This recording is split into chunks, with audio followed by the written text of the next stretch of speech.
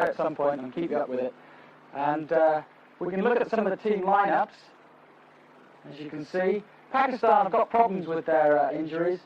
You just heard Javed Miandad will be missing from their team, and they won't be enjoying that at all. They've had a lot of problems with injuries. Let's take you live there now and pick up the commentary from Pakistan side. Ramesh Raja, Javed Miandad and Wazim Haider, who's 12th man. And out of South Africa, Peter Kirsten and Tertius Bosch and Omar Henry, who will be 12th man. Now your commentators for the first session this morning, Bill Laurie and Tony Craig. Thank you, Richie. This is Akram again. And he'll certainly cause a few problems, certainly get the attention of the batsman. He's a magnificent bowler. And as we speak, the sun disappears. That'll encourage the bowlers here. A little bit of cloud around today.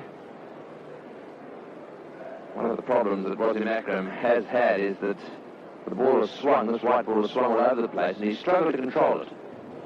We just need to see how he counteracts that today. It's assuming, of course, that he does. It's a very good morning to Bill Laurie. Good morning, Tony. Good morning, all. And Andrew Hudson's got a big job to do here for South Africa against the great Wasim Akram. He'll need to play shots today because Kipple Vessels at the other end is a worker of the ball. But the left and right-handed combination going that South Africa will need, one would feel on this pitch, at least 230. We saw India nearly score 236 here against Australia last weekend, so target should be about 240. That's a good shot. Short delivery, nicely played too by Hudson. So South Africa off with the boundary. Watch this delivery, very, very short. He got onto it well. Yes, Wasim Akram struggling for line and length in this tournament so far. He's far too short and was wide, and Donald just waited for that. And looks like a good pitch, nice even bounce, and placed it beautifully. There's a Whitey Scully, a point and a slip in for Wasim Akram, but he needs to get the ball up and get the ball to swing into the right-hander.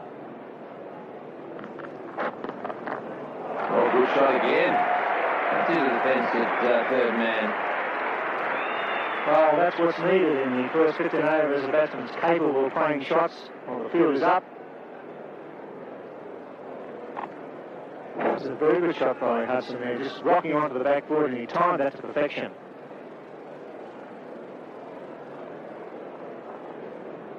What a great start for Hudson, and a setback for Wasim Akram, who's far too short, and Imran Khan, who's elected to bowl first. That's a better delivery. It's a good start. South Africa, 8 runs from the first over.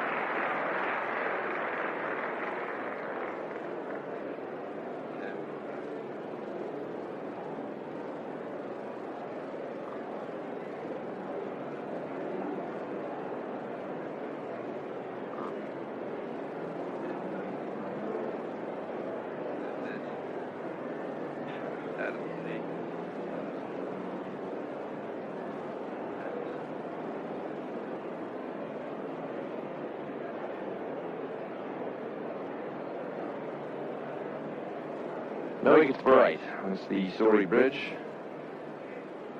which heads out of the valley.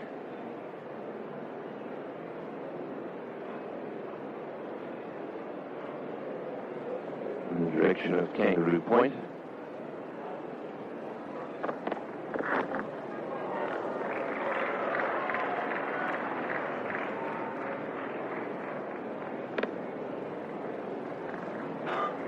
Active jab at the right arm medium pacer. Well, what tighter than Wasim Akram. He picked the ball up much further and just swing the ball away from the right-handed batsman. The fine young bowler. It's a very positive start by South Africa. They know this is a vital game for both teams, and it's a big scoring ground in the Gabba under these conditions. Stays fine, fast outfield, short boundaries. Appears to be a nice bouncy pitch, enabling the batsmen to play their shots, the ball coming onto the bat. So important in one-day internationals. It's so important the sides bat first, take up the attack in the first 15 overs and try and take the initiative away from the fielding side. So I keep Javed again.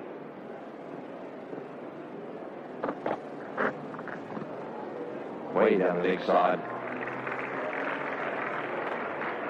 White called, so it's all happening for South Africa, and worrying moments for Pakistan here in the early overs. When you win the toss and set the opposition in, you want to be right on the job with the new balls. And Imran Khan will be quite concerned about the start. Early days yet, but certainly not a promising start for Pakistan. That's correct. Last thing they need is to be wayward, and to add to that, go over the front crease. A lot depending here on Andrew Hudson as well, because he really does get on with it, and Kepler Wessels needs that.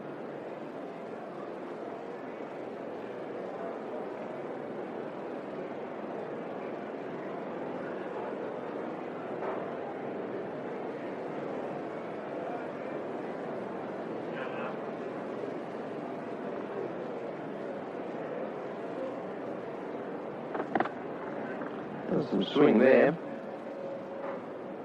and swinging right from his hand, weaving away towards the very wide slip fieldsman. A bit surprised Andrew Hudson didn't go after that one. He sprayed two magnificent square cuts. That was there to be put away. There's a little bit of movement. It was short enough to get onto the back foot.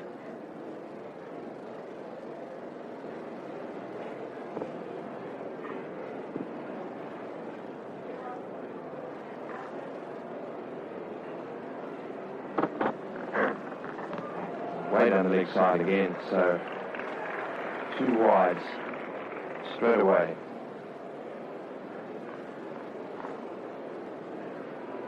It's umpire Steve Buckner from the West Indies. He's at the Vulture Street end, and down at the Stanley Street end, umpire Brian Aldridge. He's from New Zealand.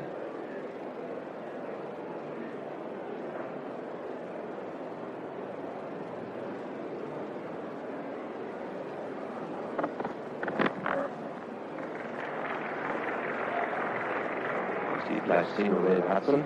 There's 14 umpires in all officiating or adjudicating in this World Cup. 2 from Australia and 2 from New Zealand.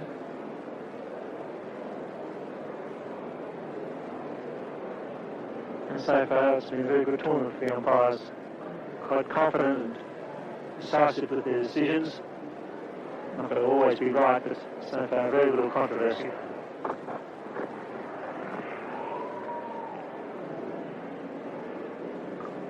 Wessels not tempted outside off stump. They've got a slip-in position for him. Pretty strong offside field. Over the years, the sides that have tried to keep Wessels quiet have been inclined to bowl at his leg stump. Puts the ball around that leg. They've got to be a bit careful here. There's a bit of swing. Umpires are a little severe. If you err a little bit down the leg side, they tend to call those wides more readily than the ball outside off stump. That one away well. That was a short pitch delivery. They'll get 2 here. So 6 runs from that over from Aqib Javed. So we get to 14.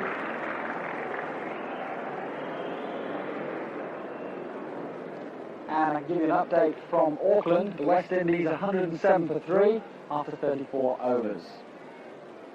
And we'll be keeping you updated with that game as it progresses. Let's go back now to Brisbane, where South Africa started well. That's a good run rate so far. If they can keep that up, they'll be well pleased. Let's go back now to our commentators.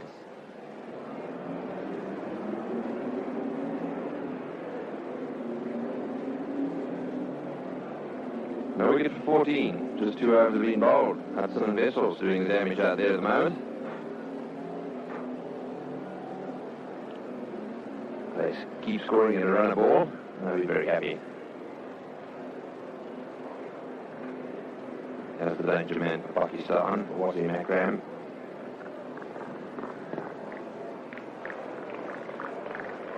This was Akram in struggle for form. He's bowled very fast in this tournament, but he's holding the ball, I think, across the seam today to stop it from swinging. He's had so much swing in the earlier games, going either down the leg side or away towards the slip on the offside, that he's just lacking in a bit of confidence at the moment, Tony, and he seems to be struggling here for Gavin. A vital match for Pakistan. They must win this one.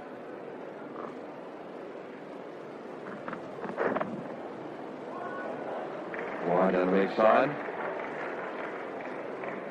terrible start for Pakistan, great one for South Africa. Imran Khan will be very concerned. He's decided to bowl first. What he needs is discipline from his bowlers.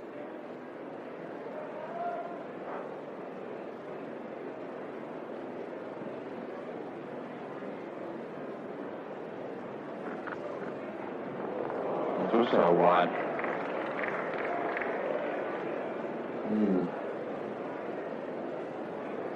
It's a disaster, really. He's an experienced player, wasn't Akron? He's been around a while.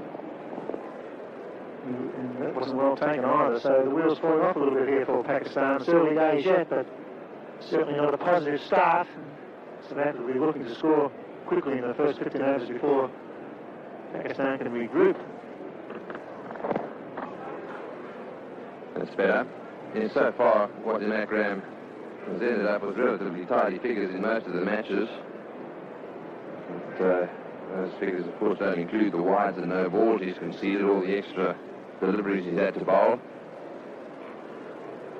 Against the West Indies, no wicket for 37. Zimbabwe 3 for 21. You'd expect that. And against India, no wicket for 45 of his 10. That one beats the outside edge. That's the first one that's gone past the bat, legitimately. He's very sharp. He's a beautiful bowler. That ball pitched and moved away. And ball across the right-hander. Always a dangerous delivery. Nice bounce as well.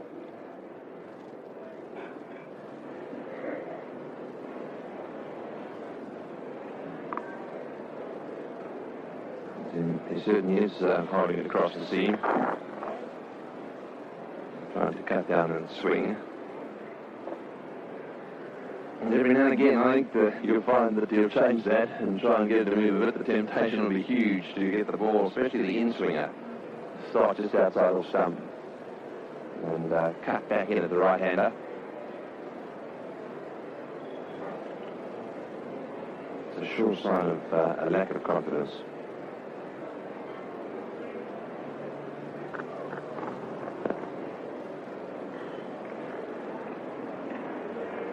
Hudson started off with the Blaze at 4s. He's gone back into his shell here. He's waiting for the right ball one field. That wasn't quite short enough to get to the offside of the back foot. Andrew Hudson must keep going here because a couple of vessels at the other end is a worker of the ball rather than a great stroke player. He'll try and bat through the 50 overs. So that throws a little bit of pressure onto Andrew Hudson to play shots.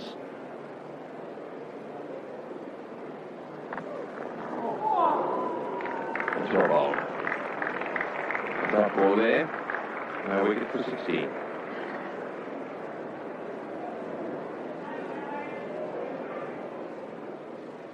So good over there for Pakistan. Not a lot of runs hit off it, but there still needs to be more control, I think, in his bowling. And still a fine bowler, though. He's had 2 hat-tricks in one-day internationals, Wajid Akram. And out of 112 matches, he's got 149 wickets. So you can take those wickets and be looking for them today. Hudson and Vessels on. Hudson on 9, Vessels on 3. Let's go back now to the next over. Keep Javed continuing. Pakistan striving for direction. That's their side. They've decided today, not really decided, they've had imposed upon them some injuries, which are pretty bad luck from their point of view. Ramiz Raja is not playing. Javed Miandad has a bad tummy.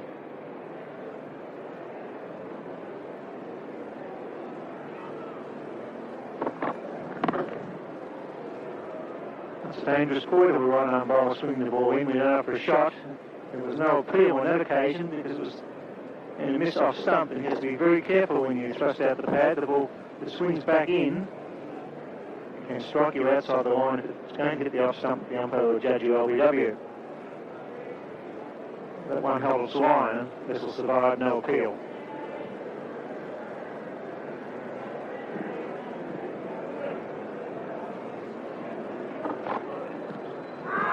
Oh, a big appeal there. Vessel's trying to tuck his bat in behind his leg. There was obviously a little noise as he did that, hence the half-hearted appeal. It swung back. He had to play in the end. the ball come back. This has probably struck his pad with the bat as he jabbed behind as a late move. He thought that ball was maybe going to come back in. Didn't offer a shot.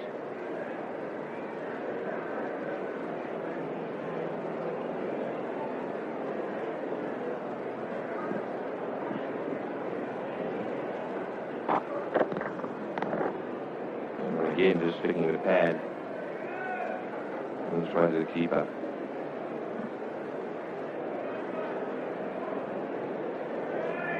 These are the opening partnerships for the South Africans in this World Cup. Wessels and Hudson have opened the batting. Just that one exception in the centre where Wessels took Caper out to the centre with him. This is in the match against Sri Lanka. Best opening partnership, the match against Australia. It's so important to get a good start and to get it quickly. World Cup matches when you're playing the top sides to get the runs on the board early on and take the pressure off the middle order. Captain Wessels has years of experience. He must lead from the front today. Can't afford to be stodgy and to hang around. Display shots and support Hudson and the rest of the South African lineup. It's a magnificent 74 against Australia. SCG started the tournament off well for them. Since then, they slipped a bit.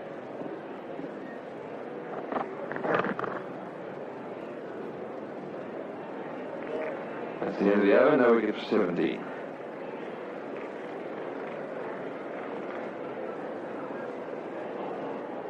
And in the game in Auckland, West Indies now 125 for 3 after 36 overs. So no more wickets have fallen there, and they've moved on to 125. Let's go back now to Brisbane for the next over.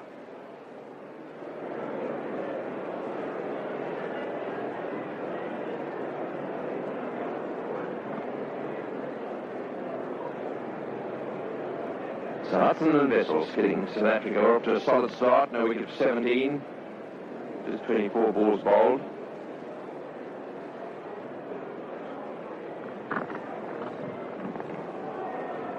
It's called another wide. Not sure about that one. I think Wessels may have known to play a shot, but the umpires decided the line they require from the bowlers. It's swing away. Probably because the umpire Ryan Aldridge to decide wide ball.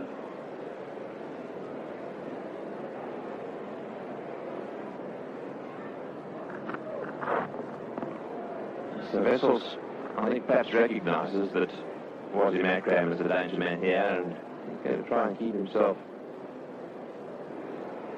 in a situation where he's not playing with those deliveries that are swinging away. They've got 2 slips in there, and at the moment it looks as if Akram is trying to find the outside edge. Wessels really quick to tuck his bat in behind his leg as the ball passes. Nice and relaxed in his stance. That one's run the other way. Cripple Wessels is a very good square player. So this one is the one that come back in from after leg, and Wessels is waiting for that, waited for the full face of the bat. Some vision will show the left arm over with the bowler. There's the bat very close to the pad, isn't it? There's no gate there at all. He's not very far forward to the popping crease though. He's going to be a chance for LB if he can beat the bat. Almost just on the line.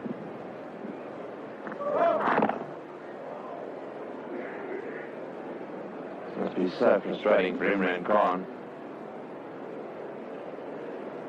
No balls, wides, bad deliveries.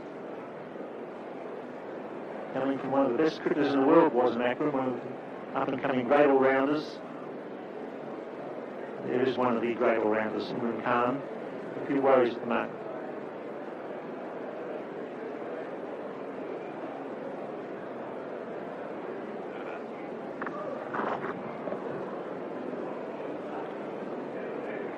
So there they go again, that dart swinger, and Wessels having absolutely nothing to do with it.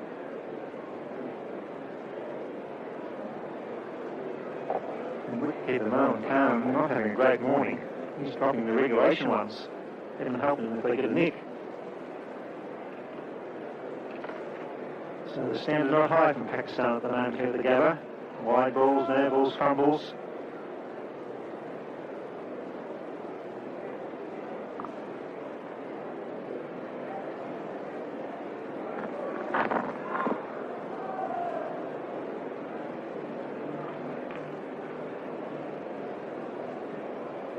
An update for you from the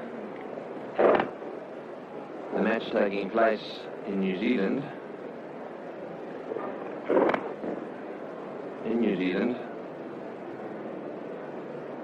They won the toss and they've sent the West Indies into bat. 33 overs have been bowled in that match, 3 for 104. So Haynes is out, so is Lara, and those are the not-out batsmen. It's a must-win situation for the West Indies. It's now been contained there by New Zealand. 33 overs bowled, 3 for 104. It's not a big total.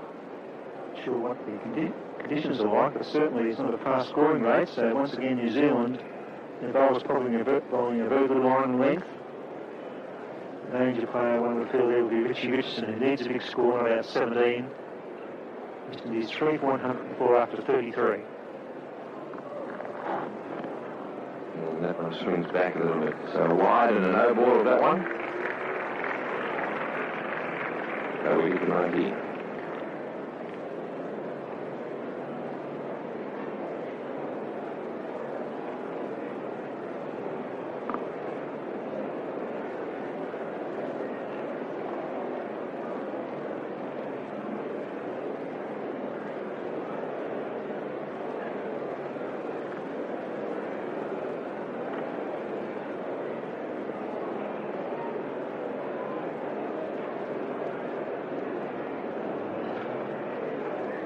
We get to 19.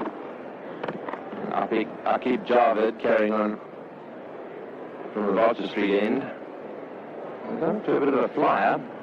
But they don't get bogged down now. They're getting plenty of balls to hit. There's a couple of vessels in particular not prepared to hit anything outside the Wild stump. It's a fine square cutter, good pull of the ball. It's leading the run scoring to Hudson, who's relatively new to international cricket.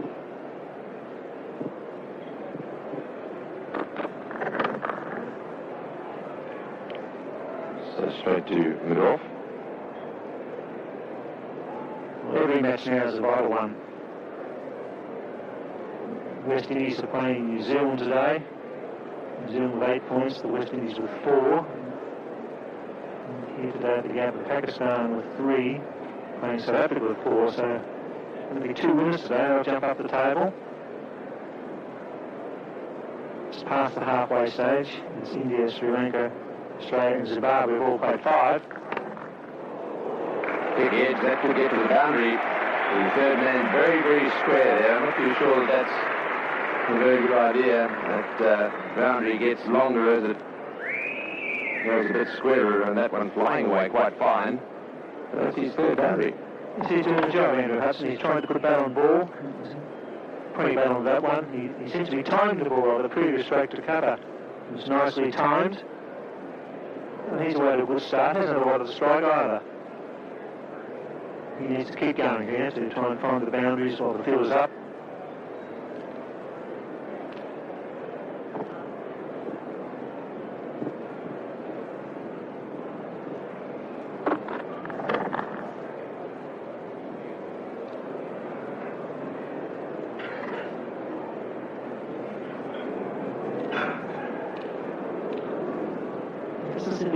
In the Pakistan side at all. Seems to be jumping out of their skin.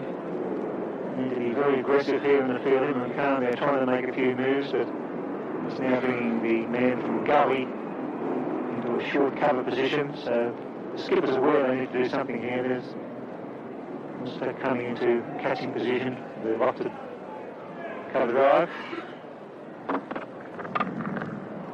Good shot into the gap as well. Hudson taking the initiative here for South Africa. That's his 4th boundary. That was a superb backward shot. Driving off the back foot. You don't see many better shots than that. He rocks forward then back.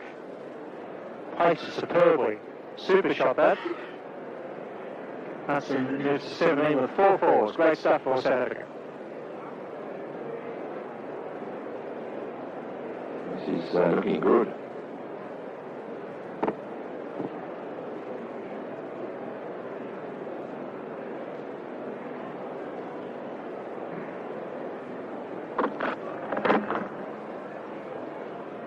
Sent back by Vessels. Score remains on the wicket for 37.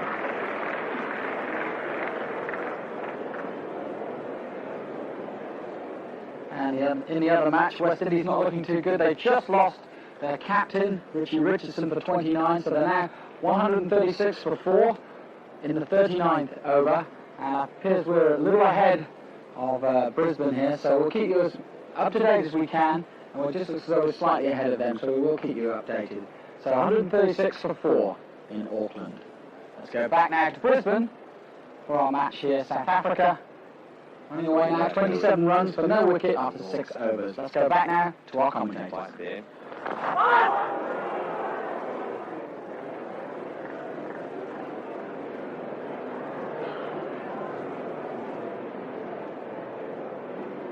Keep an eye on this one.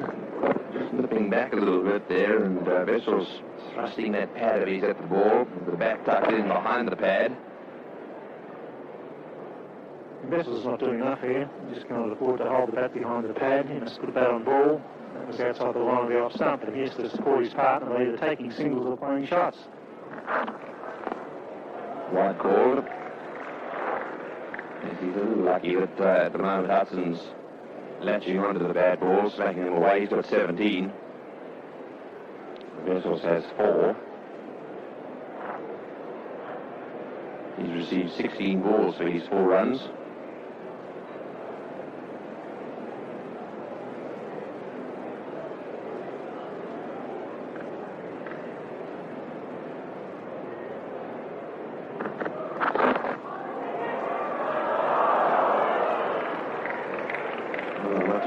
There was a bit of bat in there. I think perhaps his bat was tucked in behind his pad yet again. Fazal made a big effort to catch it. His second swoop dived forward. There was a bit of noise there. Couldn't really tell from that replay. He lunged forward and didn't quite get there. His Rosie Macro has bowled 24 wides. Not in this match, in the tournament. 24 wides and 6 no balls. And he's bowled 6 wides and 1 no ball in this match, so there's no captain living that can put up with that, unless, of course, in between bowling all those wides, he keeps knocking people over, which he hasn't done either. So he'd be a big disappointment to Imran Khan.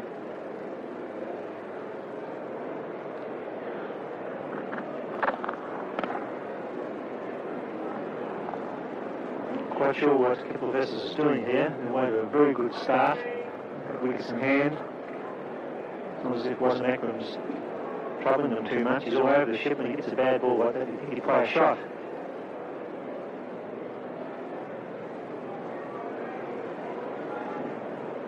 Well, I suppose he's got his mind on a target of something in excess of 220.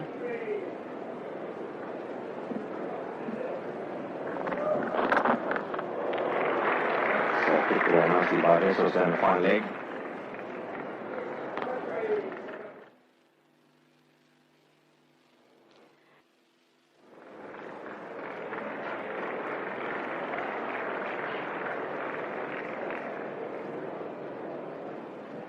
South Africa 1 for 32, and slightly slowing down there on the run rate.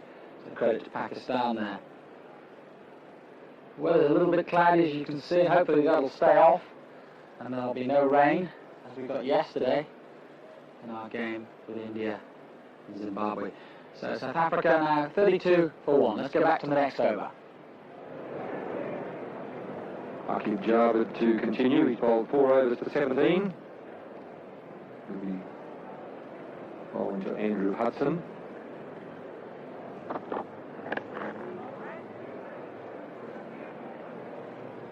Hudson is on 18, opened the innings for the Kepler Vessels.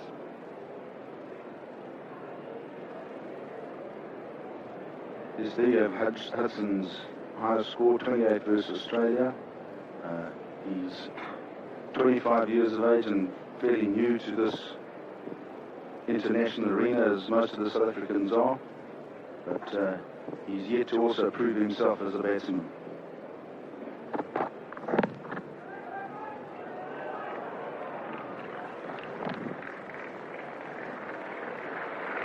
His Hudson scores 28 against Australia, 1 against New Zealand, and he didn't play against Sri Lanka.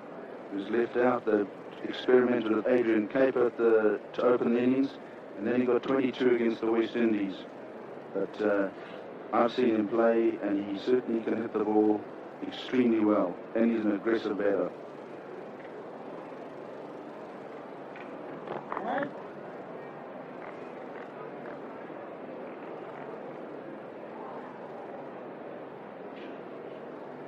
There are his figures, total of 51 runs in the World Cup so far, and I think if he gets settled in here, which is most important for him to do, as Peter Kirsten is out with a calf muscle injury, our front top line batsmen really have to get established and establish a total.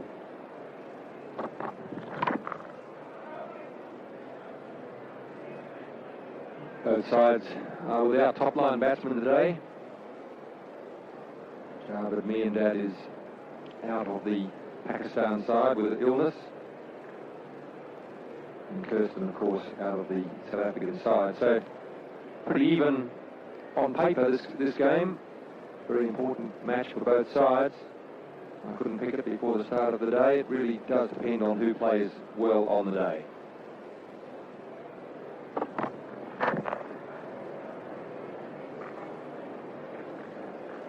Both Javed Miandad and Peter Kirsten are some of the leading run getters in the World Cup, and the sides, both without them, means that the players that are slightly out of form, they're the guys that have to get the runs and get the whole innings established.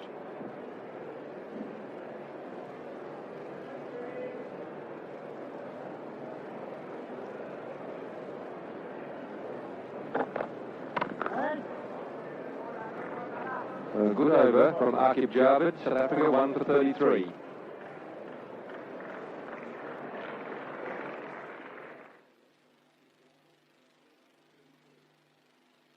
To the Gabba at the moment.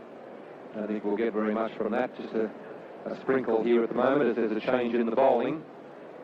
Imran Khan, the Pakistan captain, coming on from the Stanley Street end.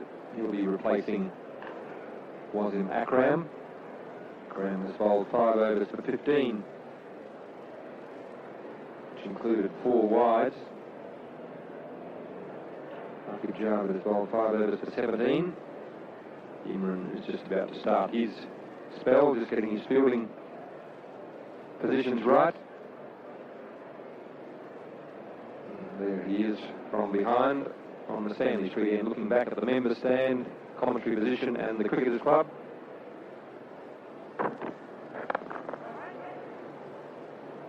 Imran playing his second match in the series. Shoulder problems, as you can see him there, just stretching and feeling his right shoulder. And that's what his record is like. 170 matches he's played, 175 wickets. He's one of the all-time great bowlers in all brands of cricket. Pretty good record in limited over matches as well.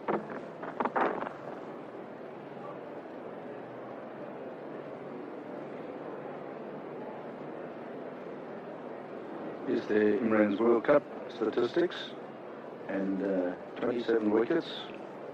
He's played in 23 matches, so he's one of the most experienced players in the World Cup, and a very economical rate, 60.9.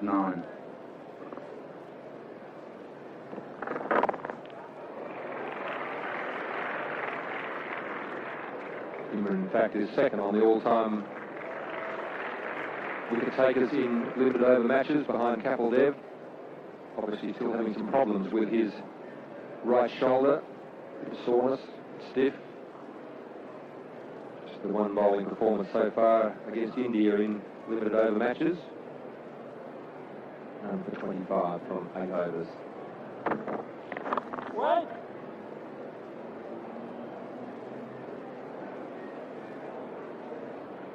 Imran is concentrating on just bringing the ball into the Mark Rushmere, just to restrict him, and that has been Imran's strength, the way he's been able to swing the ball in to the right-handers, and then the odd one just leaving them and having them groping for the variation of swing.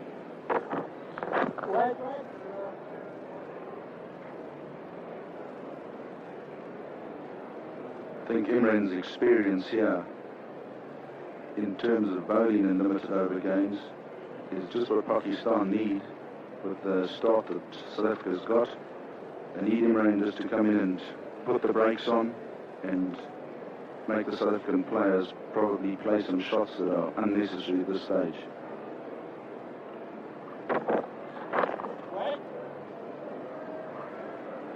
Just the one run from the first over from Imran Khan, South Africa 1 for 34.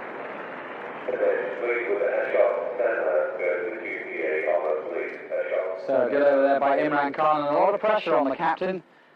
His experience will be well needed today. Pakistan with a few injuries, and Khan himself has his own injuries, had a shoulder injury, and this is only his second game in the tournament. So a lot of pressure there.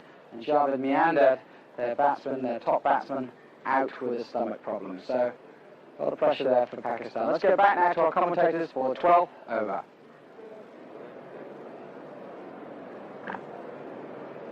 Hudson on 19, Mark Rushmere, 14 balls faced, has yet to open his account. 11 overs gone, 1 for 34. We're having our second change of bowling here as a few showers are falling around the Gabba. Nothing happening as far as showers at the Gabba at the moment, but around some of the eastern suburbs close by here, there's just a few showers in Sikandar. And we look out towards the east and southeast. That's where the rain's coming from. Fortunately, in the north, it's a lot clearer, but a few heavy clouds around the place, so there may be a few showers. Always the worry over the matches that the showers are going to interrupt and create some problems. But Iqbal Sikandar, right arm leg spin bowler from the Vulture Street end, spin bowling for the first time in this game. Two leg spinners in the side today, Mushtaq as well. And provided the rain doesn't interfere too much, there should be 20 overs of leg spin.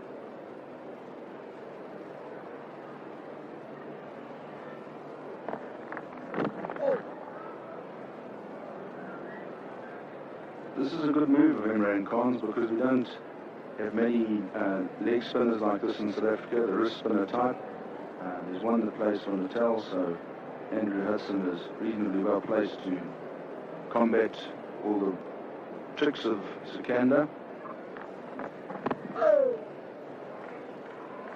But it's an art of bowling that if you pitch the ball right and you get the ball just to turn, you've got a batsman often struggling to combat and score runs at the same time.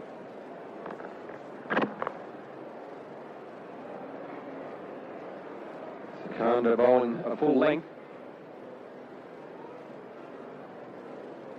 Best for leg spinners to keep the ball up to the bat. A chance to turn. A pretty good wicket here today at the Gabba. Greg pointed out this is probably the best wicket on the block. One of the older wickets here at the Gabba, used often for test matches. There's not a great deal of turn there. There hasn't been a great deal of movement off the seam for the pace bowlers. So pretty well an ideal one-day wicket. As the rain starts to fall a little more heavily here at the Gabba. That's 2 full. Hudson able to take full toll with some good placement. It's the first boundary for 6 overs to South Africa. They're 1 for 39.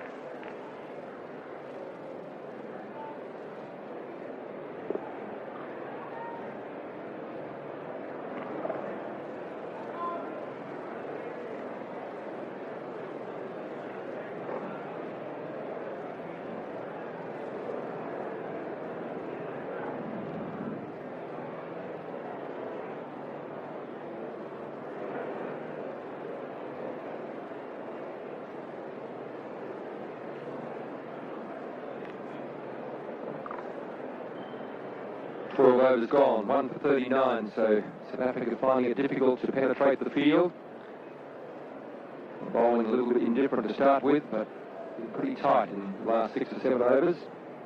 Imran Khan commences his second over.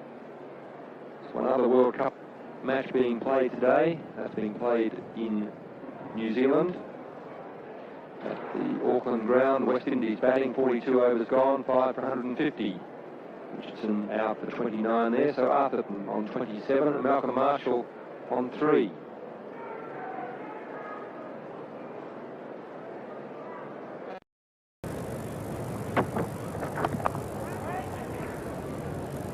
So New Zealand and England the only unbeaten teams in the competition so far. Every match very important now. West Indies needing to win that game. They're on 4 points. They could jump up into 3rd place if they win in this match against New Zealand in Auckland.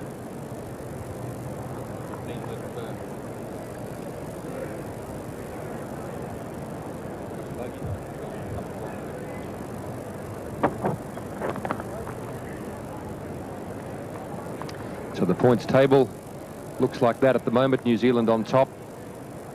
England with the one game interfered with, in fact, against Pakistan last weekend by the weather. So the 1 point less there for England. They're in 2nd place, but undefeated. India and Sri Lanka in the 4 at the moment, but the West Indies could jump to 6 points if they win against New Zealand. It's a very good shot there by Andrew Hudson. That's another boundary, and they've been few and far between. He's had 5 of them, though. Started with 2 boundaries in the first over. Since then, it's been a little bit more difficult to penetrate the field. Yes, Andrew Hudson getting a short pitch delivery there from Imran, and Imran's must learn from Wasim Akram that that's no place to bowl to Hudson, who smashed 2 in the first over through the offside, and Hudson really clips him away there for 4.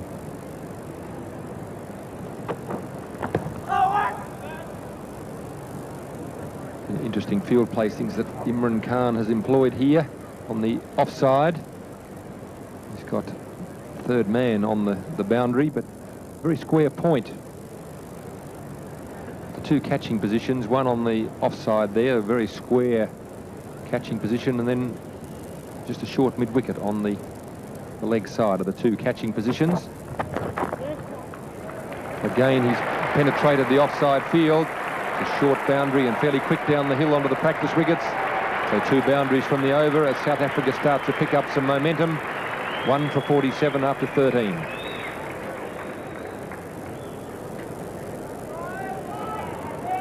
So definitely South Africa picking up the momentum now, and Andrew Hudson starting to make those boundaries, and he's starting to look good. Looks like it's a good innings for him. No problem with that shot. So South Africa now 47 for 1 after 13 overs, and they do really need to up that run rate a little bit if they need to make a good score. The rain is approaching, it looks like, and so we hope that keeps off, but of course all important that they get the 15 overs in for both sides to get a result. Let's go back now to our commentators. Affecting their cricket watching greatly. Few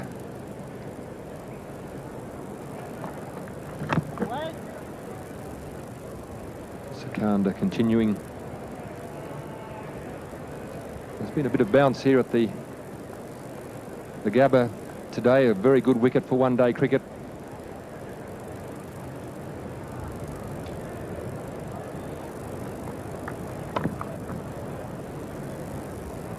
It's the rain just persisting here, and the umpires staying out there, as it looks as if it's just probably a short shower.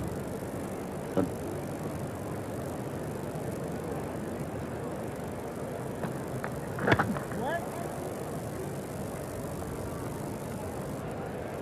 Rashmir here coming down the wicket, looks as if he's trying to upset Sikandar's length a little bit by getting down the pitch, making him think about something different.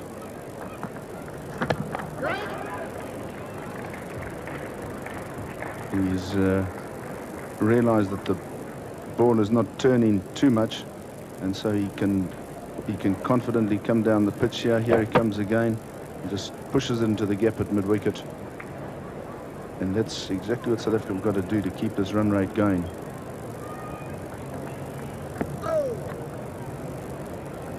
The top spinner there. Not a great deal of turn. You can just see a little bit of light rain falling. Yes, here he is. He's getting that top spin in there just to make the batsman realize that he can do. He's highly skilled. A bit of deception there. Causes some problems for Hudson. Just a 1 run from the over. South Africa after 14, 1 for 48.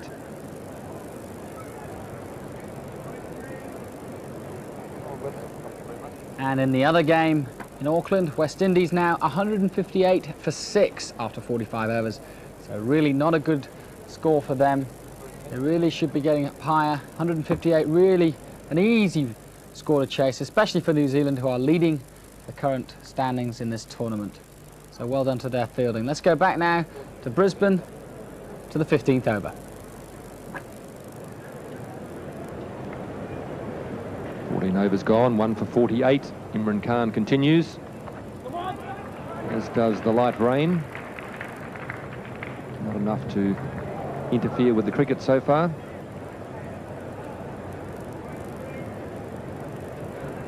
Yes, you can see the rain coming down there, and the umpires have been looking at one another, just wondering whether in this tropical area there's possibility of it coming down quite a lot harder and affecting the pitch.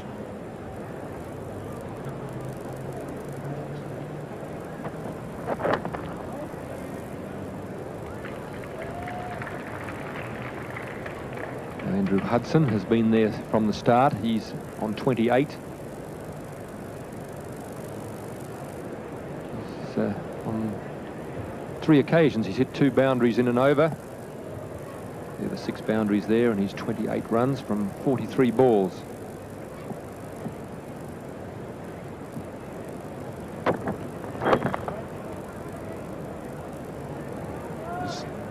Andrew Hudson on 28 has equalled his top score, which he got against Australia at the SCG in the first game when South Africa beat Australia.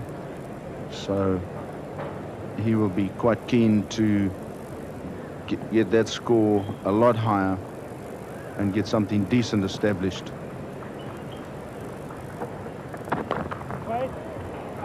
So deep backward point there, just inside the circle. Pushed up the fieldsman there. It's Andrew Hudson really favouring that offside shots, particularly when Pakistan are bowling short. And there you can see from his wagon wheel how he's really hit the ball away on the offside. Tries to get one away on the leg side there. Short delivery from Imran Khan. Hudson doesn't time it as well as he would have liked. Kijaz, the left armour, does the fielding.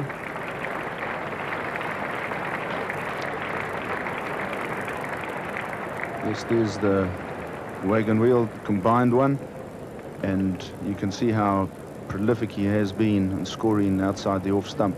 Mind you, the Pakistanis have bowled short outside the off. Imran just struggling for control at the end of the over. 15 overs gone. South Africa are 1 for 52.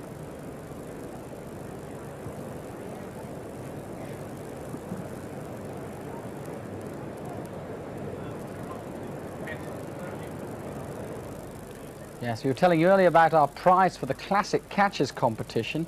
Well, I can tell you the date for that will be May 20th at Lord's Cricket Ground for the one-day international of Pakistan versus England. So Lord's on May 20th. Lovely time of the year to be at Lord's. So keep an eye out for those classic catches, and we'll be giving you more details later. Let's go back to Brisbane now for the next over. South Africa.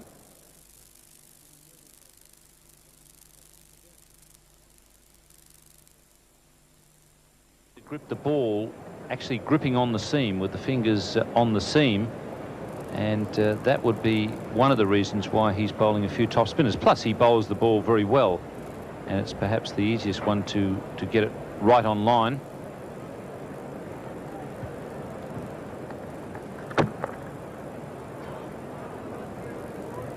Very important overs for Pakistan. If Imran can have Iqbal Sikandar bowl his leg spin and then use Mushtaq Ahmed as well, it keeps the scoring rate down, gives him the chance to take wickets, and provides a slightly different mode of attack. Not often you see two leg spinners in a side, even at test match level. See them in a limited overs fixture is very unusual.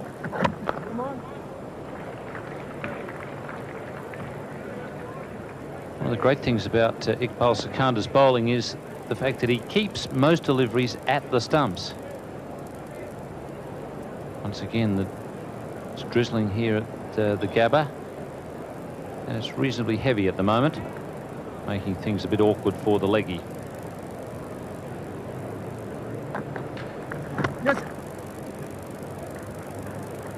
Three from that over, and it's 1 for 61.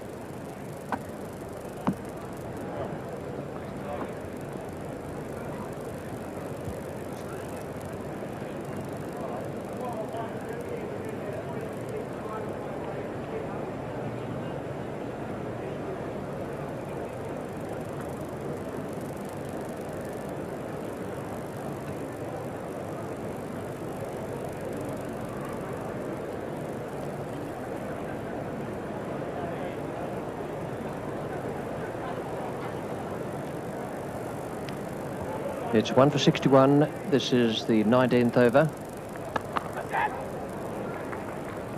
Shouts of catch it mingling with wait, no. Hudson is taking strike.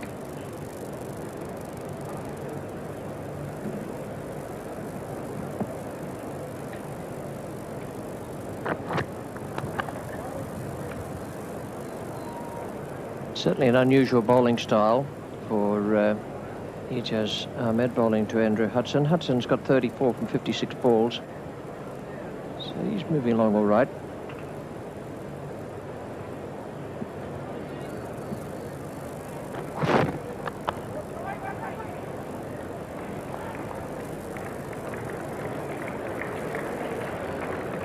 Well, I would have bet quids against any bowler bowling left arm around the wicket with that action being able to knock the bails off at his own end.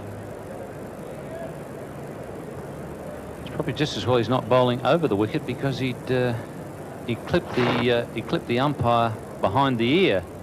You see on that occasion.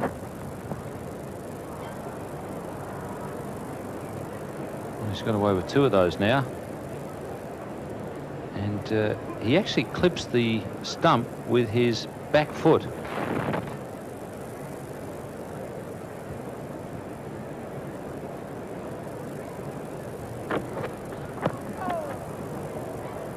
Well, everyone to their own style, I guess.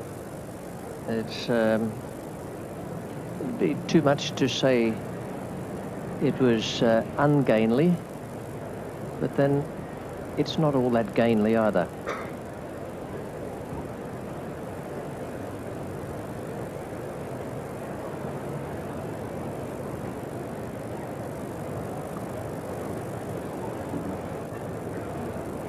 Rashmir taking strike. Come on, come on. It's 1 for 63 here at the Gabba.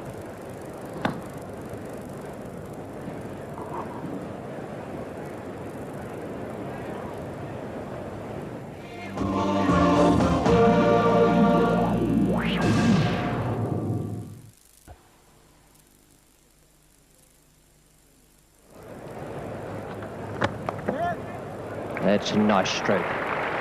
Rashmir, the batsman, and he has hit his second boundary. Beautifully timed, and his footwork was excellent. So far, Rushmere has looked as though leg spin is a bit of a mystery to him, but on that occasion, he really did get to the pitch of it nicely, hit it on the half volley, and placed it away past the short cover fielder. And Steve Bucknor there making sure that the fieldsman was in position before the bowler started his run-up.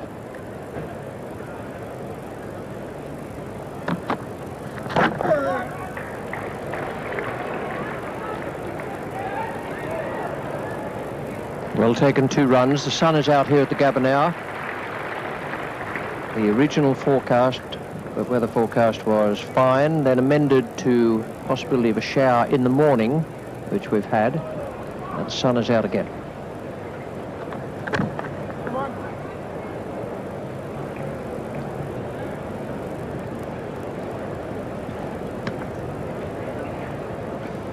This over hasn't been such a good one from Iqbal Sikandar. Just wiping the hands there. The umpire has lent him a towel. Steve Bucknor there putting the towel away. Would suggest that it's pretty humid out there.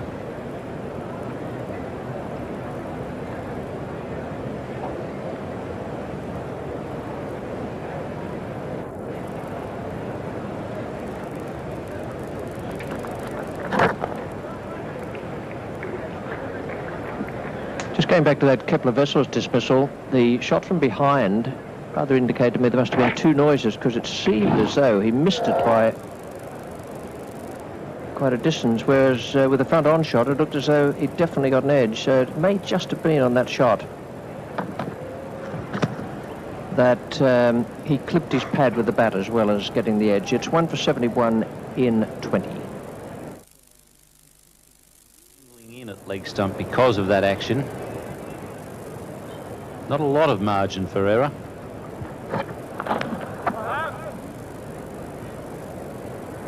And so far, Ijaz seems to have maintained a pretty good line. He's just slid a couple down leg side and been most fortunate that umpire Aldridge is in a very generous mood this morning.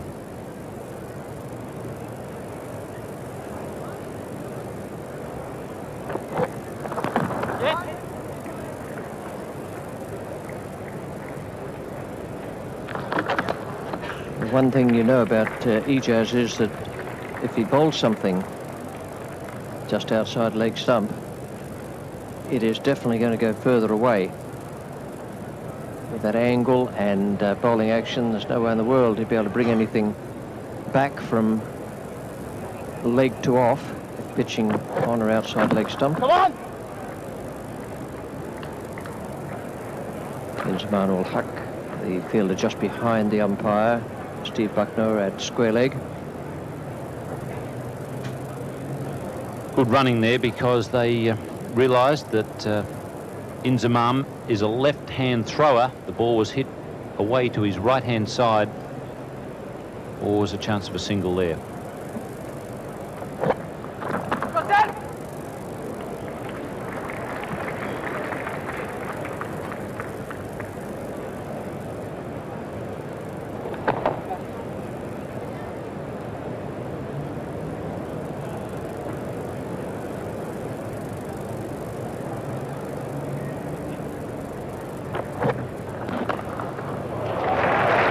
Splendid stroke. Andrew Hudson, the batsman, beautifully timed, and once again good footwork. It's 1 for 77.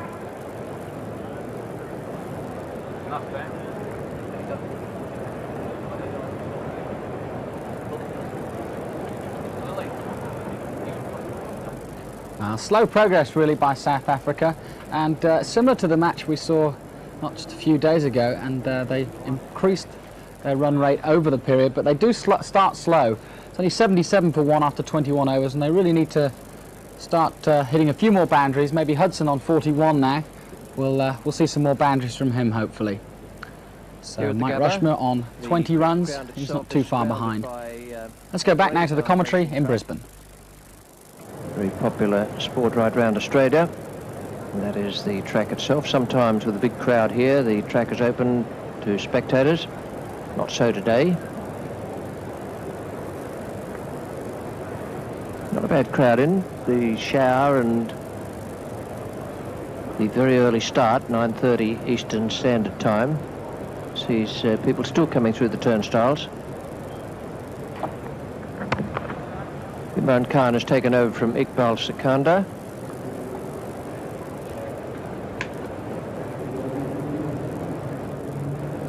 Wajim Akram 5 overs for 15, Aqib Javed 17 and a wicket. Imran is in his 4th over now. Iqbal Sikandar 5 overs, no maiden, no wicket for 22.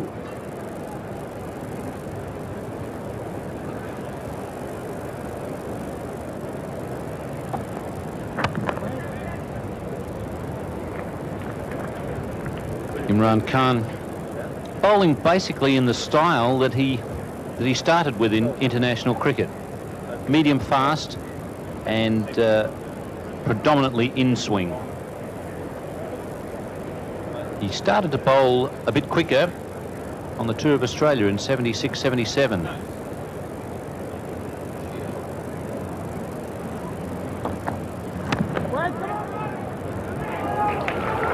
was hesitation there, and the fielder didn't pick it up cleanly.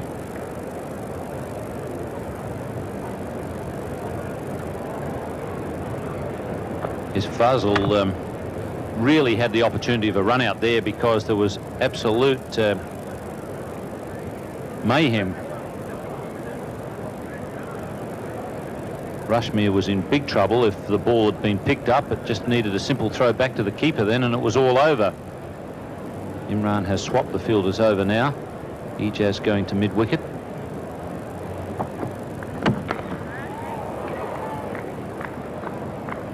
And Fazal has moved across into the covers. Yes, this is the style that Imran started with, came into the Pakistan side in the early 70s, I think about 1971 on a tour of England. And this was the style that he used. Suddenly started to bowl quick in Australia in 76-7. That's a cracking stroke. Wasn't all that bad a delivery. It was just short of a good length. And Rushmere has got himself into position for a glorious stroke.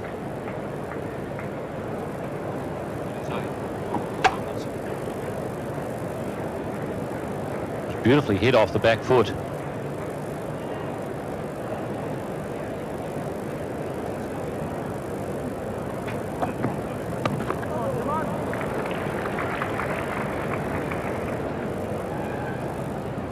One for 83 and 22.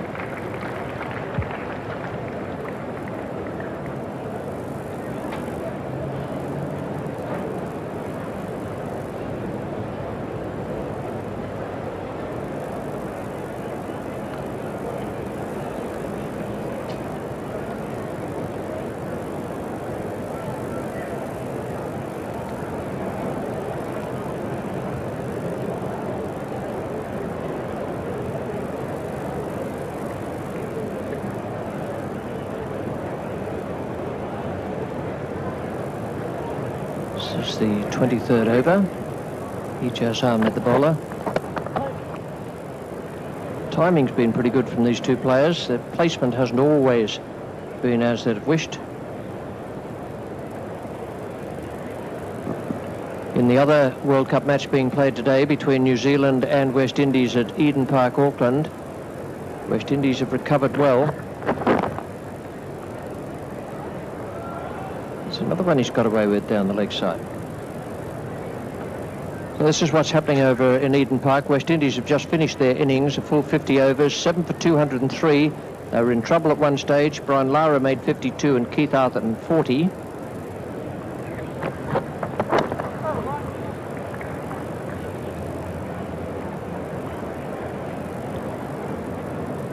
One for 84 here at the Gabba. In that match at Eden Park, Auckland, Lara 52, Atherton 40, and David Williams, the wicketkeeper, 32 not out.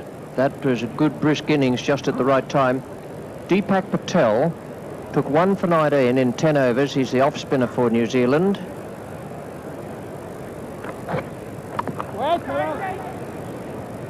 And once again, Deepak Patel opened the bowling. It's a tactic that's been used. It's the second best set of bowling figures in this 1992 World Cup. 1 for 19 in 10 overs. It's an unusual tactic, but it's worked very well for New Zealand. Come on!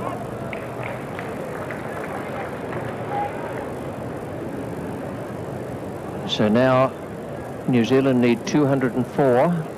They're in their break between innings at the moment over there. New Zealand on top of the World Cup competition with 8 points. They're unbeaten so far. This will be their most stern examination.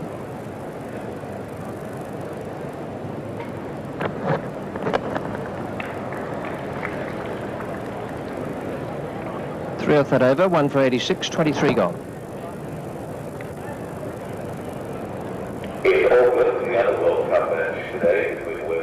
So really at this point it's Pakistan that are playing quite well. Only 3 off that last over, and they're holding the South Africans quite tight, not giving a lot away. South Africa only 86 for 1 after 23 overs. Still not a bad score, I have to say. But Pakistan fielding and bowling quite well at this point.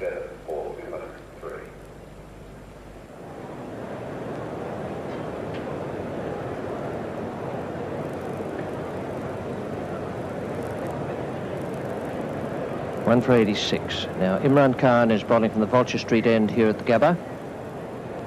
Hudson is nearing 50.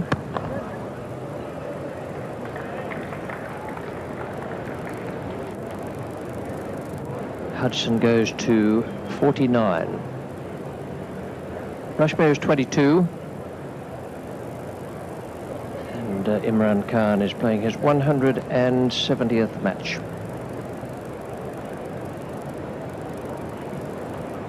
Also playing his 23rd in a World Cup match, which is equal best.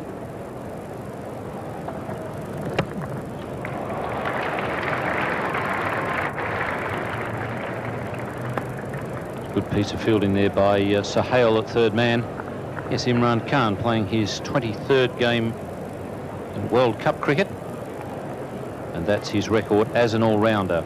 Averages 33 with the bat, 26 with the ball, and his strike rate in both cases very good.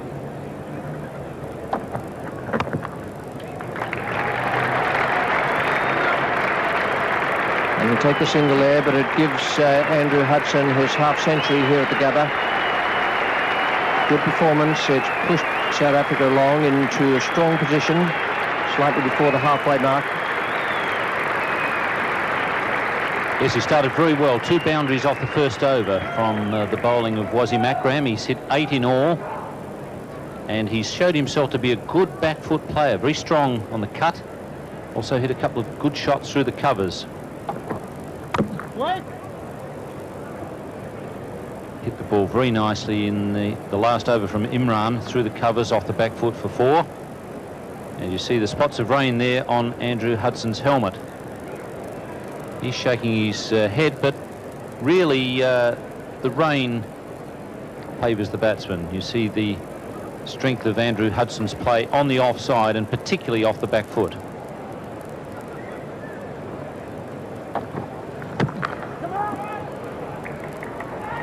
Fielded by Wasim Akram. There's no point in them going off the field at this moment because there's blue sky up above. Rain might be coming down, but there's plenty of blue sky, and one would assume the rain will stop very quickly. At least that's what umpire Buckner and umpire Aldridge are assuming. Andrew Hudson is gesturing to the pavilion to see what they wanted to do there, but really it's in South Africa's interest to keep on batting.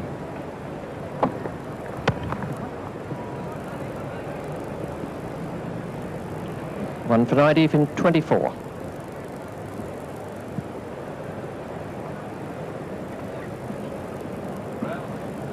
Andrew Hudson's 50 came up in 90 minutes on 76 balls, including 84. And as you can see, the rain falling quite hard now in Brisbane. Good 50 that for Mr. Hudson.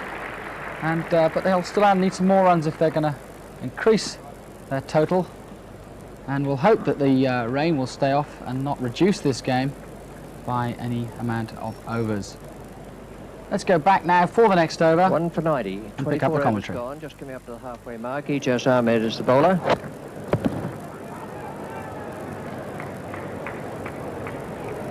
.91 on the board for South Africa. Greg Chappell is in the commentary box now, and here's Tony Greig with me. Thank you, Richie. Yes, well, the South Africans just having a little glance down towards the dressing room. Hudson perhaps seeking a little bit of advice. 1 for 91.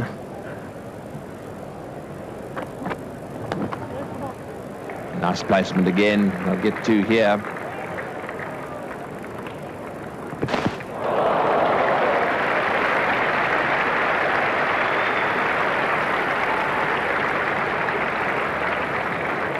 Salim Malik is the fieldsman out there on the cover boundary.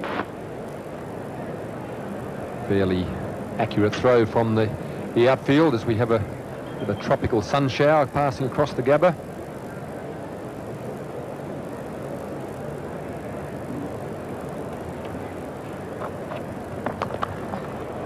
Once again, played in that direction, this time slightly more firmly, and so just 1. Wessels, he's the only man out, 1 down for 90. But he's been given out, caught behind. Mike Proctor there as well. Wait.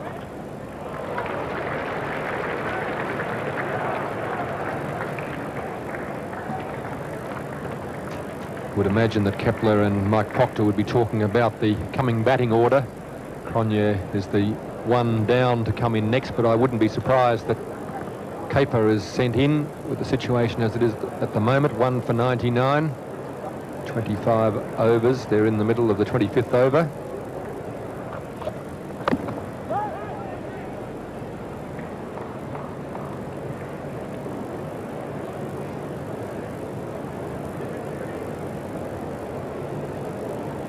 For those of you who just joined this telecast, those are the teams. Pakistan won the toss and they decided to put South Africa in. It's the end of the over, 1 for 96.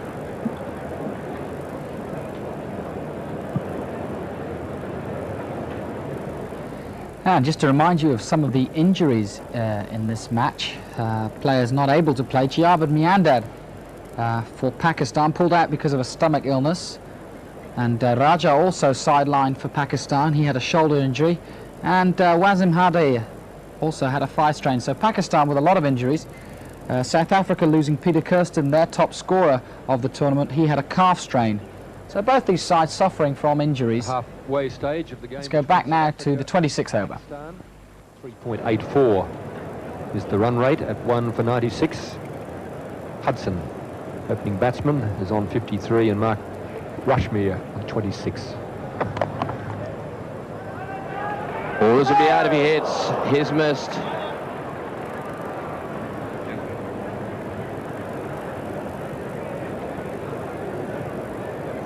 It looks like Ijaz, who's come in there with his left hand, had a go at the non-striker's end.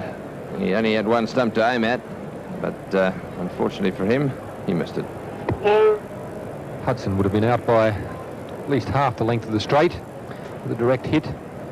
Perhaps Ijaz could have just steadied a little more before throwing.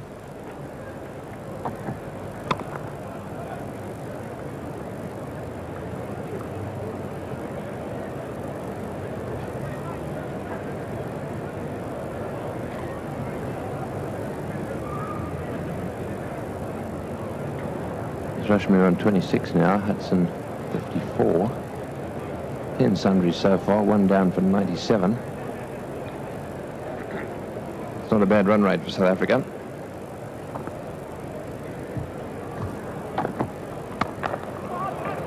Again off the meat of the bat.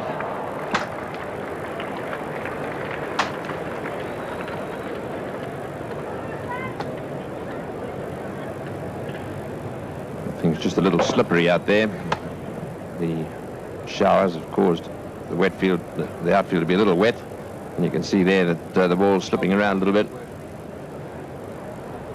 Frustration for Imran and his side. Out. Quarter mid-wicket. Ijaz, the fieldsman. That was the wicket that South Africa didn't really want to lose. Hudson has been there from the start. 54 he's made. Just tried to hit Imran Khan on the up, on the leg side. Perhaps could have gone through with it a bit more. He just flicked it in the air. Looped quite easily to Ijaz. Imran's very happy with that. That's a good breakthrough for Pakistan. South Africa now 2 for 98.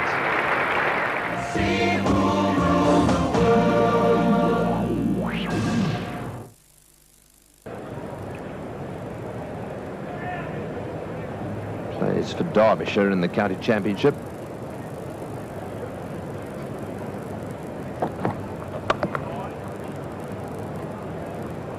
Imran Khan was the wicket taker.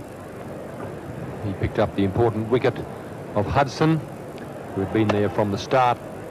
Just trying to flick it away on the leg side, but really no commitment to the shot. Just looped it quite easily. Didn't time it very well. Perhaps hit it a bit higher on the bat than he would have liked. Ijaz, very straightforward catch at mid-wicket. That's the end of the over. 4 runs and 1 wicket. And just to update those of you who've just joined us, that's the situation from South Africa's point of view. Hudson caught Ijaz off the bowling of Imran for 54. 77 balls there, and Wessels also out. Caught behind off Aqib Javed for 7. Rashmi and Caper out there now. South Africans choosing to omit Omar Henry, Peter Kirsten, who has a calf muscle problem. He's a big loss to the South Africans, and Tertius Bosch.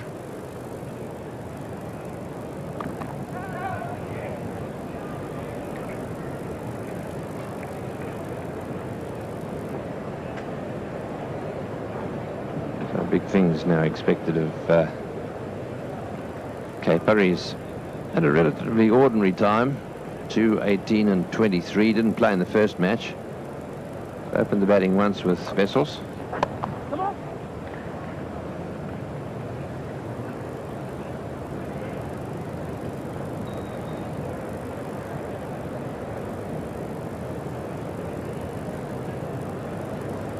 So there they are. Did not bat against Australia.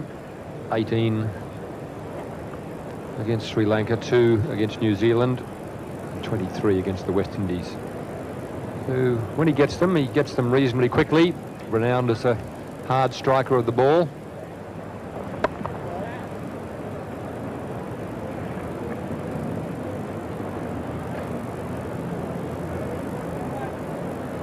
It's just looking at the field that they've set for him.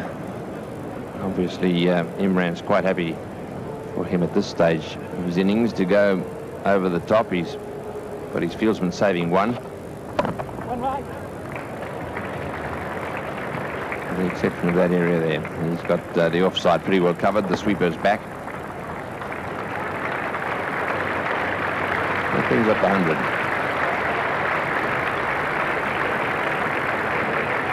.162 balls.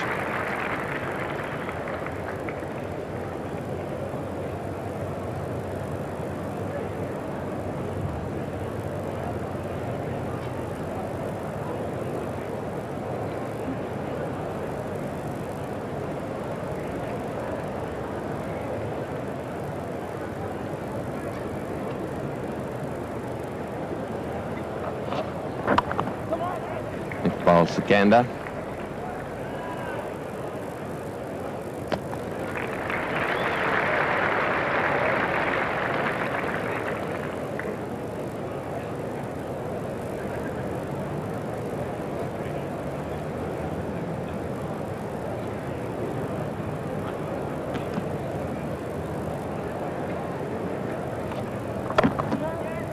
Nice placement again, so Oh, and a little fumble there. Will they come back for the second? No. Salim Malik in very quickly there, covering. 4 runs from the over, 2 for 102.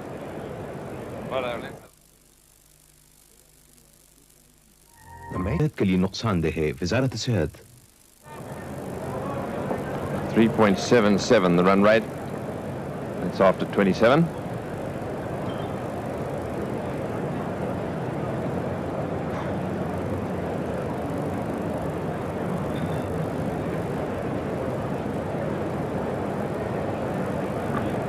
Imran Khan, Wasim Akram, Aqib Javed, frontline bowlers for Pakistan. Also Mushtaq Ahmed, the leggy.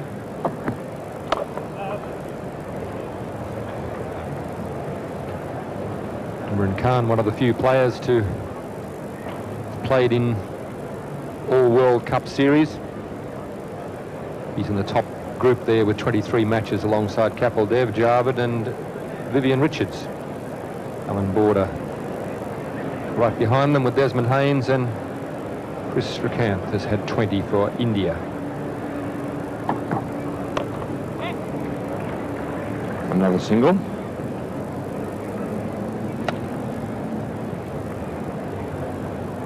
A pretty experienced campaigner, leader of the Pakistan side. Elected to send South Africa in to bat this morning when he won the toss. Warm, humid since then. Perhaps it's loosened up because he doesn't seem to be worrying about it at all. That one beat the outside edge by a fraction. Mark Rushmere has been very watchful, just playing a bit wide. Hands away from his body. Not a great deal of footwork there. Just enough movement from Imran to beat the outside edge.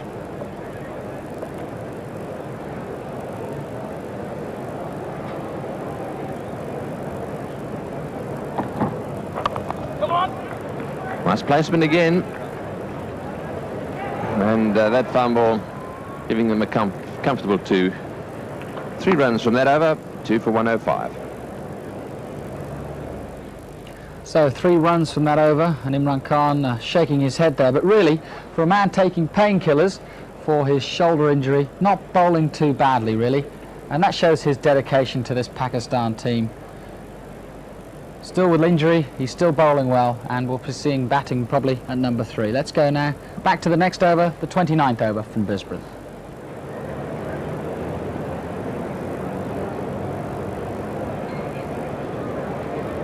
What's 28 overs. South Africans would be pretty happy. They've got a good launching pad here.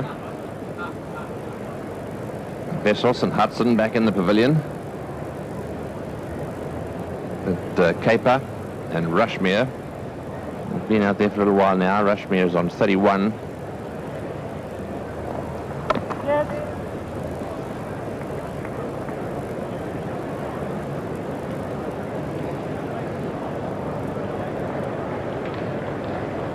So with 21 more overs to go, this gives you an indication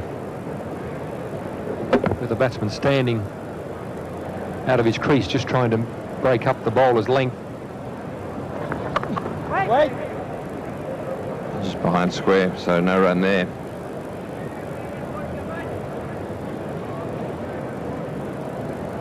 Mark Rushmere started off batting quite a long way back in his crease, but he's also moved just outside the crease. Try and break up the length of the bowler.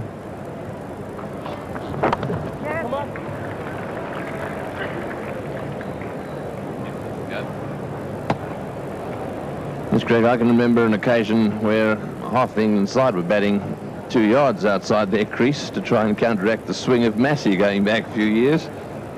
So it's not just a ploy used to upset the length. That's it. It can also be used to mess up the swing of a bowler. Sometimes it works better than others. Bit of an agricultural hoik there by Adrian Caper. I think he was aiming more down the ground, but the lack of pace there from Ijaz meant that he pulled it to mid-on where Imran Khan did the fielding. Threw it in hard, Imran. He's reached for his shoulder again. It's nicely driven down the ground, but Imran has decided to move the fieldsman back down there. And once again, the Pakistanis getting a little upset with each other out there because of the fact that they believe they're conceding that extra run every now and again. 2 for 110.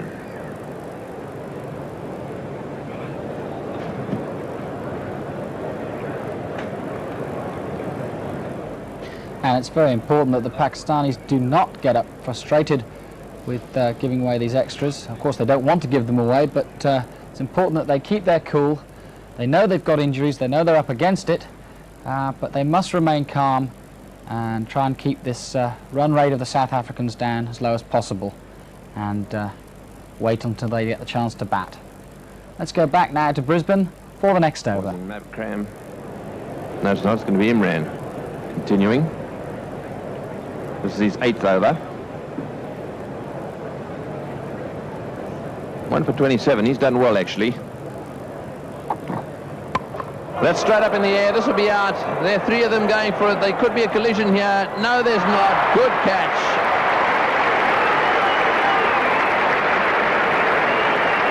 Adrian Caper trying to go over the onside. Only managed to get the ball straight up in the air. Any number of fieldsmen could have caught it. Moin Khan in the end called for the catch.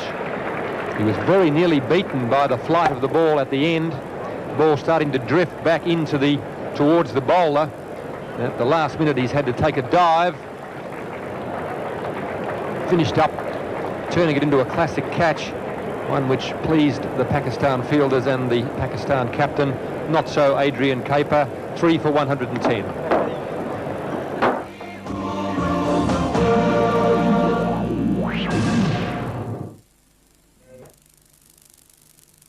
More people switched to Dulux than any other paint in the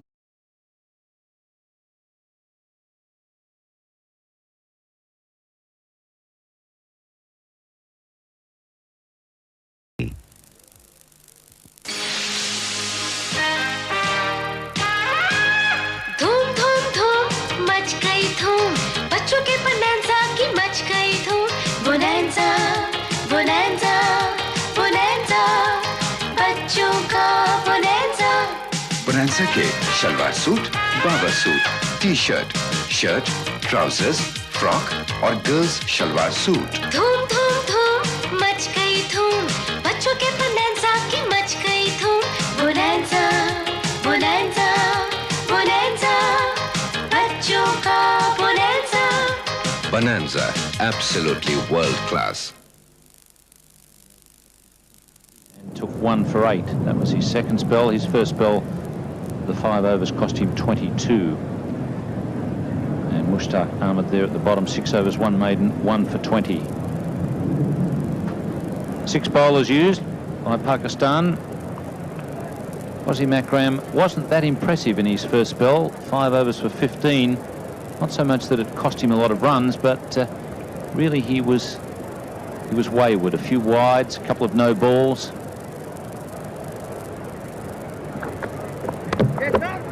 And really, he didn't look like troubling the batsman too much, but he is a fine bowler at the end. He's likely to whip tail-enders out in a real hurry. Yes, Wasim Akram here. I think Imran senses that if he can get these 2 batsmen out, he's really got South Africa on the ropes.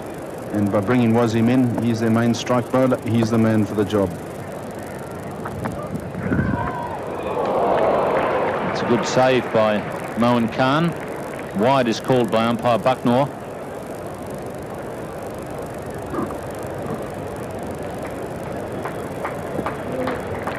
This one swinging down the leg side, and with him coming round the wicket, that certainly doesn't help that in-swing. It just exaggerates the whole thing. And Moin Khan did well to actually stop that from being 4 byes or 4 wides.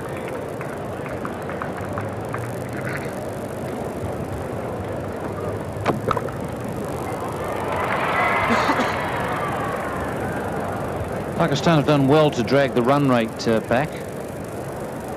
There were some good overs there early on for South Africa. 4 lots of 8 scored off overs, 1, 6, 13 and 20. But in recent times, they've been struggling to get any big overs. Swing there for Wasim Akram.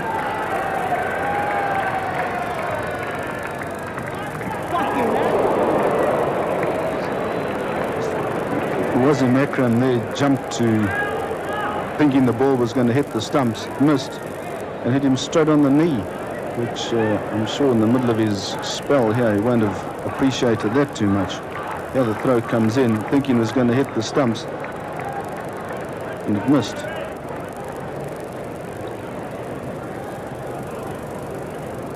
Wasim Akram here getting a great deal of swing.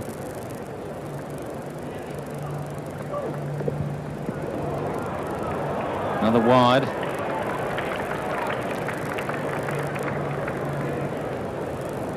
But Wasim changing it round to try and get the ball to come on straight.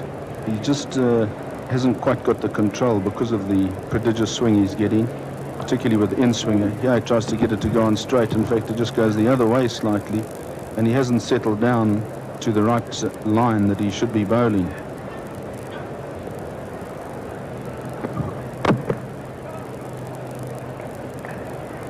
Yes, I think he's probably trying to do a bit too much, Clive. I think he's got the ball coming back into the right-handers quite nicely, and then he bowls a couple of those on the right spot and then tries to swing one the other way.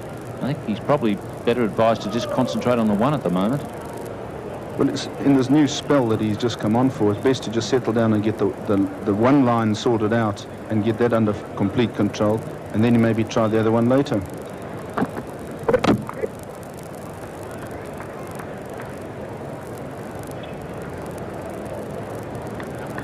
There again, you see, he's just trying to get it to go the other way, away from the right-hand batsman, and he isn't swinging a little bit for him, but he isn't just quite getting the control that he would like to really cramp the batsman. The in-swinger is the one that's is cramping the batters, and I would think he's got to settle in and bowl that, certainly for an over or two.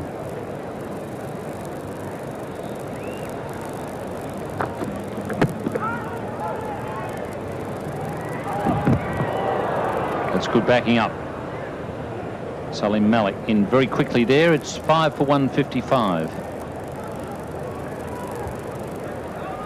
So 5 for 55, and Wasim Akram there bowling, but not treated too well there by his fielders. That's got to hurt. And of course Pakistan desperately don't need any more injuries, and Akram wouldn't have been very pleased with that throw, I'm sure. Let's hope that doesn't affect his batting or bowling.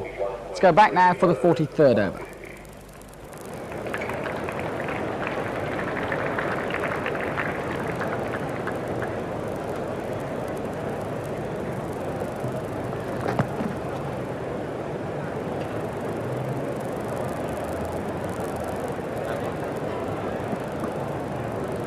Mushtaq continuing from the Stanley Street end.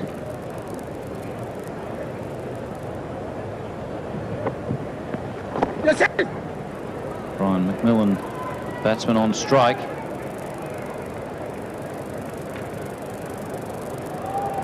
McMillan has played for Warwickshire in England, so he should have faced a few bowlers like Mushtaq. I think he'd be able to get after him somewhere along the line.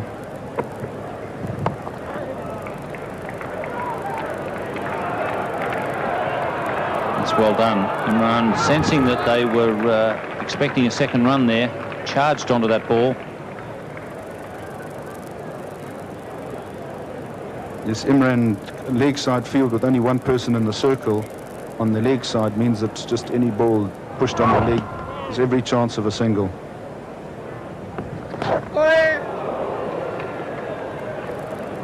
And Cronje certainly not picking Mushtaq at all.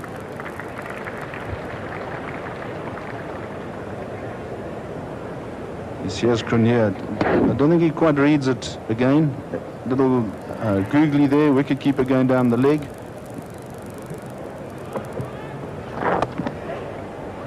Have to be quick. A direct hit there would have had Cronje on his way.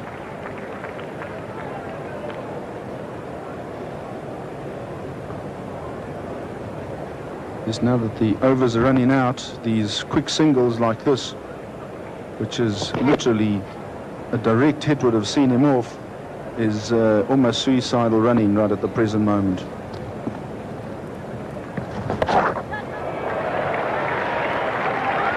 Aqib is the man at deep backward square. His hat fell off at a rather inappropriate time, just as he was about to pick the ball up.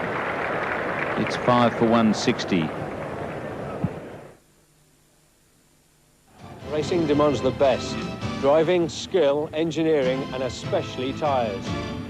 And our cars all rely on tyres made by General Tyre Pakistan, competing with the best in the world and winning. General Tyre, high performance, made in Pakistan.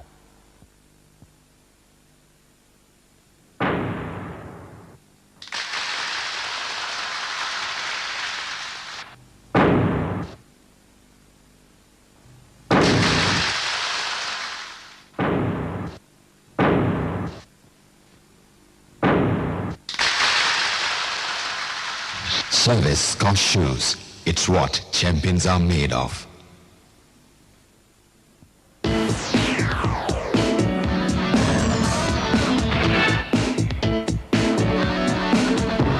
don't have to knock, just open the door. Here, everything's fresh, fresh to the core. Eat when you want, freeze what you want. Cool. Come on, get your mouth moving. Eat when you want, drink what you want. Get your mouth moving. Come on, get your mouth moving. Thank you, darlings, darlings. Off Malcolm Marshall.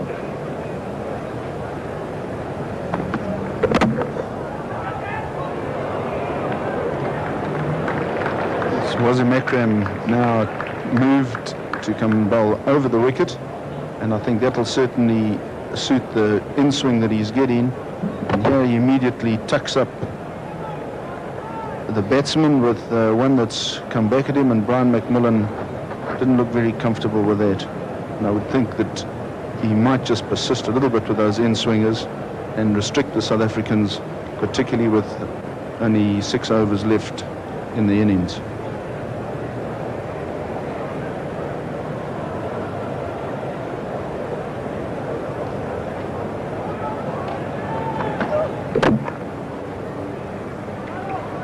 Mushtaq. So there's no doubt about Mark Greatbatch. He loves batting at Eden Park. That's his home ground. He plays for Auckland. He's certainly enjoying opening the batting on that ground. Yes, he's come out there. He didn't play in the first game against Australia, but since he's got back into the team, he certainly played positively. He's attacked the bowling. And look at that, 9 overs for 40 runs has set New Zealand off. And a great start here. If Martin Crowe can continue the form that he's got at present as well, well then that total of 203 that the West Indians have set might not be enough.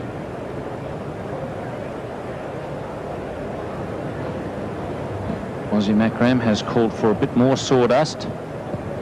Obviously having a problem with that front foot slipping.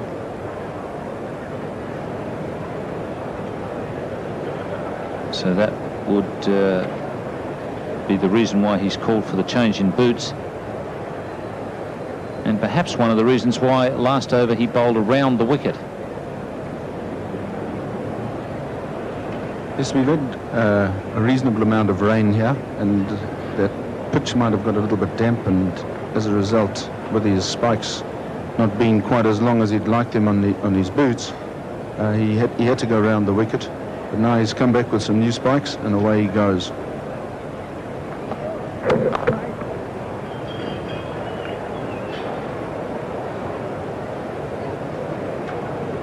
I see in Wasim's boots, he's one of these bowlers that actually cuts the piece out of a piece of boot out in front of his big toe, so that he doesn't get the thing bruised when he's bowling. It seems to be a trait that the fast bowlers are going through at present. Beaten by the one that's angled across the right-hander. He's coming over the wicket here is far better for him now. That one just leaving the right-hander, great delivery. And Hansie Cronje just pushing at it and not quite in line, and a little bit uncertain as to where the ball really is.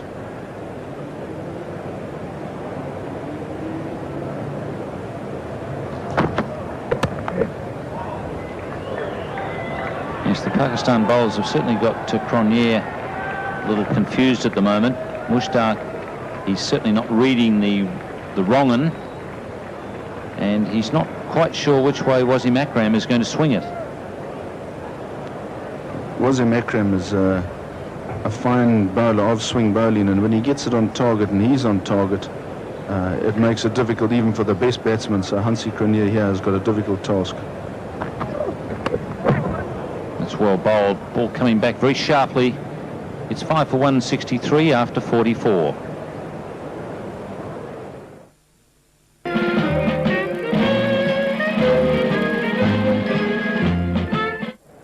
Jonty Rhodes, just 22 years of age, strike rate of 88.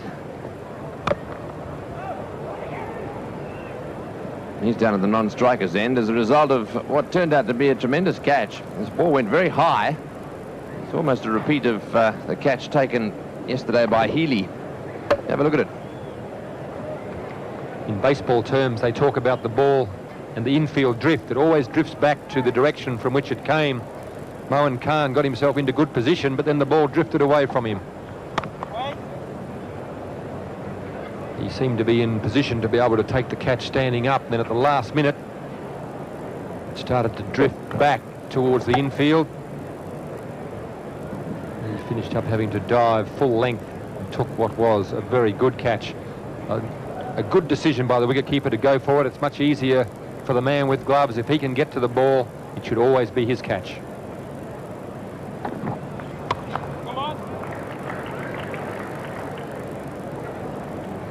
Square leg.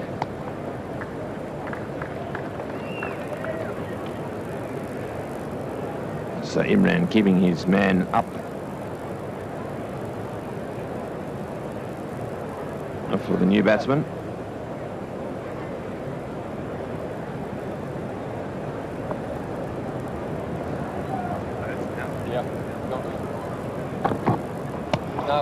And he's trying to pull that one straight away. That was his first delivery. That's hit the inside of the back leg. And those do hurt.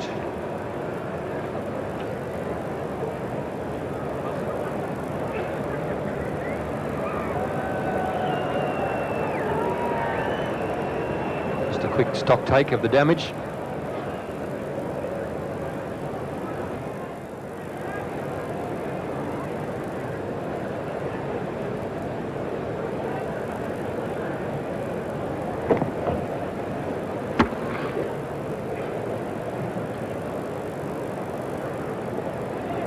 To hit him right he doesn't want it, and as a result he's now calling for a drink.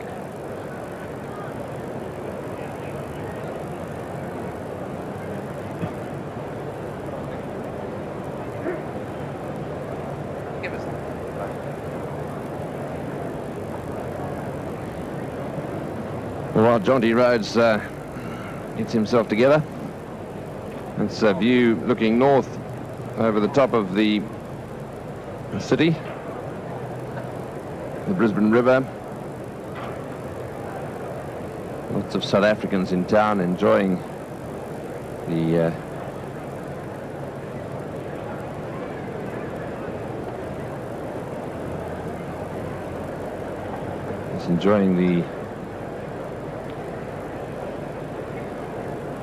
marvellous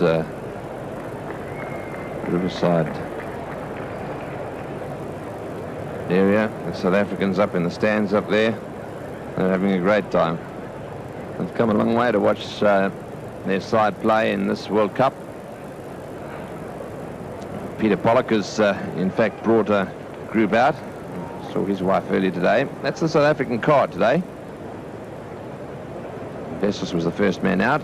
He was caught behind. Have a look at this. If he nicked it, it was a very faint one. Kepler didn't seem all that pleased with the decision. And the next one to go was Andrew Hudson. Just flicking the ball on the leg side straight to Ijaz Ahmed. Placement astray there. He'd hit the ball very well up to that stage. The last man to go, Adrian Caper, trying to flick it away on the leg side as well. Moen Khan covering a lot of ground and then having to hit the deck to take the catch. So 29.5 overs, 3 for 111. Rushmere quite comfortably on 35. Jonty Rhodes not quite so comfortable.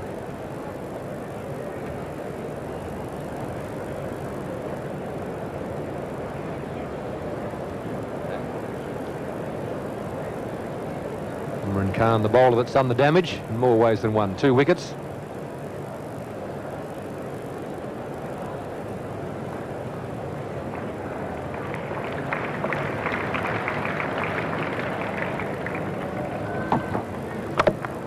It's the last ball of Imran's 8th over. So his figure's 2 for 28 at the moment, and South Africa 3 for 110.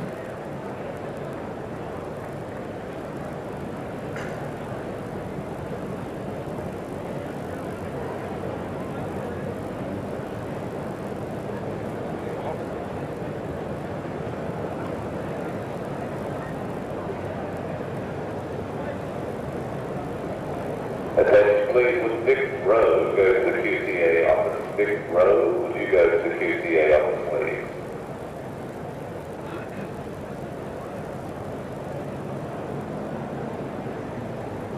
Welcome back. It's 30 overs now completed, 3 for 111. Mushtaq is going to be bowling. He's going to operate from the Stanley Street end.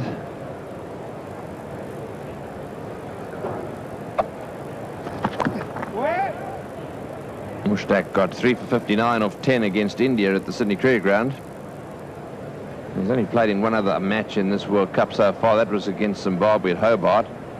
Well, 10 overs there as well, no wicket for 34.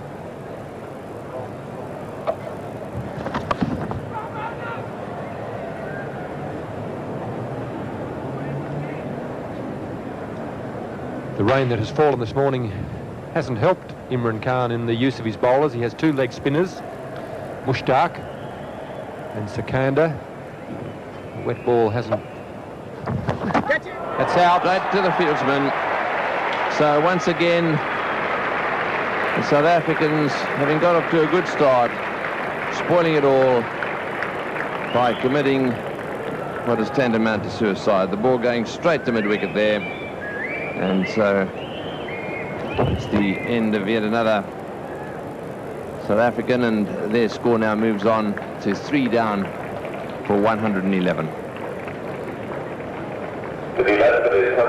And now also to bid farewell to our Brisbane viewers, the South Africans are on 4 for 110.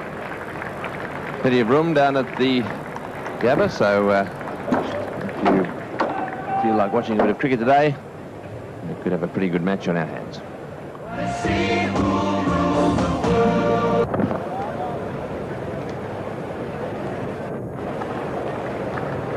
South Africa 4 for 110 as a light shower starts to fall again at the Gabba. The South Africans getting themselves into some problems here today. Mark Rushmere was the last man to go. He'd got a start, 35 runs, but he's pulled it away on the leg side, but again has picked out the fieldsman, as did Hudson a little bit earlier. So Hudson got a start, Rushmere got a start. They were the ones that were needed to carry on. But unfortunately for South Africa, they haven't. 2 new batsmen at the wicket. We have a change in commentary as Richie Benaud and Bill Laurie move in.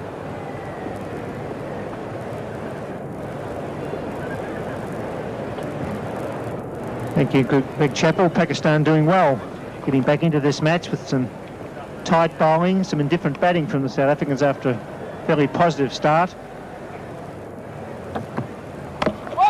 And the captain, Imran Khan, playing a big part in stopping the flow of runs, bowling a very good line and length. It's a very uneven look about it, that graph of South Africa's overs, the high-scoring overs, 4 of them, a couple of others, reasonable number of runs off the over, and the rest very low.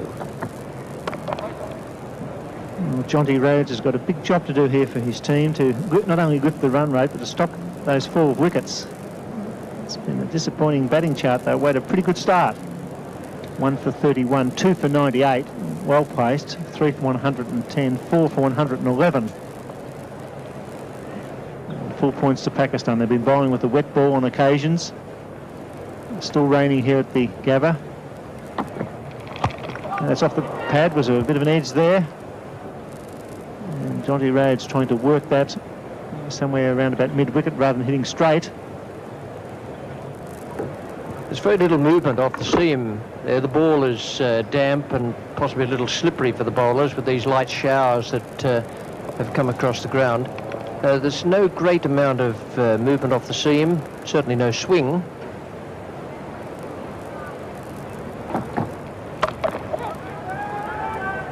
Well fielded, doesn't pick it up. Well, they've fumbled 1 or 2, Pakistan, with a chance of run-outs here today. That was Wazam Akram, who's a good athlete. I felt that Rhodes may be a bit short of his ground there, but there was no pick-up and no throw.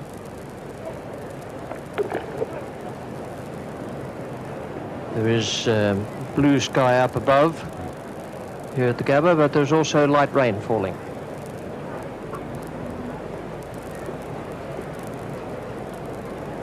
Rhodes off the mark. It's 4 for 112.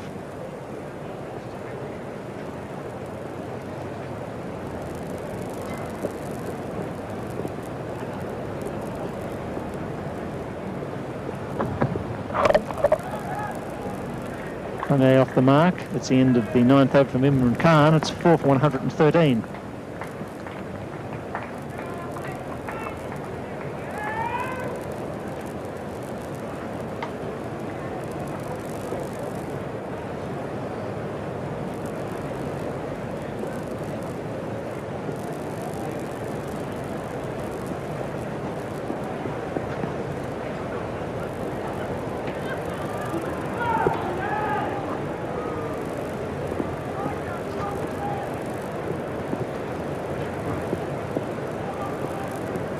.32 overs bowled. South Africa 4 for 113.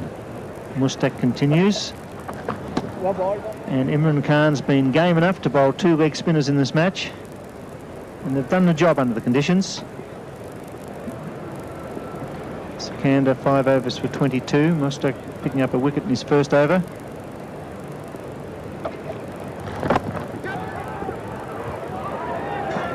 That's very good cricket It was very good cricket by Pakistan.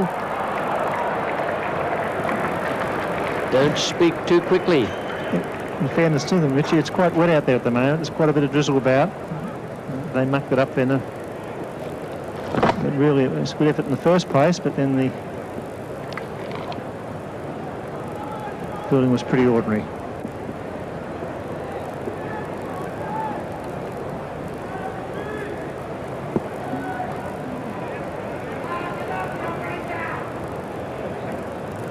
Mustak gives it a bit of a tweak. He's a very aggressive leg spinner. Nice bouncy action.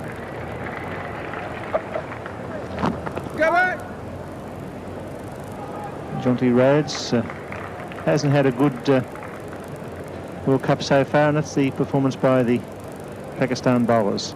Imran Khan, the best of the bowlers, but I thought Sikandar did a good job at a difficult time. Akif Javed, as always, bowls quite tightly early on. They haven't needed any sawdust out there so far. They've used the drying towel once or twice. No sawdust been needed yet for the footholds. And that is what will happen most of the time, no matter what sort of leg spin Mushtaq Ahmed puts on the ball, it'll go straight through or just come back fractionally from the offside. That's the effect of the wet ball. There's a bit of bounce there as well. So once he keeps control, can do a good job for Imran. Yes, sir. It's a good shot. It's up 2.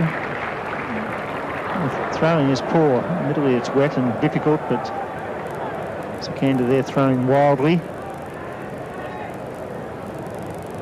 Doing well, Pakistan here. They're right back in this match. Sikandar feels well, but the throw is a shocker.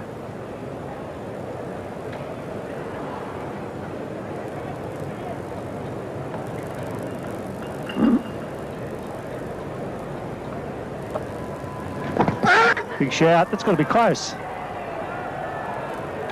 You can bet your life it was close. On the basis we were talking about a moment ago that the ball's coming straight through, 4 for 117. Perhaps he got a touch on it. We'll be back in a moment.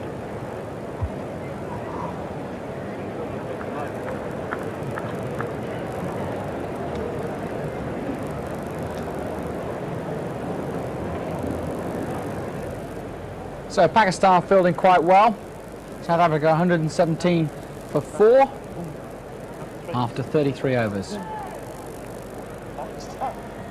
And you see a nice drive here by South Africa, almost 4 runs, but well fielded on the boundary and hard in. Not a particularly good throw, but he's that's the trick. over. Let's go back now to our commentators. Captain of Pakistan once again showing his experience. 2 for 31 off 9.1 overs. That last delivery from Mushtaq, big shout for LB. It must have been pretty close. It was. It was signal leg by, but well, I'm not surprised the wicketkeeper was going up there and the bowler joined him. It must have been within a whisker.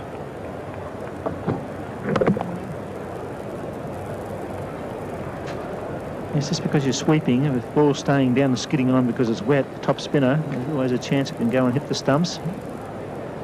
Umpire Aldridge was officiating at the Stanley Street end. He gave the batsman the benefit of the doubt. That's fair enough.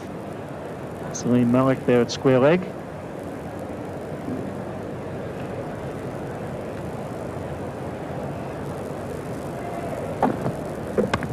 It's a nice shot, well placed.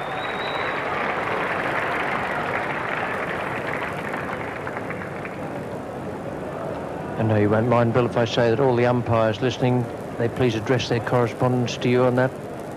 Batsman had the benefit of the doubt. Let you handle that. The umpires always tell me quite correctly that they never have any doubt at all. Well, whatever they think, they've done a good job in this World Cup so far. The umpiring's been quite good, confident, under a lot of pressure. So is Imran Khan. He's doing it beautifully here at the Gabba. It's fairly wide. He gets away with that one.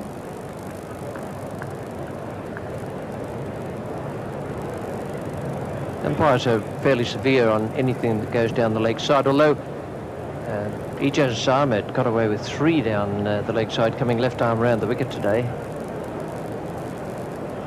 But they're more lenient on the balls outside the off stump on the basis that the batsman's not really being deprived of the opportunity to play a stroke there. It's a nice deflection. This is what South Africa must do now, work the singles. There's still plenty of overs left. They've got 6 wickets in hand. The experience showing here for Imran Khan. It's been a very good spell. 2 for 34 with 1 ball to be bowled in his 10-over spell. He steadied the ship for Pakistan. See the 4 wickets there at the bottom. 31, 98, 110, 111.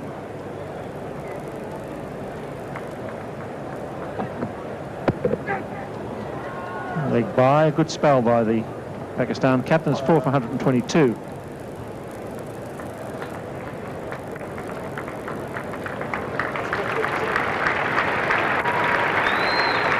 Auckland, New Zealand.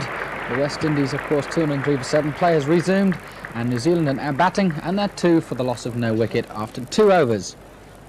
So chasing 203 runs.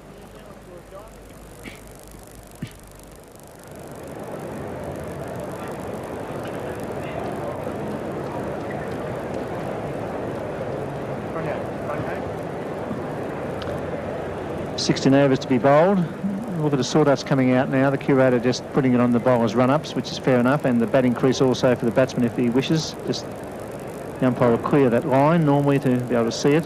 A stumping decision. You can see the sawdust used so often today.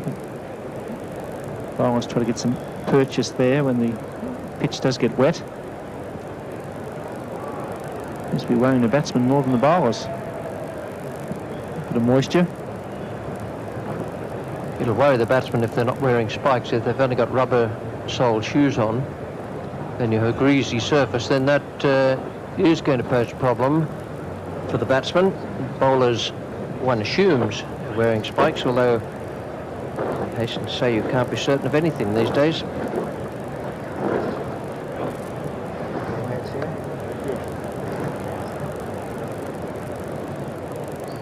It's brightening up here at the Gabba. The crowd's getting higher. It's a lovely ground for one-day internationals. Boundaries are short.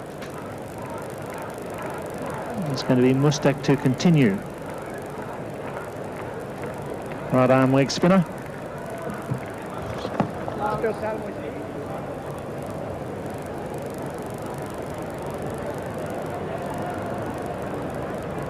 Jonty Rhodes. There's the stump vision showing he's getting well forward, bat and pad close together.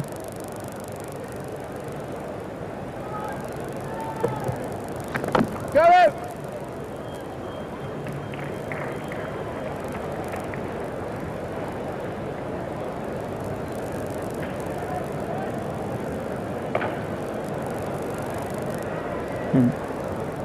Jonty Rhodes has gone on to 5. Hansie Cronje is also on 5.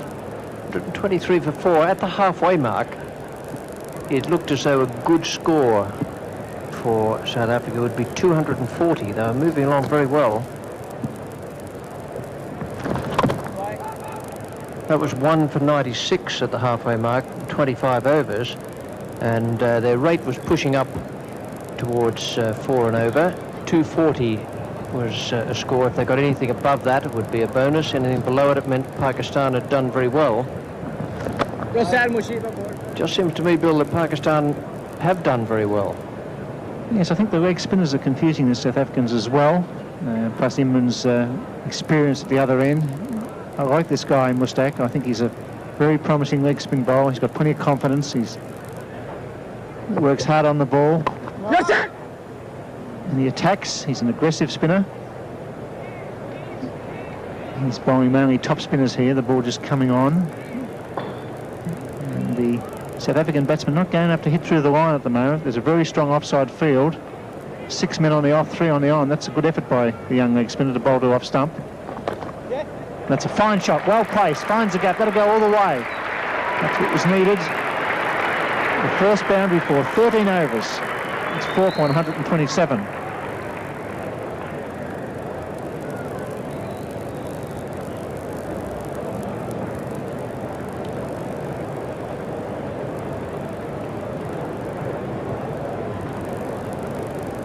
So South Africa, the first boundary in 13 overs, as the commentator was just saying, and well needed it too. At 127 for 4 after 35 overs, they really need to start putting up that score a little bit more.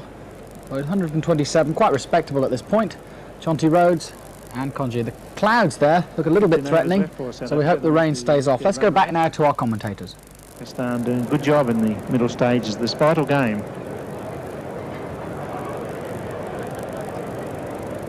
And Imran Khan is a very confident captain. He really has confidence in his players. He's bringing back Sikandar, the top spinner or leg spin bowler from the members' end. So 2 spinners in operation in a World Cup match is fantastic to see, and doing a good job. His first 5 overs only cost 22.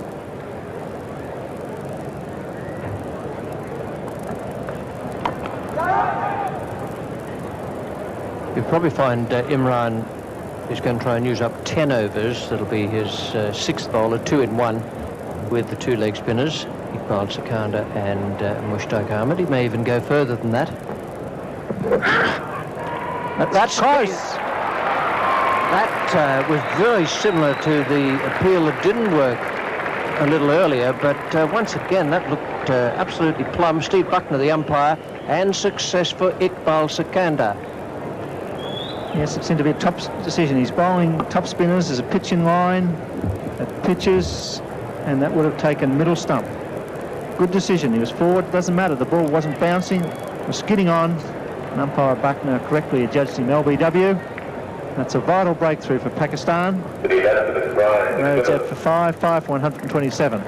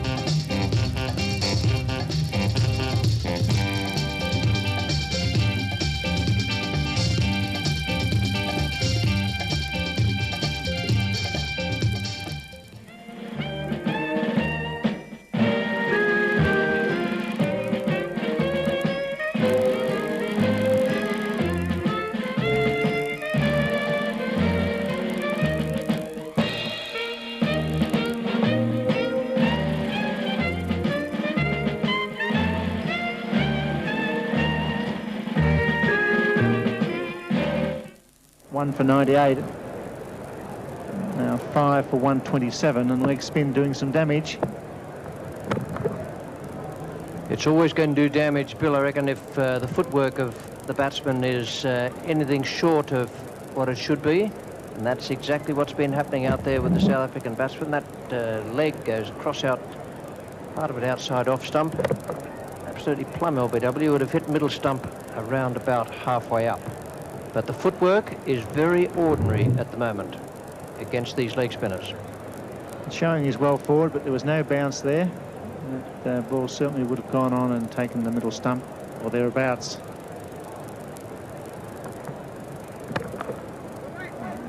He's off the mark.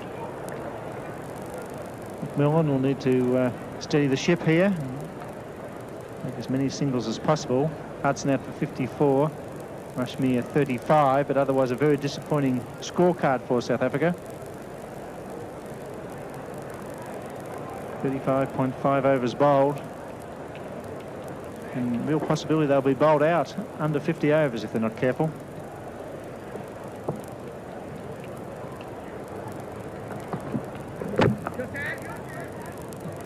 One run on the wicket.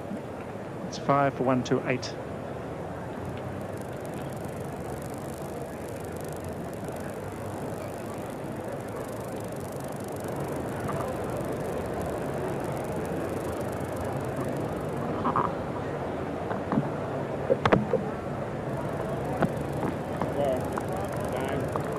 Five for 128.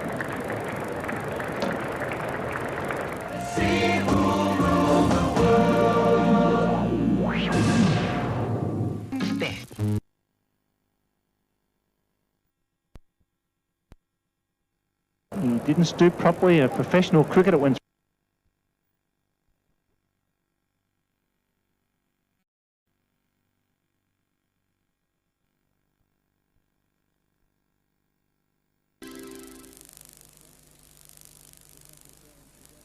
Deep back to the point.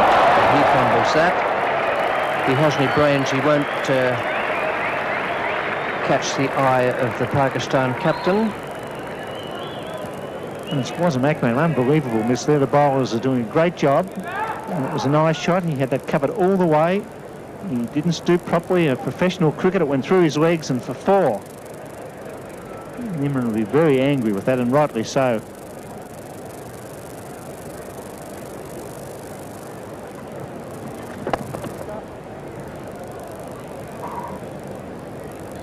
Mustak prepared to keep the ball well up on most occasions. It must be difficult for the leg spinners. And there's the captain. His arms are moving now. He's a bit of fire in the eyes of Imran Khan. He's right back in this match, and he knows it.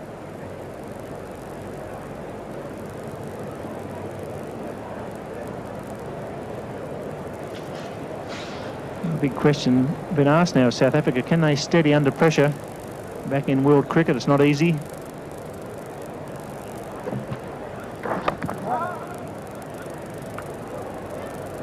Well, as the surface moisture on the pitch just disappears, there will be a little more grip there for the leg spinner.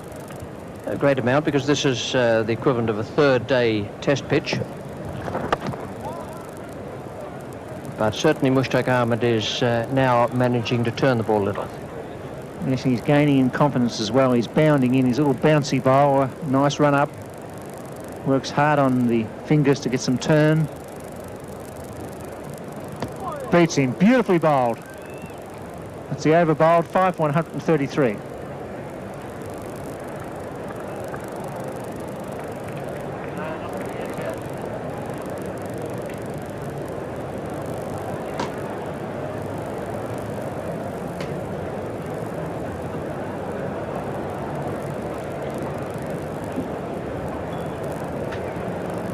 And in the other game in Auckland, New Zealand now no wicket for 15 runs after 6 overs. So still chasing 203 that the West Indies score. Here in Brisbane, 5 for 133 after 38. The Gabba. Back to our commentators. Vital match between South Africa and Pakistan. Sikandar continues. The leg spinners tying the South African batsmen up in knots here. This gets back to what I was saying about footwork. If your footwork's not good against any quality spin, you've got a problem. Against the leg spin, as we saw the last ball of Mushtaq's over, then you do have a real problem. It's necessary for the batsman, if they're to play leg spin properly, to get down the track or be back cutting or pulling, rather than just a little forward prod.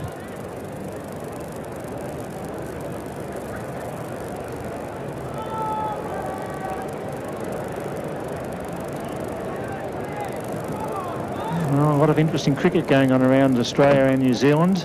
So I'll take a single there, just working it backward a point. Very important World Cup match in New Zealand. West Indies 7 for 203 after 50 overs. Lara 52 after 40. Patel a good job again. The off spinner 1 for 19 off 10. And Umpire New Zealand no wicket for 7.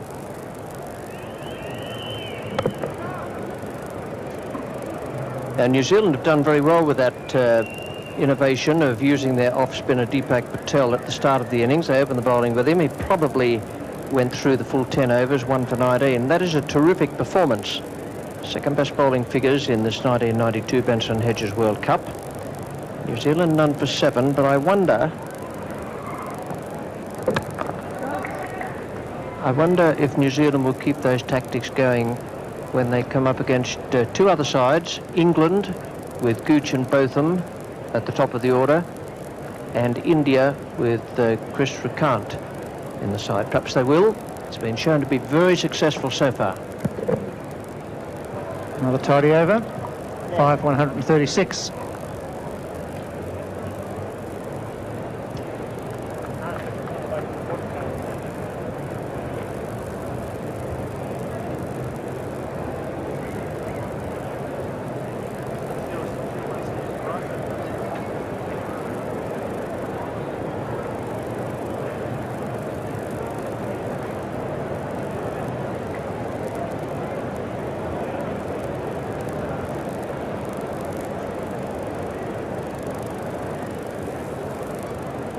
For 136, McMillan on strike to Mushtaq, pulls away.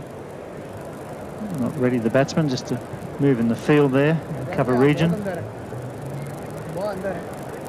Brian McMillan on 8. Takes a single, nicely worked, just backward a square.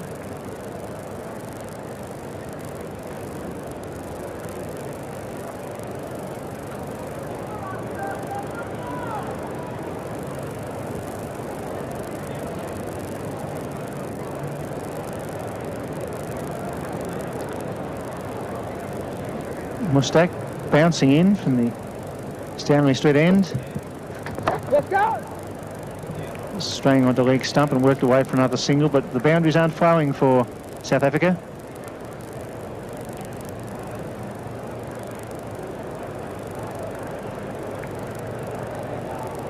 Since the 22nd over, they've only hit 2 boundaries.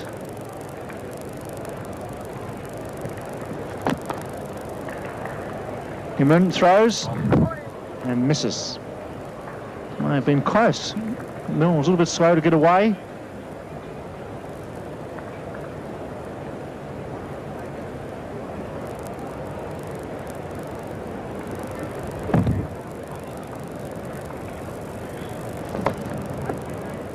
This is a very intelligent spell of leg spin bowling by this young leg spinner. He's keeping the ball well up. He's not allowing the pull shot to be played, or rarely the cut shot. Conditions are difficult for him. It's wet outfield.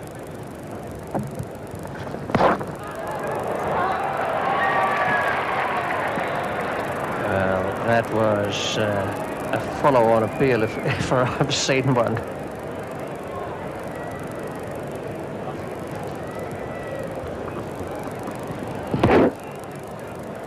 Yes, he's a long way from that. Top spinner going straight on. Whoops. He just throws.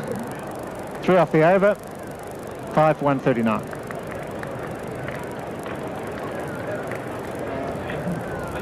Oh.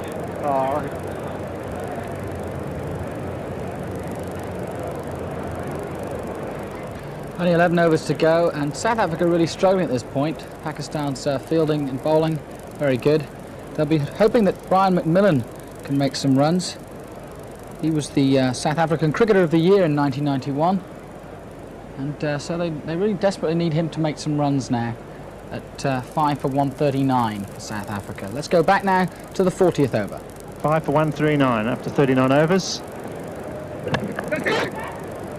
A single down to long on. Sports update in the vital match, the Sheffield Shield match between New South Wales and West Australia at the Sydney Cricket Ground, where New South Wales have to get first innings points to go into the final. Western Australia are 5 for 27. That's a sort of scorecard that would make any red-blooded Victorian cry. Matthews 3 for 7. Is that not a contradiction in terms, Fanto?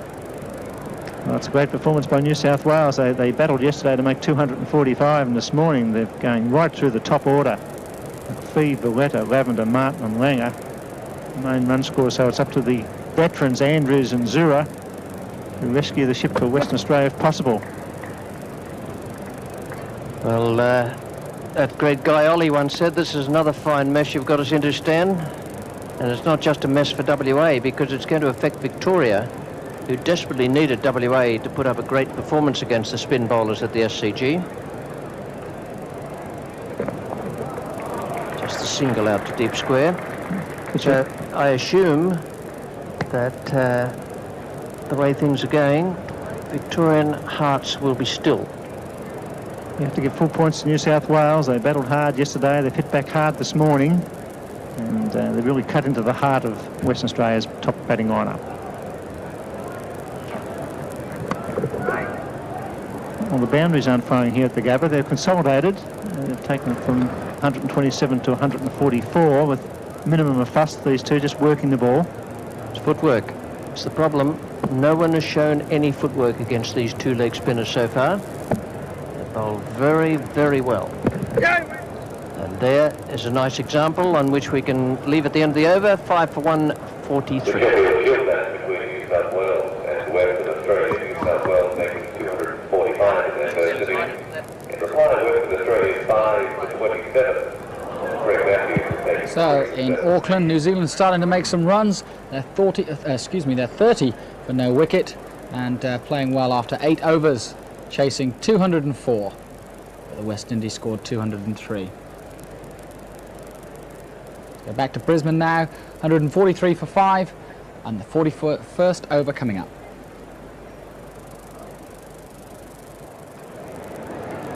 Ten overs to be bowled as Ian Chappell and Clive Rice take up the commentary. Thanks, Bill. I'll just wipe the tears off this microphone. Doesn't really take it to heart, William Morris, when Victoria are out of the competition. We've seen some fine leg spin bowling here at the Gabba ground. Mushtaq Ahmed and Iqbal Sikandar. They've maintained good line and length. Conditions haven't exactly been in their favour. We've had a few showers. They've done a good job. One gets the impression, Clive, that the South Africans haven't seen a lot of leg spin bowling. No, Ian, there's only one leg spinner of this sort of nature in South Africa at present, and as a result, these batsmen here haven't had much experience against it, and he's been playing in the B section most of the time. Now the B section is our sort of second string first class cricket, and as a result our batsmen here are a little bit wanting against this type of bowling.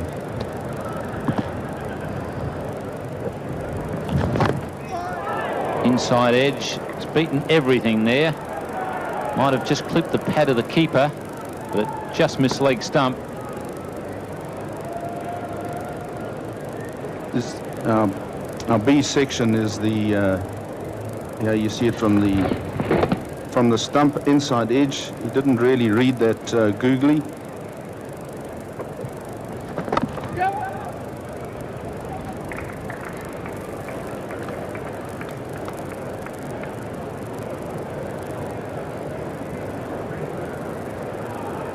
Yes, our B section is just the B sides, and there again inside edge.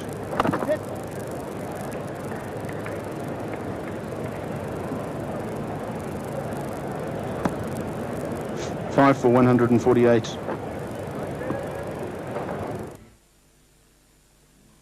South Africa's progress has been slowed markedly in the last few overs. There's McMillan sweeping him away on the leg side with 3 on the boundary, and if he can just get a bat on it, he's going to be scoring runs at a fairly fast rate. There's McMillan's strike rate of 78.7, which is extremely good, particularly coming in the end of an innings.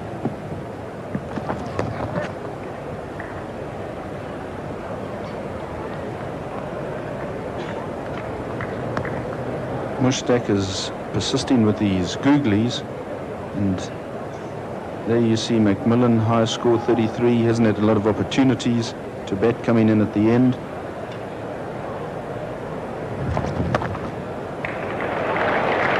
Aussie Macram.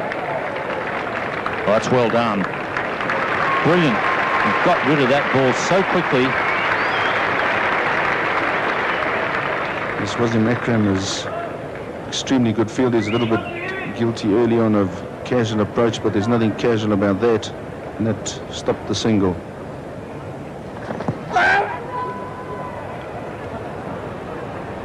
That'll be a leg by.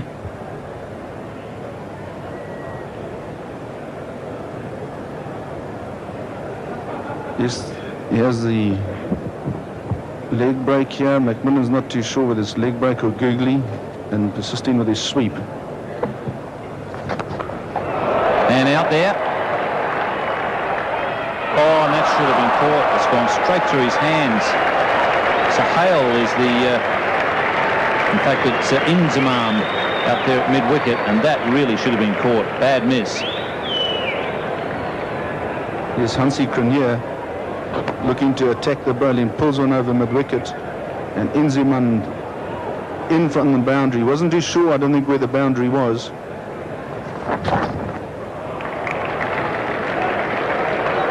A couple for that little tuck around the corner. 11 runs off that over. It's 5 for 174.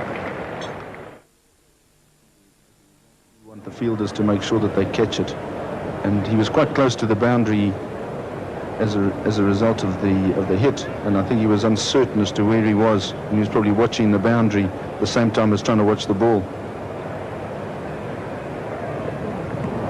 Beautiful bowling.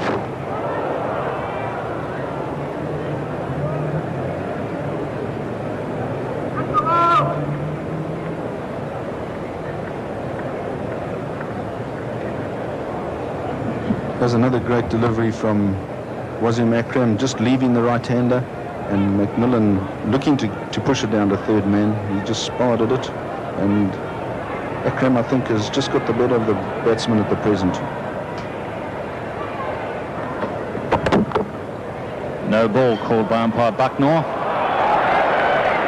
Ijaz has made the blue, and they get an extra run. And this sort of fielding must be driving Imran mad. Yes, Imran's not very happy. They've had a lot of misfields, and the fielding has been very casual.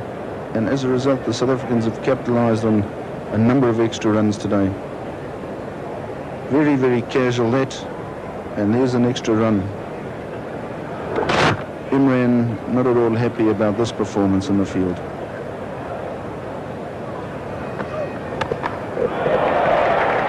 Salim Malik, he's one of the better fielders in the Pakistan side.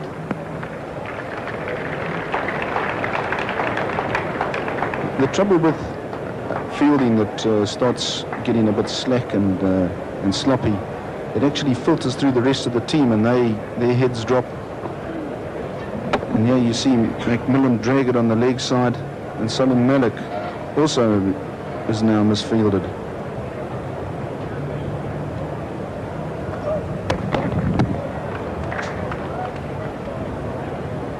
Yes, they haven't been called Panistan without good reason over the years, although Imran does have a tendency to keep them a bit cool. But even under Imran's captaincy, there are signs of panic in the field, mainly because their fielders do tend to rush things a bit.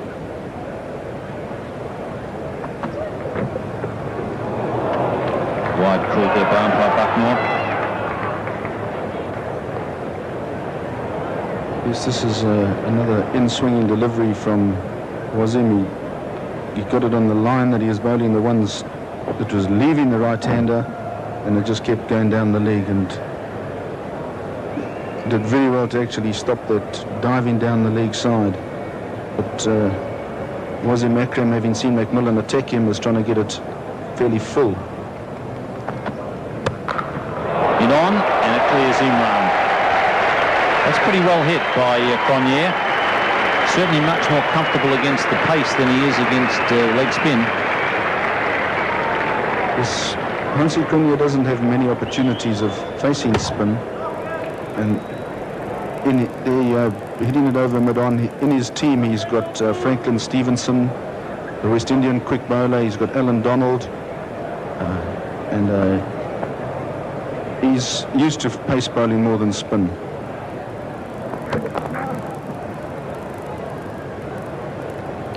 It's 5 for 183. 27 to Macmillan. Aqib Javed is coming back on. That's at the Stanley Street end. 4 overs to go. And the run rush is on for South Africa. Yes, the last 4 overs, and these Javed 5 overs for 17, bowled a tight spell in his opening one. Now he's coming on when the batsmen are really going to be attacking him. Be interesting to see how tight he can now keep it.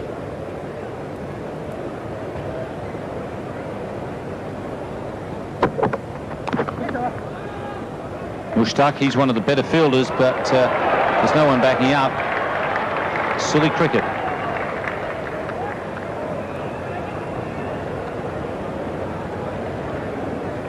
Yes, the only 2 fielders here are out on the boundary that are going to be defending this throw, but he's going for the outright. Result of running him out, and there's no one there to back it up, and as a result he gives an extra single to the South Africans. That won't do their fielding morale much good.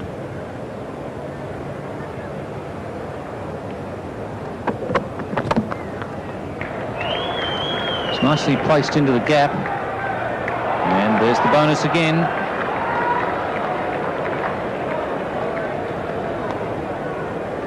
Yes, Pakistan's fielding has gone into a little bit of disarray at the present moment, and it's really filtering through the side. There's a very casual one-handed pickup, and doesn't work. Extra single for South Africa.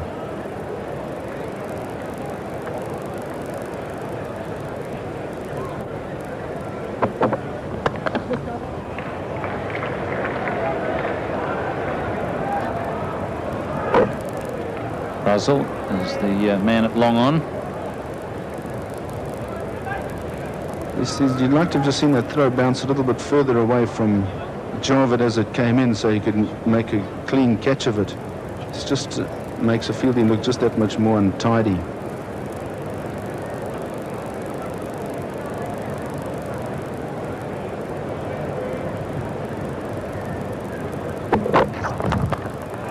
Beautifully hit, right off the middle. So South Africa have got the run rate back over 4, which is the first time they've had it at that level since the 7th over. This Hansi Cronje just gives himself a bit of room. Jarvid doesn't follow him quite as far as he might, and that's right where he wants it. Straight through extra cover, 4 runs, great shot. Is Hansi Cronje just starting to use his feet and improvise, make it a bit more difficult for the Pakistani bowlers, and it's paying dividends.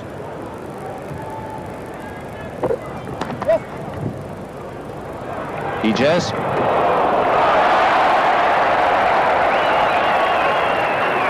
So it's all falling apart for Pakistan. Unravelling is probably the best term.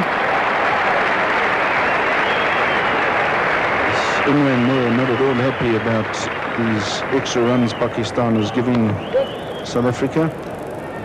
There you go.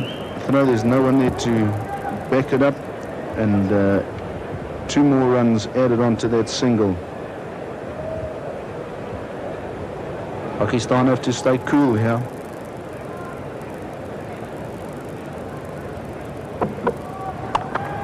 Slower ball. 13 off that over. It's 5 for 196.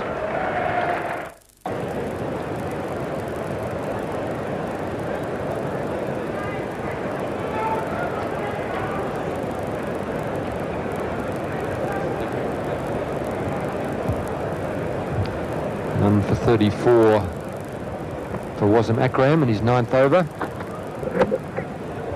That's a good delivery too. An attempt at a Yorker there on leg stump. He's been very erratic. Struggled to control the new ball particularly. He really hasn't got this white ball sorted out yet, Wasim Akram, either over or around the wicket. He's struggling with his line. It's been a disappointment for Pakistan in this series. He needed to bowl well if they were to do well.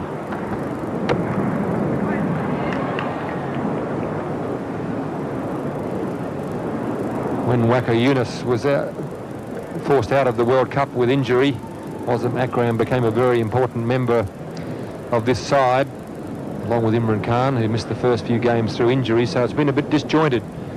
Now they've got Javed Miandad out in this game with illness. Life has been pretty difficult for Pakistan. Just turned away behind square. That's the way to play those deliveries from round the wicket that are right up in the block hole. Nothing much you can do about them really. Big angle on the ball. Watch where he's coming from, and it's swinging in as well. A bit hard to get underneath those and smack him into the gap.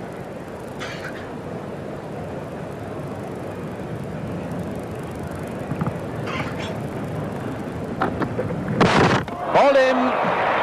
Well, he's getting a little frustrated there, and Wasim Akram consistently aiming at that leg stump, certainly angling the ball in, and that one hit the base of the stumps. Wasim Akram is about the best bowler to tail-enders in world cricket, and whilst he hasn't been bowling particularly well so far in this series, he hasn't lost the ability to bowl the in-swinging Yorker to the tail-ender, and there it is into the base of the stumps. McMillan is on his way for 33. And South Africa now 6 for 198.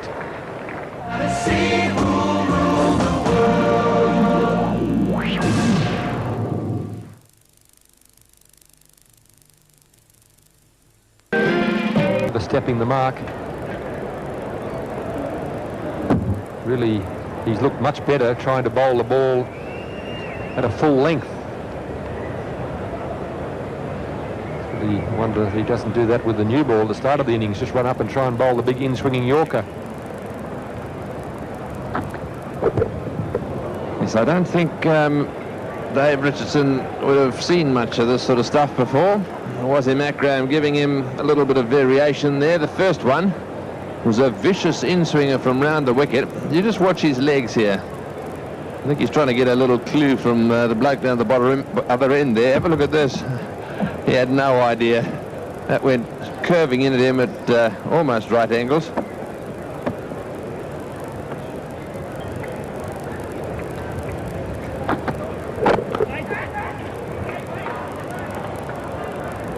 And the next ball, of course, went the other way. So the South African wicketkeeper having his problems out there. 6 for 199. Wales का मियारी लुत्फ Wales gold flake,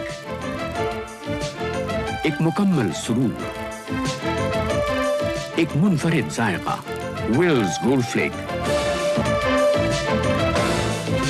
आपका पसंदीदा कल भी और आज भी। Wales gold flake, एक अजीम नाम। तंबाकू नोशी सेहत के लिए नुकसानदेह है। वजारत सेहत।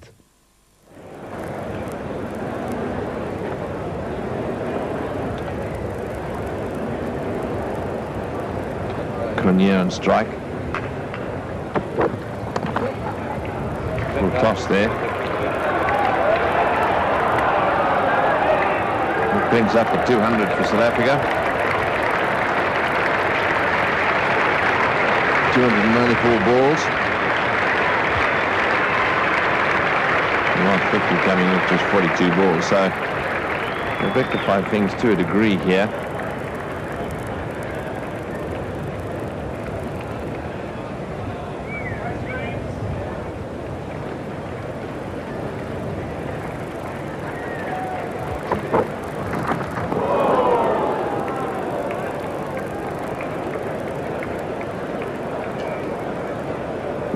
Richardson really has very little option now than to have a go.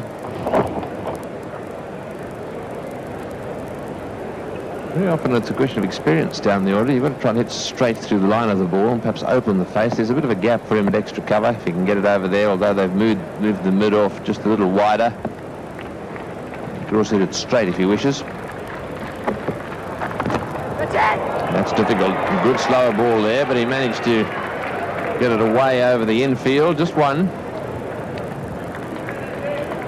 With Cronje having batted for quite a while on 42, Richardson's job really is to get bat on ball, not to be trying to hit too many boundaries, just to get Cronje on strike so that he gets a chance to hit some boundaries.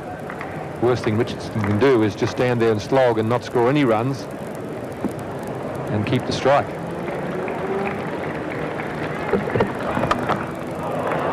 He's hit that very firmly down towards square leg.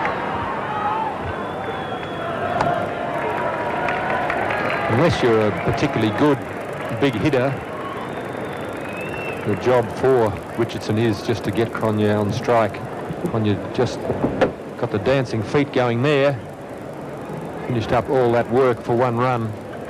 I still think the tail enders or anyone at the end of the innings is better off standing still than having both sides of the wicket to play on.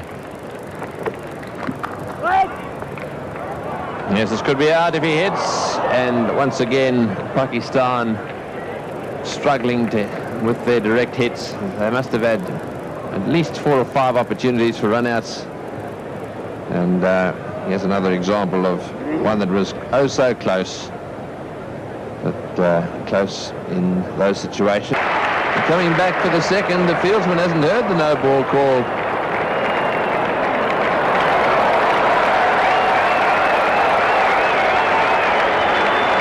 So a comedy of errors there.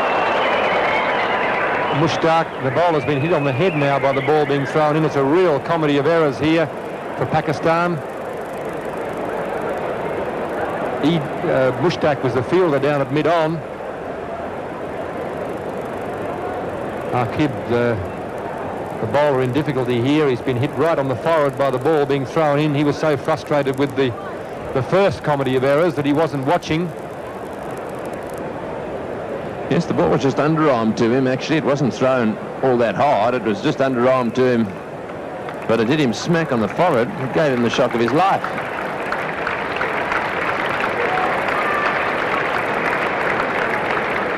It's bad enough having to bowl. The ball hit way down towards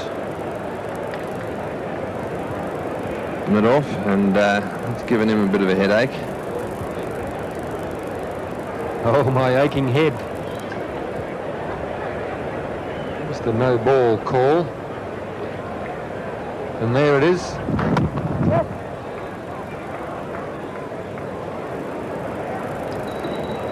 So 6 off that over. 6 for 205.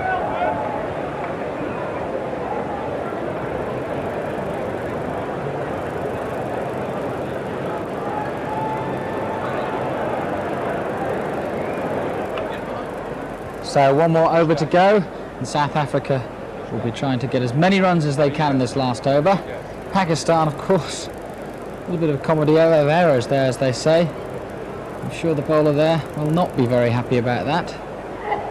But one more over to go now, 205 for 6.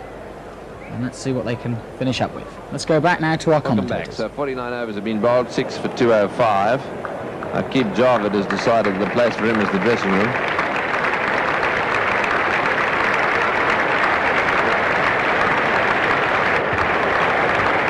Javed was unfortunately the receiver of this return from the wicketkeeper. As he's walking back to bowl, the keeper's just underarmed it to him. He's not watching, and clunk right on the scone, and down he's gone, and he's decided that's enough for one day.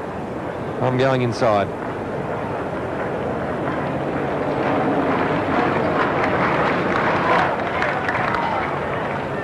Well played, straight back down the pitch for one there.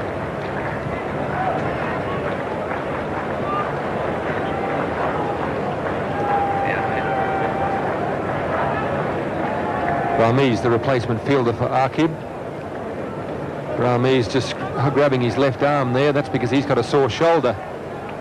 So it's the walking wounded for Pakistan at the moment. Very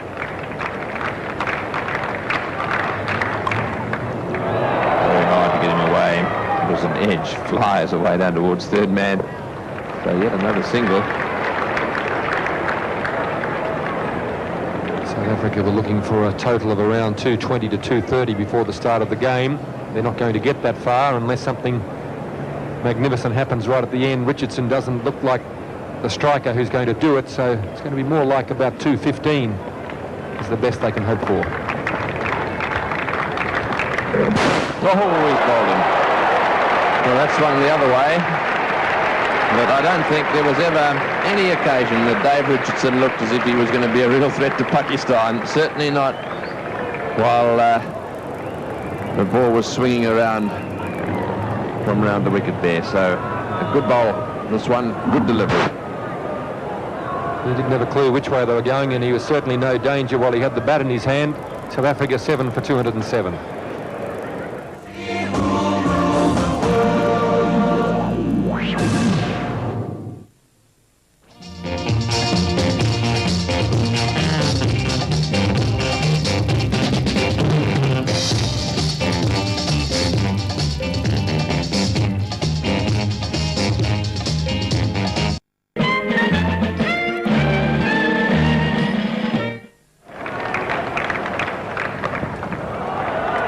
Good shot, right off the meat of the bat. So a full toss there, just a little bit of a bonus. Didn't quite get it right, Akram, on that occasion.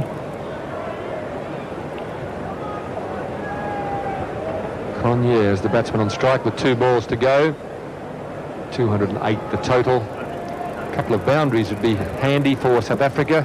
A couple of vessels will be chewing on the fingernails downstairs. Would feel that he would think that he hasn't quite got as many runs as he would have liked. And we have to put some pressure on the fieldsmen here. Are they coming back? Yes, they are. Will it be out? No, so comfortably coming back for the second.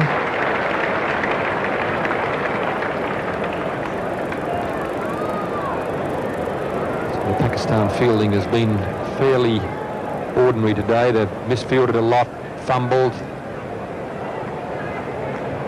Throwing's been pretty average. They've taken most of the catches, though.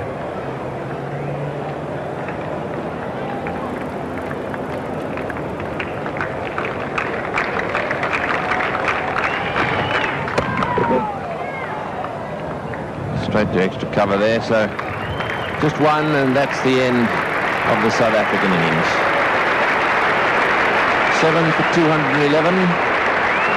Got a pretty good start. They'll be just a little bit disappointed with that. After 60 overs, South Africa 7 for 211. There, leading the Pakistanis from the field. Imran just talking with the groundsman, working out what sort of roller he would want on the wicket. There's been a little bit of rain around during the morning session. The wicket pretty good for Limited cricket. Imran will be a little bit disappointed. Some of the fielding wasn't as good as he would have liked. The bowling was indifferent. And yet 211 would seem a total that they would feel they could get. I'm sure they would feel they could get it if they had their best batting lineup, but Javed Miandad is not in the side today. He is ill, not strong enough to take his place in the side, so if South Africa can bowl well, there's no reason why they can't defend the total of 211.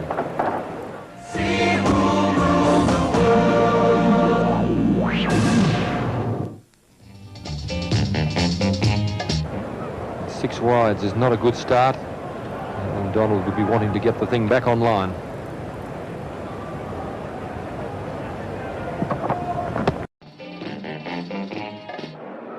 Six wides is not a good start. And Donald would be wanting to get the thing back online.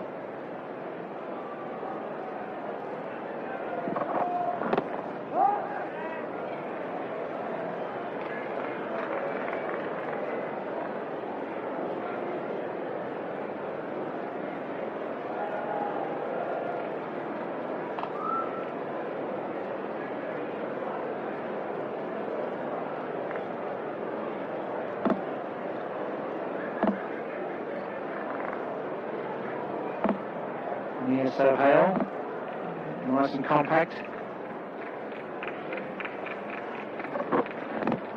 Goes too wide. He asked the question for a catch behind. Is there any noise at all? Very wide delivery once again. Near Sohail looking very nervous in there, jumping around the place. The pace has got him a little bit concerned. He just struck the ground with the bat. That was the noise that caused the South Africans to heel. No contact with the bat.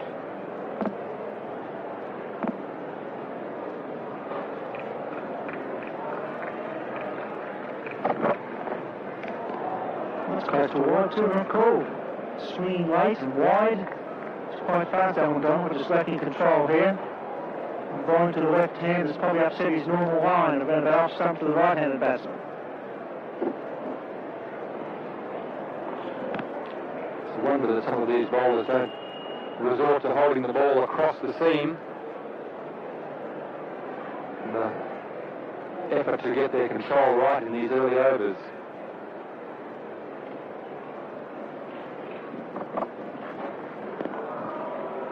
Sierra bowled. It's number 6.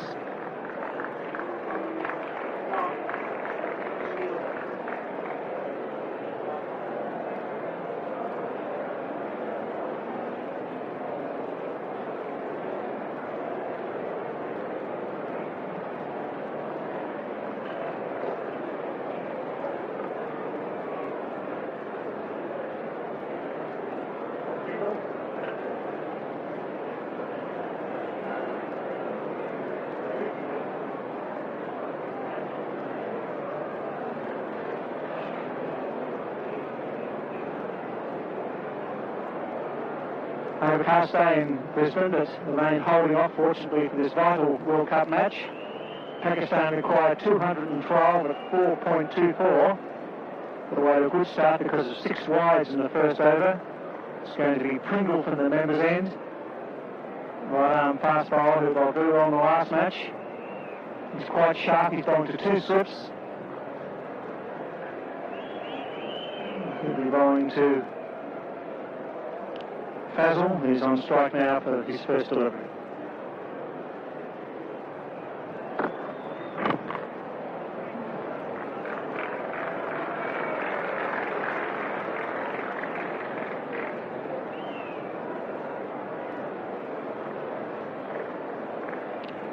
Zahid Fazal, 12th one-day international.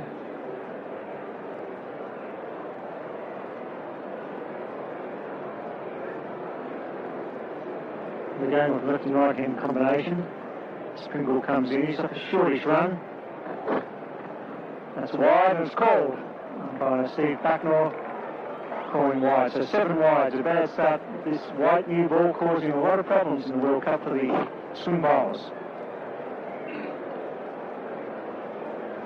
As I said before, I'm surprised that a lot of them don't hold the ball across the seam. Just get the thing on line. Wait for a little bit of the lacquer to wear off the ball. Stop the thing swinging so much.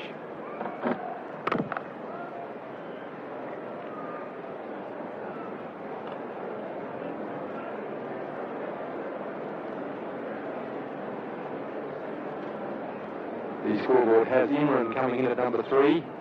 The loss of Jab and a bit of a blow for Pakistan today.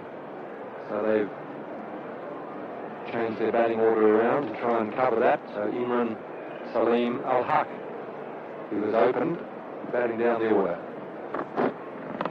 Good delivery, finds the outside edge. First run off the bat for Pakistan. It's got a pretty good line. Pringle, when he gets it right, is a offside bowler or take-off stump, get the outswing going. He's not express, he's sharp. It's a pretty good delivery. That's probably why the bowlers don't hold the ball across the seam, because when they do get it on line, that swing is of benefit to them, causing the batsmen some problems.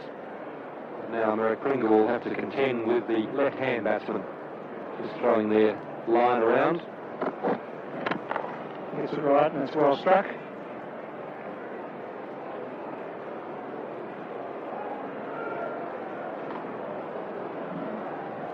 It's had a very consistent World Cup. Yes, Hale. Good statistics for the top order batsman. He scored fairly quickly, got 162. Only missed out once against England when he scored 9 runs off 10 balls faced. It's wide and it's called. Umpire Steve Buckner at the Bolter Street end. Steve is from the West Indies. Enjoying his work here. The World Cup, as most of the umpires are. Great opportunity for the umpires as well as the players. Feel the pressure getting to the South African bowlers here. It's umpire Aldridge, square leg. Only defending 211 runs, and that's a swing and a miss. That's a good delivery. Plenty of bounce as well. Wicketkeeper Richardson taking that quite high. It seems to be a perfect pitch for one-day cricket. A little bit of spin for the spinners, despite the rain, plenty of bounce. And that was a pretty sharp delivery.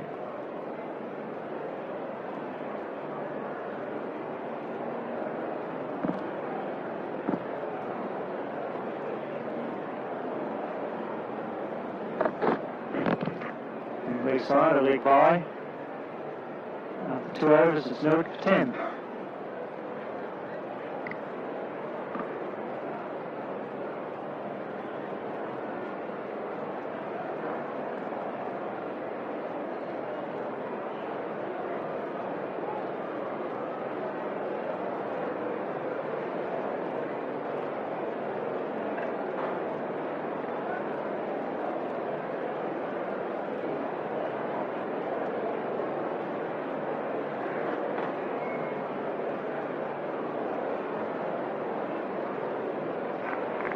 Conditions overcast, which is probably enabling the South African bowlers to get this late swing, but controls what they need now as Donald comes in for his second over from the Stanley Street end.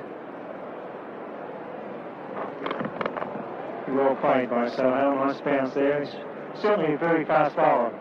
This young man is going to improve with experience.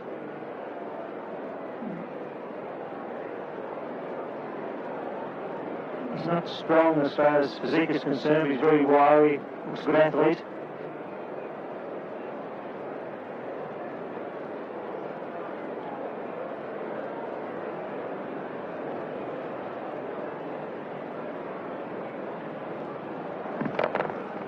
Sohail dives beautifully and places it well. Just a single, not good running.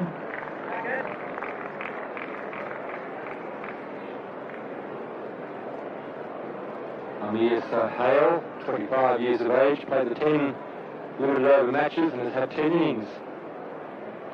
102 50s in that lot, so he's had a pretty good start to his international career. Strike rate of 63, pretty good for a top order batsman, and an average of almost 40. Higher score there in this tournament, 114.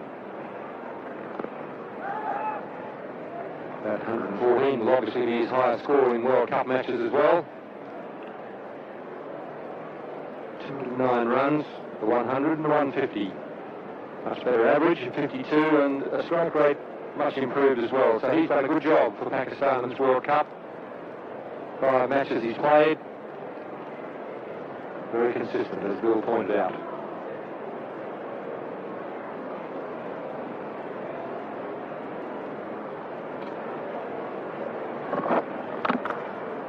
Basil looking quite confident, coming with the full face of the bat. It's the type of pitch where you can go forward with confidence. And the ball is a fraction short. It's a good bounce.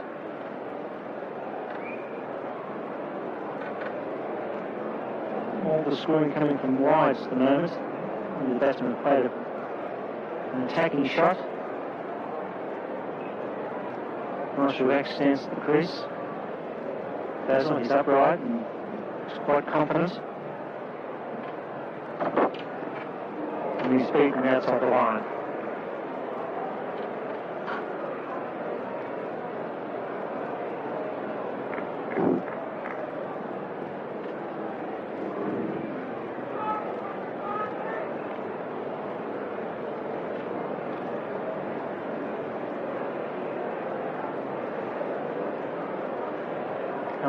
Quite a long run.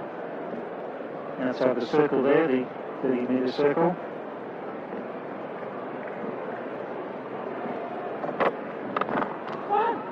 So they're over, he only concedes 2 runs, it's no wicket for 12.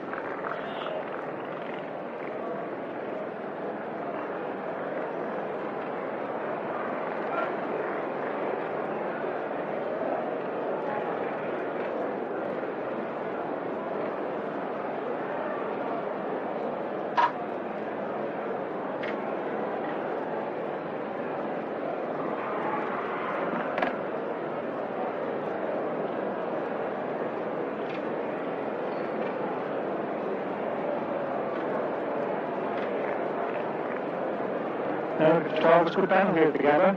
212 the target at 4.2 runs per over. Pringle gets it right, but luckily he finds an edge as it goes into the third man. Pretty good delivery of that.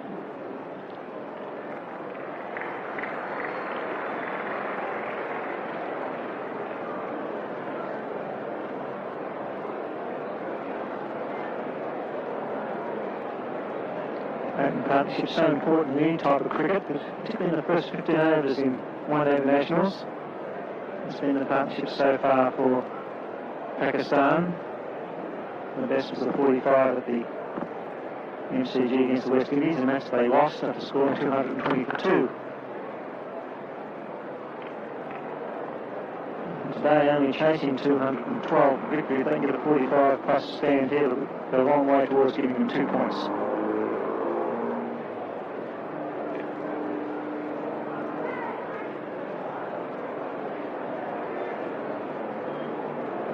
I would expect the South Africans would feel better than Pakistan. They were quite sloppy in the field. That's beautifully bowled.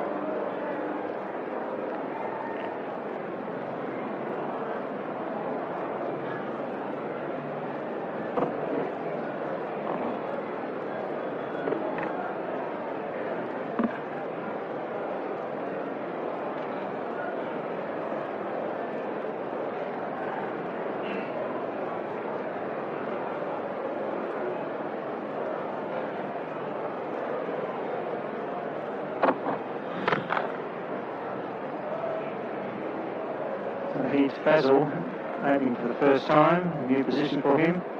He's played 12 one internationals. Pretty good strike rate of 65, his average just under 30. high score at 98 not out. A few 18-year-olds in the tournament, not least of all Tendulkar from India, so it's a good performance. Any 18-year-old to force their way into the international team.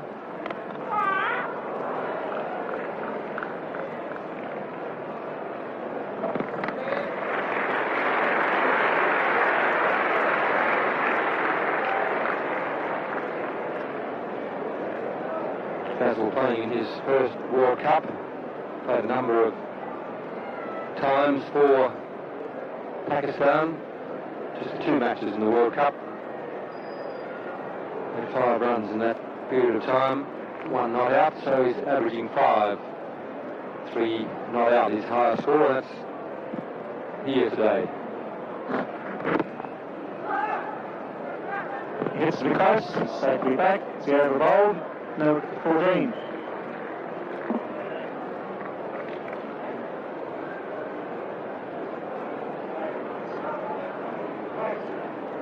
And the latest update. तंबाकू नोशी सेहत के लिए नुकसानदेह है वजारत सेहत Wides. 212 spare target, the upper little slow due to the rain, still fast enough to hit the stop firmly. No easy runs here today. Change of bat here. A very important match being played in New Zealand as well. In the World Cup.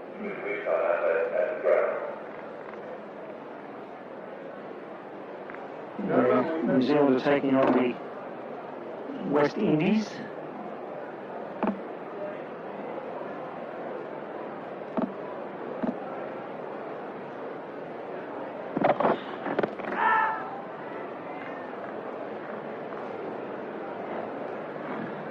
Alan Donald has been around for a while with South Africa and playing county cricket in England.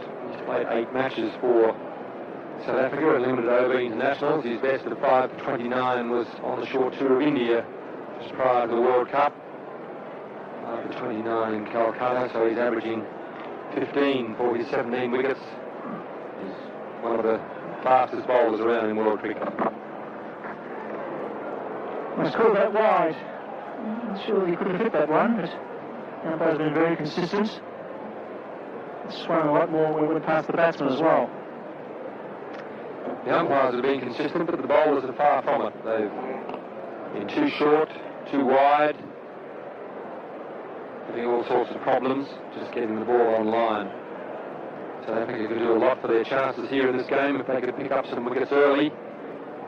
Alan Donald will need to get this ball a little bit straighter.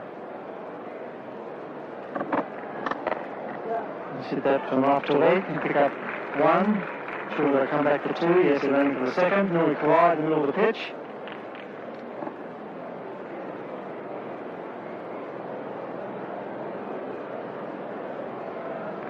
Well, they were very hesitant looking for the second, and then they nearly made a real mess of it.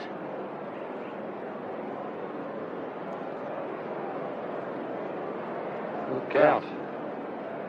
Very difficult to have a head on when you're running between wickets. They did their best.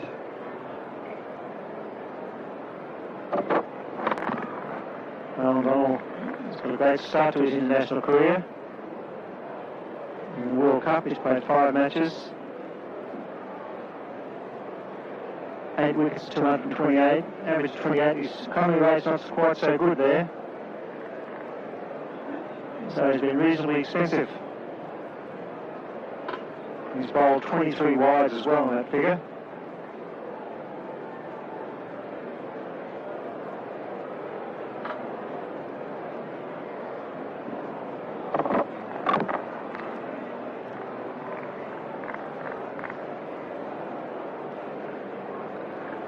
Well, Pakistan getting away to a good steady start at the Gabba. No signs of panic with that. They had some different moments in the field with overthrows and misfields. That's an attainable target here on this good pitch and short ground.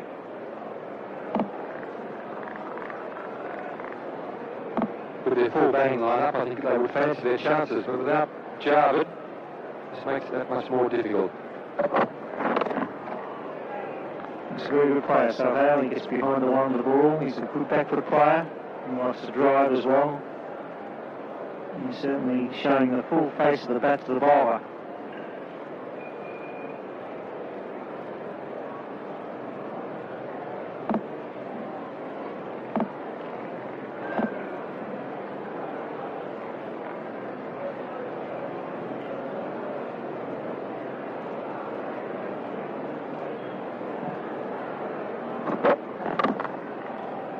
Three runs conceded, no wicket for 17.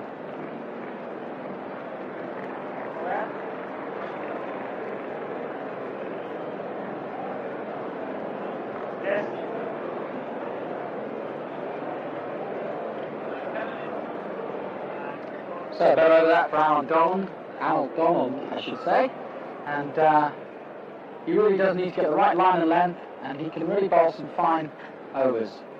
But he needs to find that. A few wides here and there will not do South Africa any good. And of course Pakistan chasing quite well so far, 17 for their wicket. Let's go back now to our commentators. Conditions overcast, the fast ball's getting some swing but lacking control. And sports update shows that there's some very interesting cricket played in New Zealand. New Zealand after the 36 overs at a 4 for 151, requiring 204 to win. Crowe, probably the key there, not out 39, and Harris not out 5. Still wide open. New Zealand probably with Martin Crowe at the wicket would still be favoured to win that, but it's not all over yet.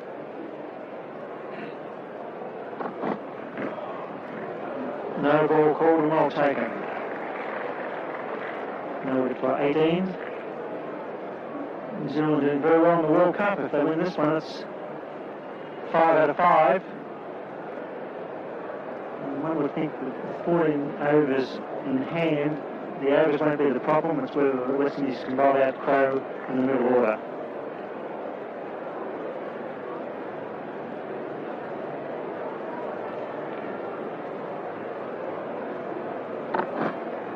Meanwhile, at the Sydney Cricket Ground, it's great news for New South Wales fans. They are in the Sheffield Shield final, and they may even play it at home because they've dismissed Western Australia for 71. Can you believe that? Matthews 4 for 30, Freedman 4 for 17. The spinners doing the damage, and New South Wales will bat again. I think they'll take around about 500 in mind. If they can do that, they could very well host the Sheffield Shield final the week after the World Cup finishes. Great effort, Greg, when you can have two spinners bowling Australia for 71 on the second day of the Shield match. Well, I'm surprised that you were able to read those scores. Hasn't done Victoria's chances any good, but it is really a fantastic performance by New South Wales. They are a formidable side anywhere, but particularly at home with Matthews and Freedman bowling so well. But really, West Australia's record against spin bowling over the years, not too good, but that's going to be one of the worst. Yes, well, New South Wales have won it when it counts. That's what you have to do when you're struggling. Yesterday, they struggled 245, and this morning their bowlers have completely skittled Western Australia for 71. Back here at the Wacker, Pringle doing pretty good at the Gabba. But all the dreams are shattered, aren't they? I knew you were struggling. It's Pringle. He's asking the question too high and going down the leg side. It's been quite impressive, Pringle, though. He's pretty well on the line. He's got a nice outswinger going, the in-swinger to the left-hander. He pitches there and goes over leg stump. It's a handy bowler.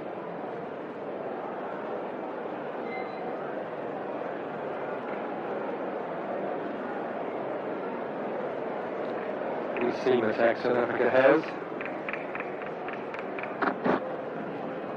Wide. See the frustration on Pringle's face there. Looks at his hands. Very humid here.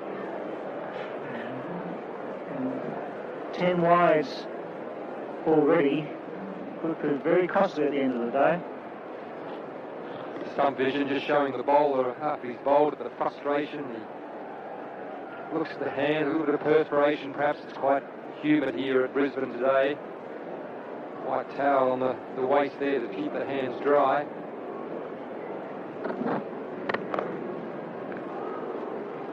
Zero to bowl.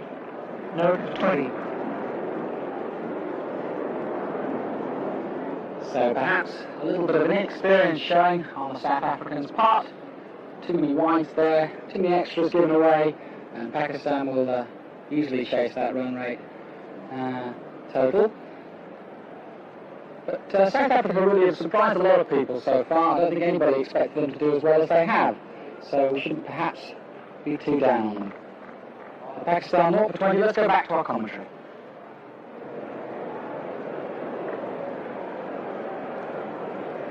Three even after 6 overs.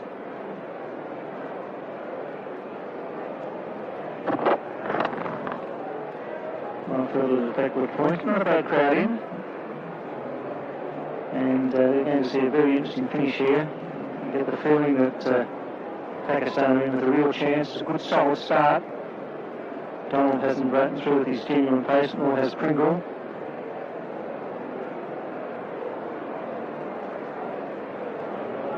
South Africa a good draw card today.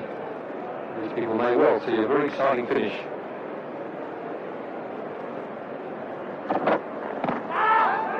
Too high.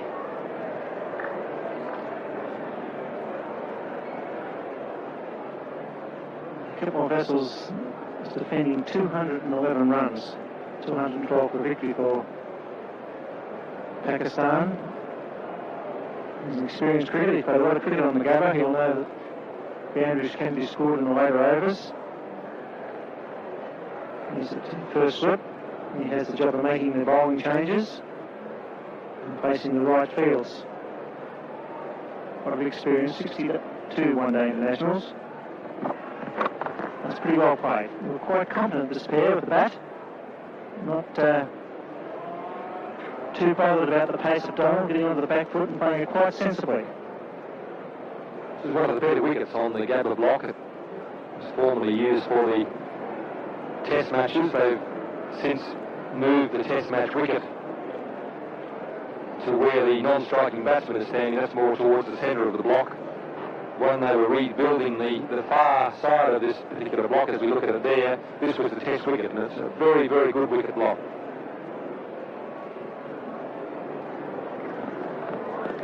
Nice outswing and well played. I was talking to Kepler this morning, recognising that this wicket was a good wicket. The size of the Gabba, he felt that 220 to 230 was a score that he would like to have on the board to defend. He was a little bit frustrated and worried about the middle of the innings when I was talking to him. Wondered if he's going to get enough runs. 211. Total of 212. He was just a bit concerned about. He also recognised that the strength of the South African side is in their pace bowling. Quite a good seam attack.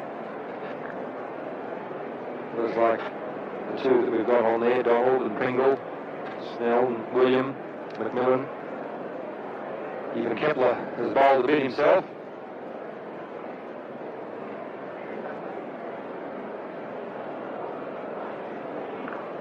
It's great to see the South Africans on the scoreboard here at the Gabba once again. Maiden over, a good run from Donald. Number 20.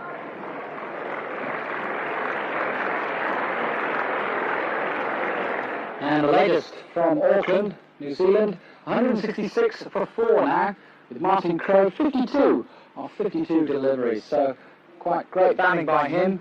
So well done to him and great batch. Really moving on that New Zealand score. They're playing very well against the West Indies. We'll keep you updated with that as it progresses. Let's go back now to Brisbane for the 8th. James Rydell of Redhead Play to the UVA on the play. Welcome back to the Gabba. It's no wicket for 20. Pringle continues.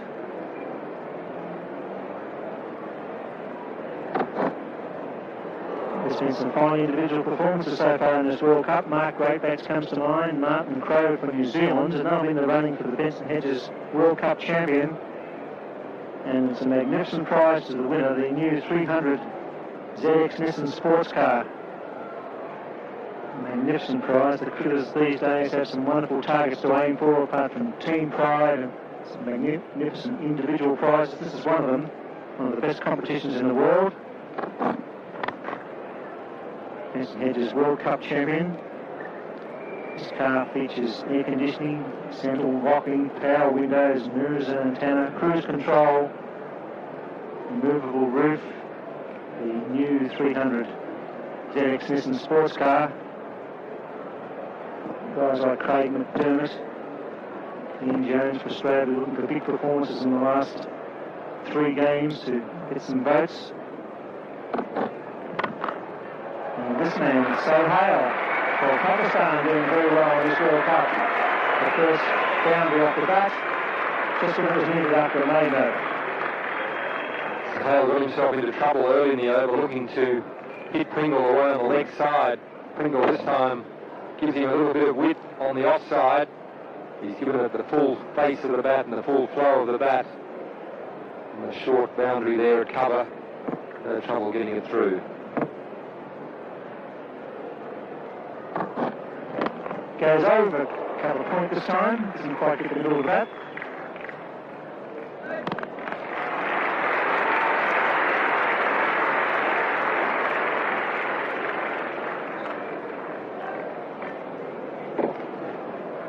Too much width again here from Eric Pringle. Sohail goes over the top with an open face of the bat.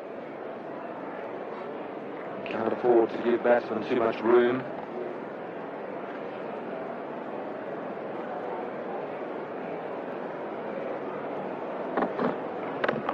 Imran Khan won the toss earlier today, since South Africa into bat. And they out Peter Kirsten, their main striker so far in the World Cup, with a calf injury. Hudson did very well. I thought he played superbly for 54. And it was a steady innings rather than a brilliant one. The tail wag, Milner, I thought, coming in at a vital stage at 33 or 42 was invaluable. At the end, they were 7 for 211 after 50 overs. And one of the worst fielding performances we've seen in the World Cup from Pakistan. They fumbled and mumbled their way around, but in the end contained South Africa to 211. That's no wicket for 25.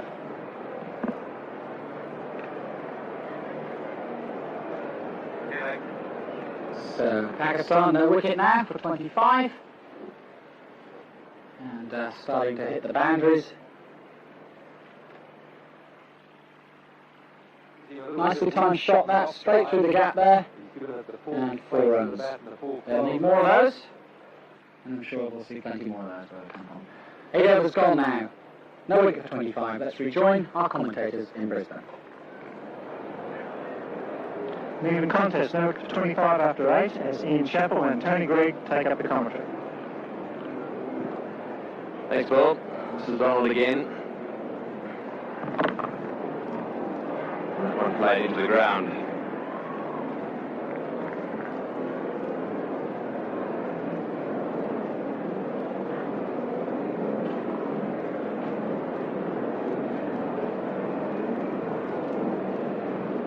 Hasn't been quite as quick today as we've seen him earlier in the competition, particularly in that match against Australia. Really did work up some pace there, and the game in Auckland against New Zealand.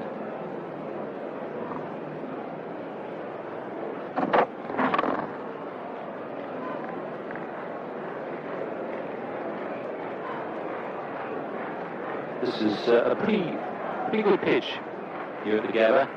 Alan Donald banging that one in short, not all that short, but I think he was expecting it to lift a little more sharply than what it did.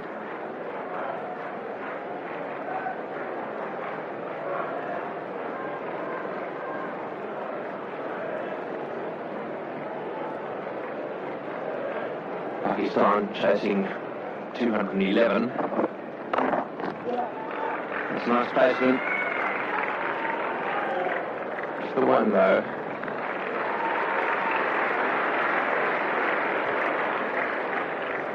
His Pakistan out cricket is not brilliant. The fielding was, well, it reached the point of being horrible in the end.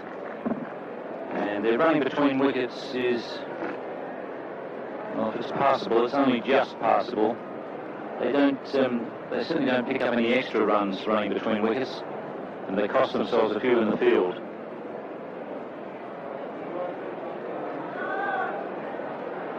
So certainly must job at Miandad. Just over the top. Hudson the man. And into the fence it goes. Hudson no chance of getting to that one. Right off the middle of the bat. That's his first boundary. Yes, that was nicely timed. Ball was there for the taking, but you do have to make sure you get the elevation. It's amazing how many times batsmen will get caught in the early overs by that man just behind square leg, lurking on the edge of the circle. But he got the elevation there with some good timing. It's a very helpful boundary.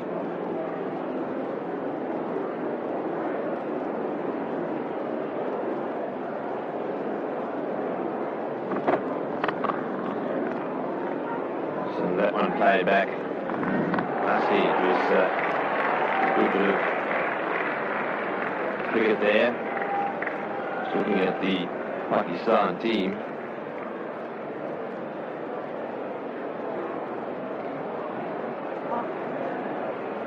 Their lineup, Sohail Fazal out there at the moment, then Al Haq down to come in at 3.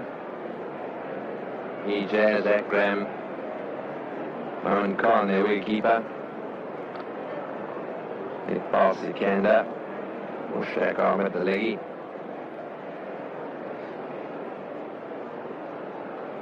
Keep job there.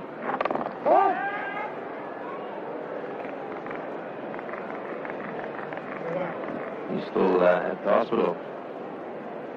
It's no wicket for 31.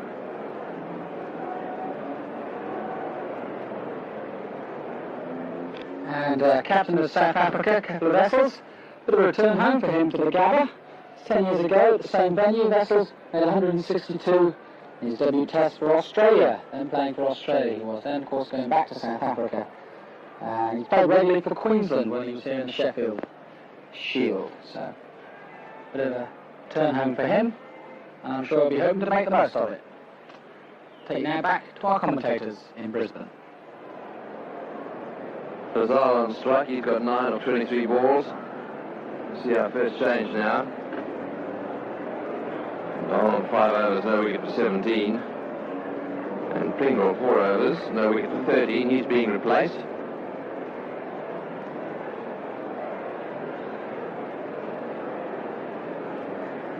Richard Snell.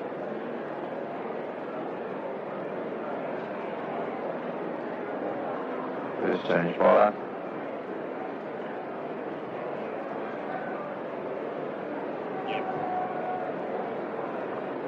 Yes, they've got a pretty good pace attack. South Africa, they've just let themselves down with a few wides and no balls there, you saw. Just looking at the individual batsmen, they haven't scored all that many runs off the bat. A lot of extras given away.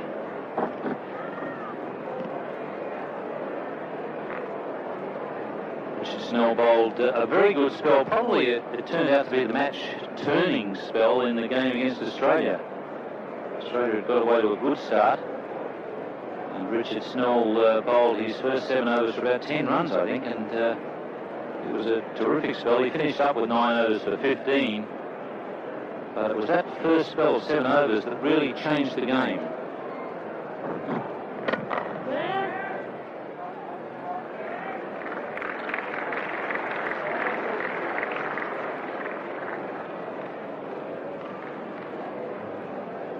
Yes, he's taken 3 wickets so far in the World Cup.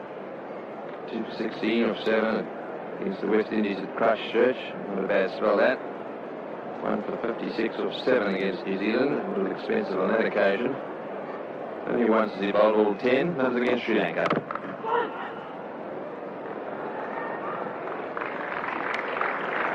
So it's much better running. Good quick call and good response from Amir Sohail.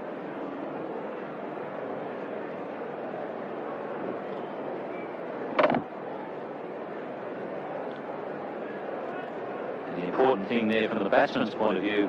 He didn't hit the ball very hard, just let it trickle off the bat. There's always an easy single there.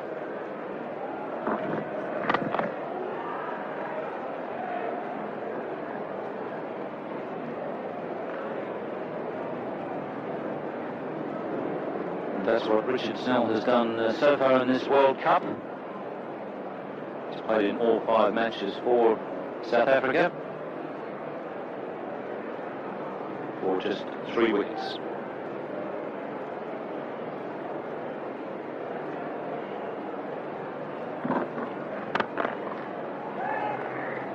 Good shot, and he put himself home as well, which is as important. He was very nearly through the field there.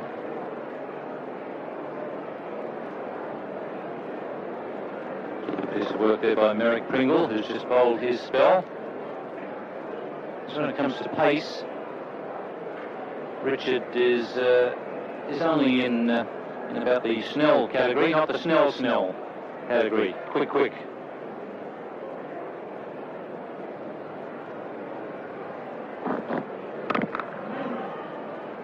That's quite a tidy start for the youngster from Transvaal.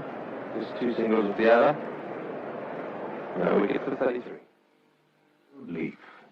For a taste alone.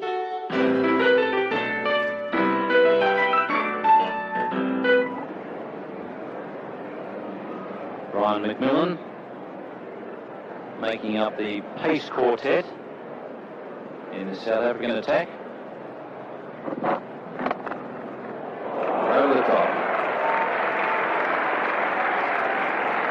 Into the second boundary. He's well up there on the list of boundary hitters in the World Cup, Amir Sohail. Once again, it's that man around the square leg umpire position that was almost in the game. You need to get a bit of elevation if you're going to flick the ball off your toes in the air. So far, the Pakistan openers have been able to clear that fieldsman.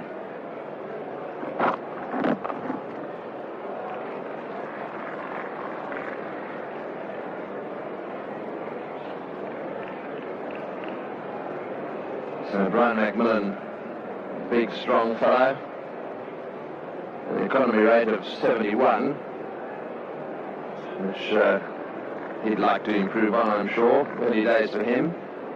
Early days for all of them, bar Kepa Wessels.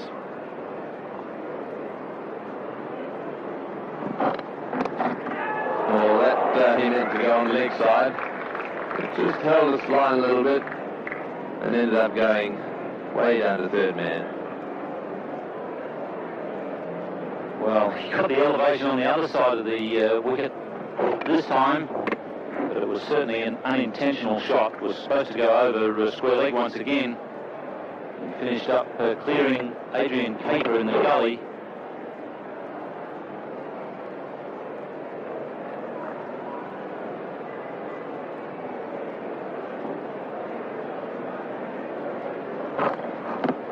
That's very wide. I'll have to re-bowl that one.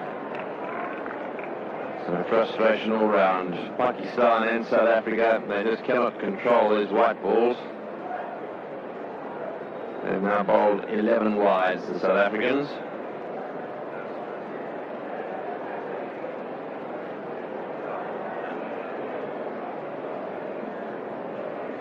Pakistan had their problems too. They bowled 9 all up.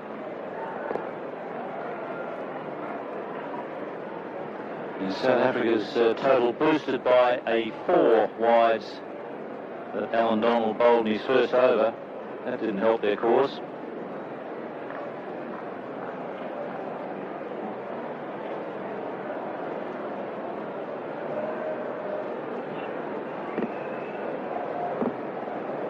So 173 runs to get here.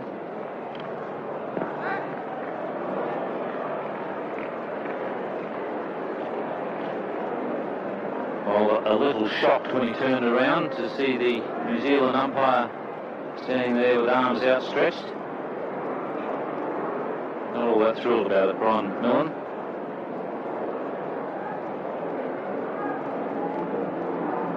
Shouldn't surprised.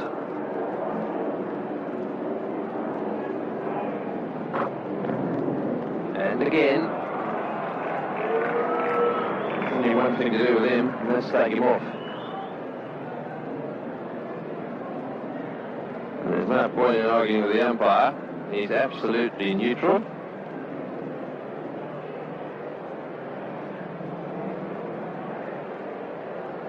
I think that distance that the umpire was showing him there was the front foot, how far behind the front line he was.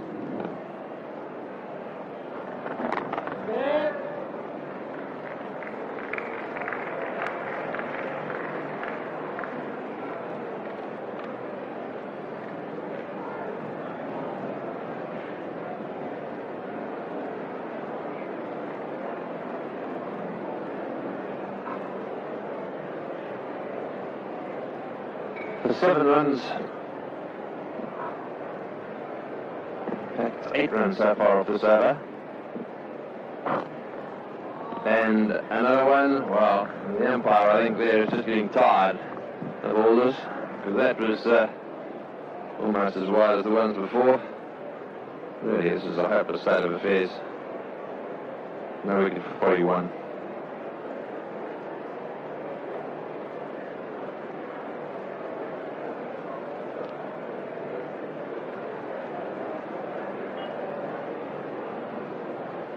Well, a hopeless state of affairs is how it was just described, and really South Africa have got to get their act together in their bowling. They're letting themselves down, really.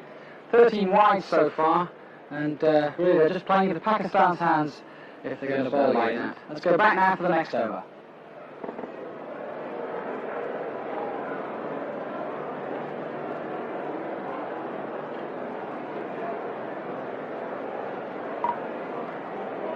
Pakistan.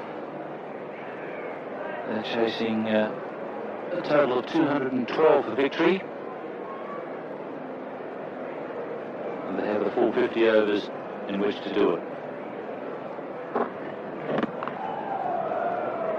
Another fine leg, and I'll get 2 here, or less than for 1. 2.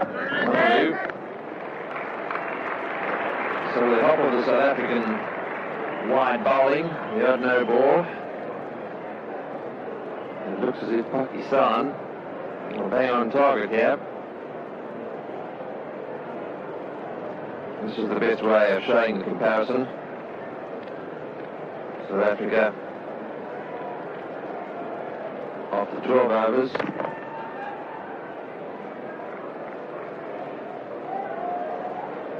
almost bang on level.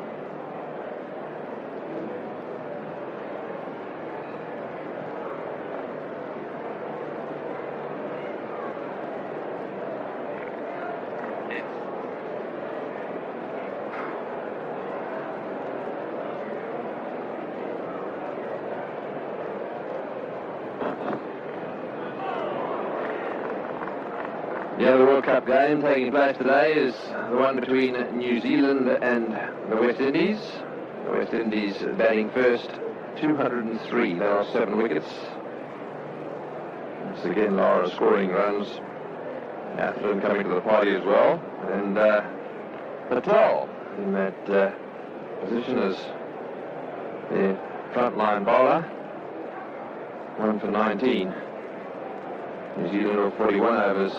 174.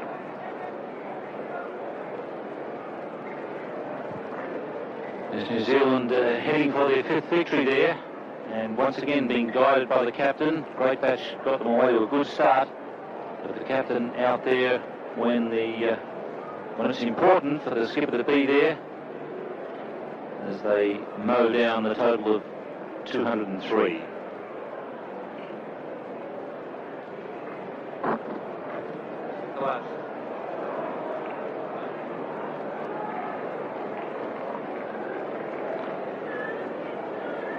Wessels is alongside his keeper. That first slip there, he'd be very frustrated with all this.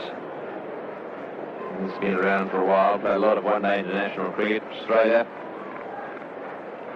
All these wides, making it easy for the opposition, would really be frustrating him. Lose 2 of that over, no wicket for 43.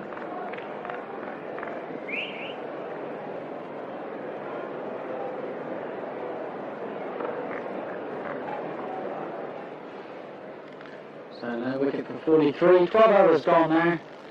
And, of course, 15 overs, the field restrictions lifted. Pakistan 43 for no wicket.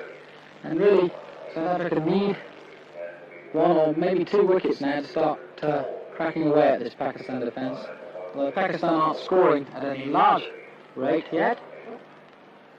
We shall see as it progresses. Let's go back now to Brisbane and pick up the commentators. 12 overs have been bowled. Sohail and Fazal doing their stuff out there at the moment for Pakistan. 43 this partnership is worth. 16 sundries. 14 of them were wides.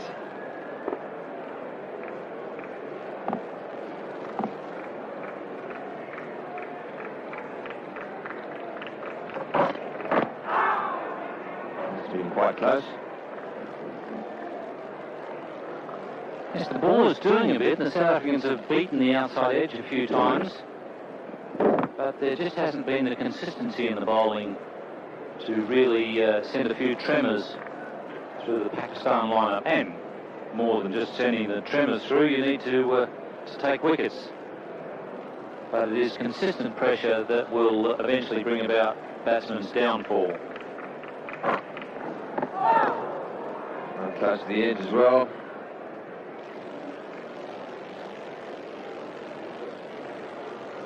That's what's been happening. Batsmen have been playing and missing a bit, and then there'll be the odd wide, then a boundary comes along or a couple of runs, and the pressure is off.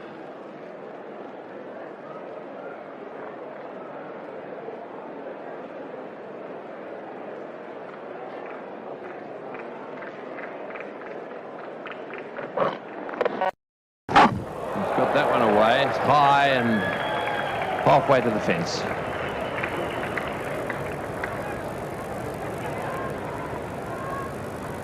So well run 3. It's just slightly top edge, I think, there. That shot from Amir Sohail. Not quite getting it off the middle. If he had got it off the middle, it probably would have cleared the fence. And perhaps the ball getting on him a little quicker than what he expected.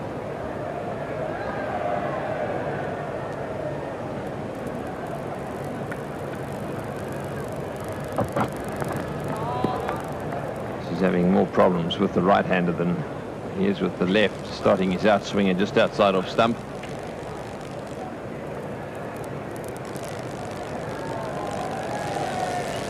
He's only bowling his second over. He's none for 11. Those are the opening partnerships for Pakistan during this World Cup.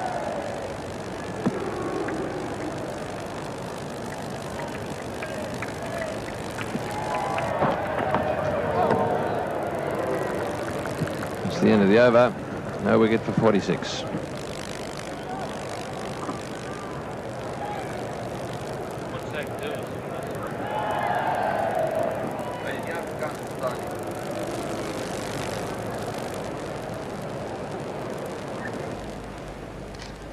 And if we can take a look at now at one of those replays.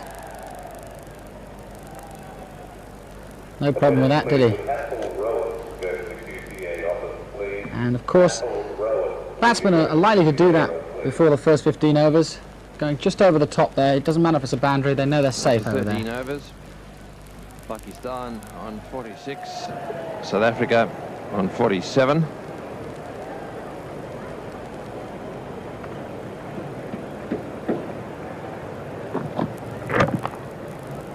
Richard Snell.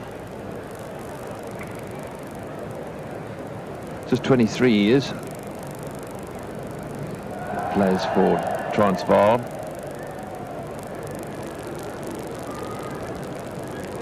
Made his World Cup debut against Australia at the Sydney Cricket Ground. On an occasion that would have been for him. That match he bowled 9 overs. One maiden, no wicket for 15.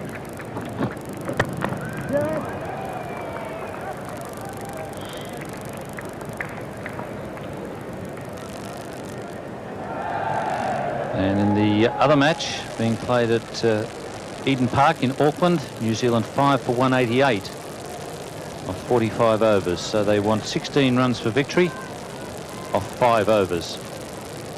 And they still have their skipper there. Could have got some really good odds on New Zealand winning so many consecutive matches. 5 in a row. I don't think there'd even be one New Zealander who would have had that bet.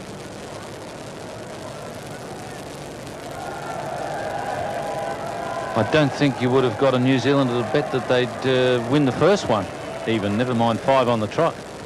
That was the most amazing state of affairs, that first match.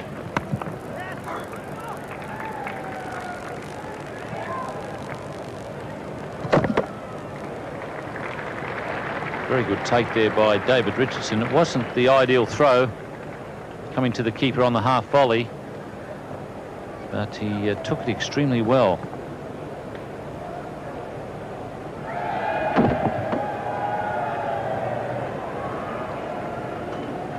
That's very well done there. It can be very difficult, especially in that area around the stumps.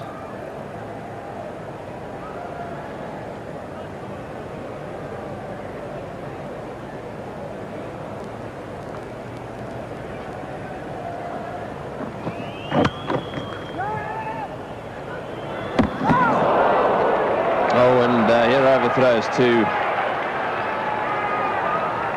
We'll have to settle for just 2 there. That's the 50 partnership. 84 balls for the 50 partnership. Well, the fieldsman, Adrian Caper, did the right thing in firing at the stumps, because there was a good chance he was going to get a run out if he'd hit. Unfortunately, fielders weren't backing up in the correct position. Hold him. Well, what a shot that was. Everything going along beautifully for Pakistan. That was pitched around about middle stump, and he tried to hoik it away down towards square leg.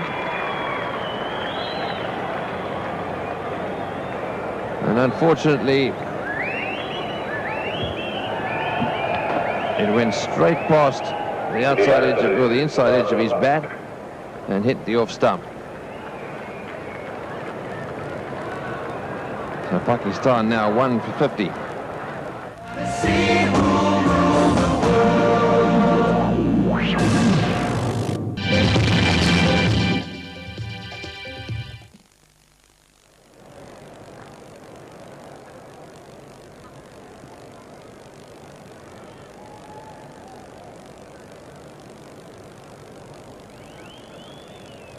The right-handed batsman.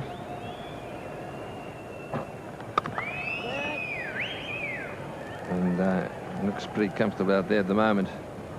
Take up commentary now. It's going to be Richie Benaud, and with him, Clive Bryce.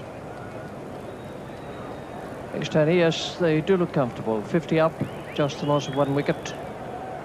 15 overs. It's no extraordinary striking rate at the moment. But this is the wicket South Africa so desperately needed. A very odd stroke, considering they were going along in pretty good style, but it's the one South Africa wanted. And that's the second one they wanted. It's rather an awkward catch momentarily for the keeper, and here's Clive Bryce. Yes, Richie, a change of commentary and change of wicket, and South Africa's fortunes out there. Yeah, Brian McMillan gets the outside edge. Richardson takes it extremely low down, and suddenly Pakistan have now got 2 batsmen that have got to get off the mark at the crease. That was an ideal situation. 2 for 50.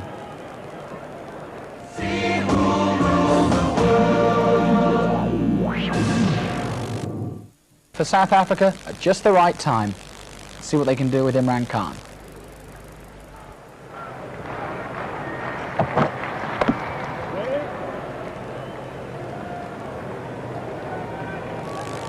Imran Khan is the new batsman for Pakistan. He's promoted himself to number 4. Needs some leadership out there. He was livid with some of the fielding. I'm not surprised.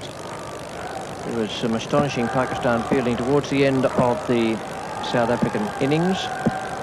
Imran was doing a bit of muttering to himself out there, and quite possibly into the shell likes of some of his players as well.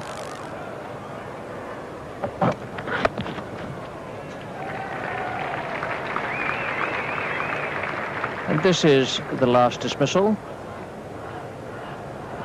Millen, the bowler. Quite a sharp catch by Richardson, the keeper. Outside edge. It's taken. It's remarkable, isn't it, Clive? You're out of cricket for 20 years, but never forget the language.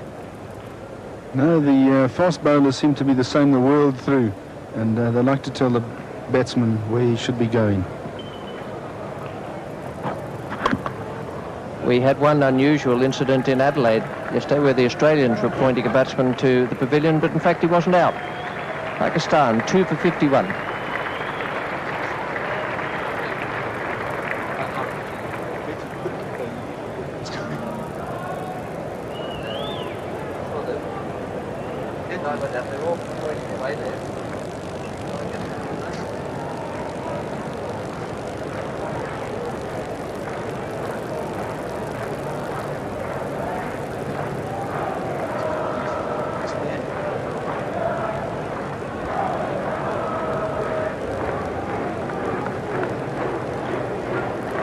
Imran has won.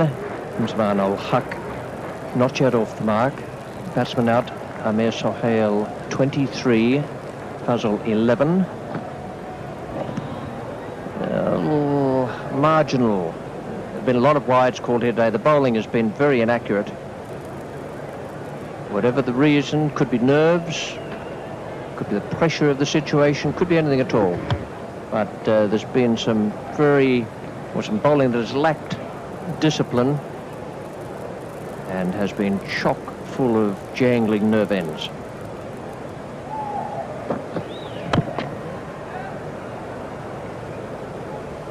Yes, Richard Snell has been South Africa's most accurate bowler, and it's quite important that he comes on and just tries to attack the batsman.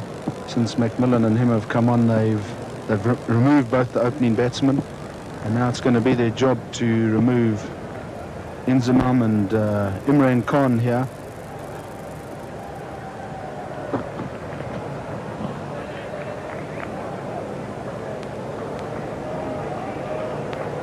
The skipper can't work it out. Wasim Akram was called for bowling wides that were spearing towards where the slip would have been. All of a sudden the captain can't get one. Yes, I'm sure the umpires are now getting into two minds as to what is a what and what isn't, because suddenly been bowled in that direction.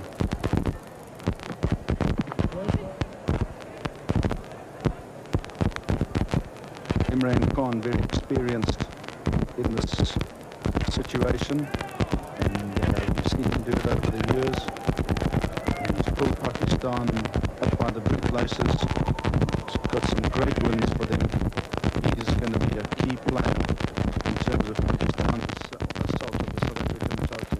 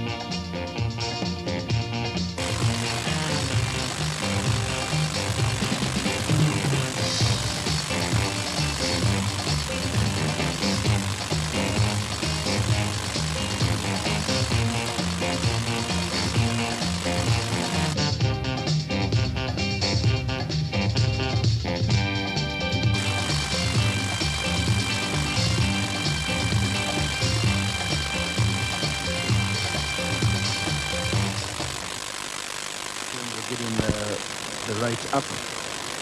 Only Andrew Hudson and Mark Rushmere had made any impression, certainly on the scorecard here. The rest of them all in single figures. Cronje and McMillan put on 61 in 76 balls, so that was vital to South Africa's chances.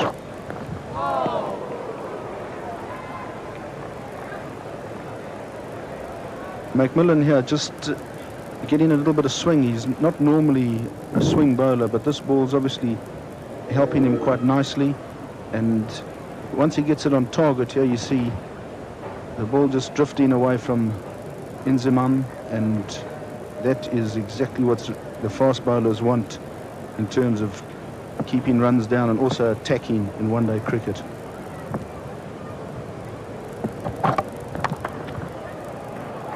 It's nicely placed. Inzamam-ul-Haq, the striker. There's 2 to him.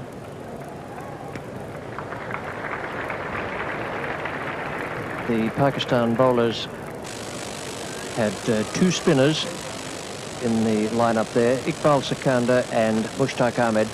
2 leg spinners, very unusual to see. Good to see 2 leg spinners in Test match cricket. Limited overs format, it's unusual, and they did a terrific job with the fraternity.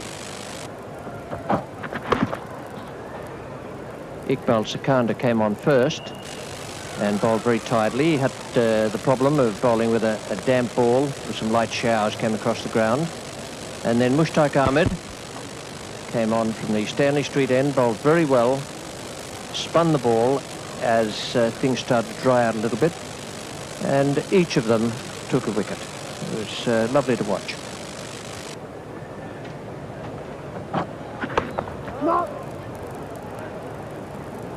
It's 2 for 55.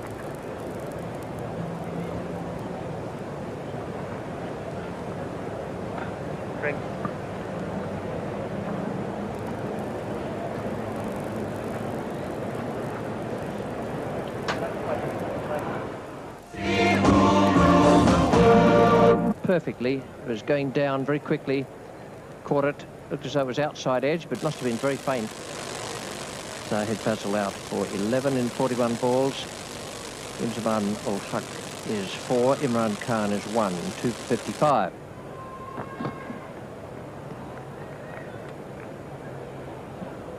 Well, it's a long, hard look, I tell you. And I'm not surprised. Yes, Richard Snell's flirting with the umpire's arms going up there. It's certainly, in a lot of the games, would have been indicated wide. And I think the umpire's not too sure as to whether he must give it or mustn't, otherwise it'll last a long time, this game.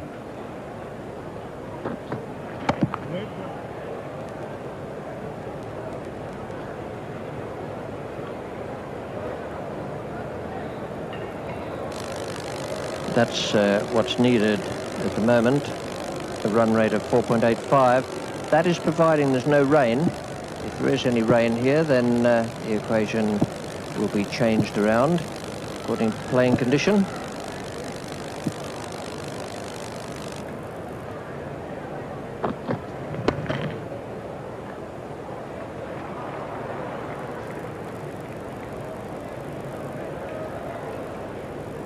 And we had some showers here earlier in the day. Although the sun is out at the Gabba at the moment, away to the east or southeast, there is a very, very dark patch of cloud.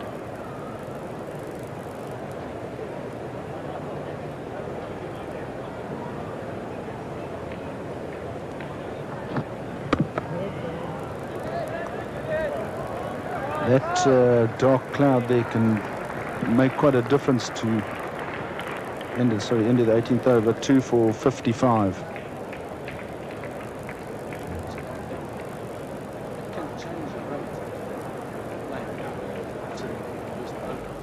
So Imran Khan there having a quick chat with his fellow batsman, and of course he's one of 2 players in this World Cup who played in all 5 World Cups, and his one-day international record is of 167 matches, 3,524 runs. So if Pakistan need anybody to get runs, Imran Khan's the man. Let's hope that rain stays off. as we go back now to Brisbane for the next over. Brian McMillan is the bowler. Zaman Haq taking strike, so there's not much in it there. 18.1 overs gone, 2 for 55 against 1 for 61.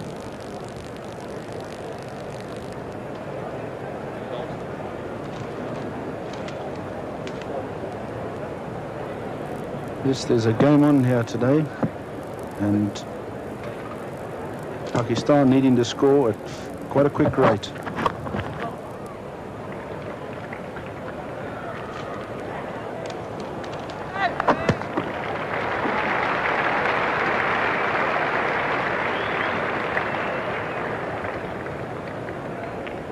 .212 is the figure needed by Pakistan. They do need to keep an eye on the weather. They're just moving along quite gently at the moment.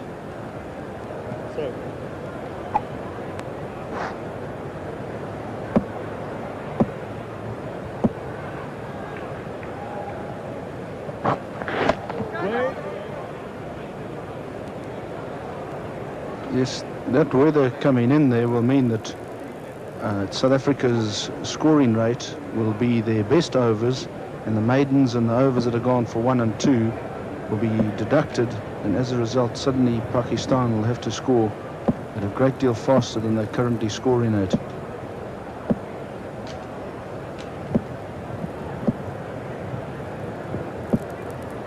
South Africa not going to hurry it. I'm sure they'll take their time over it. So if it does become rain affected, it works for them.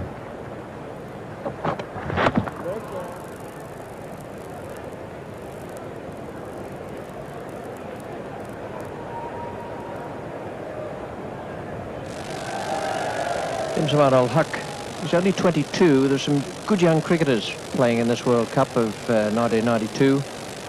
He's played only 12 matches. He's done pretty well. He averages 45, and his strike rate is okay for someone who bats up the top of the order. He's been opening, in fact. He's on just around 77 runs per 100 balls. Well, they've got that one.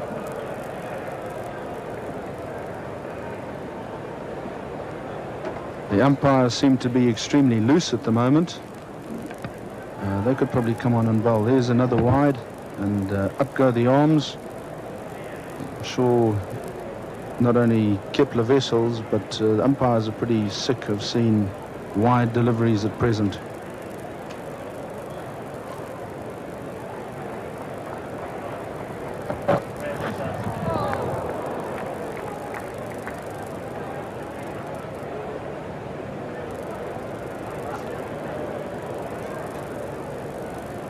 Both of them, Brian McMillan and Imran Khan, both fast bowlers, appreciate that delivery. And a wry smile after they've played and missed from both Imran and Brian McMillan, and Imran acknowledges that good delivery. There's the wry smile.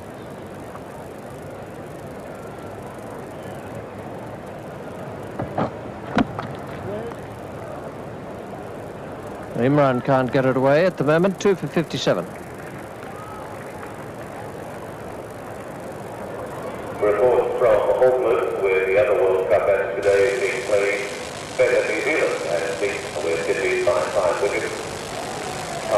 And the final result of the game from Auckland, New Zealand winning that quite easily, really, 48 overs, and that gives them a place in the semi-final, guarantees them a place. They're top of the table with 10 points, and they've won 5 out of the 5 games they've played, so well done to them. Let's go back to Brisbane now, where hopefully rain will be keeping off, and we'll go back to our commentators now for the 20th over.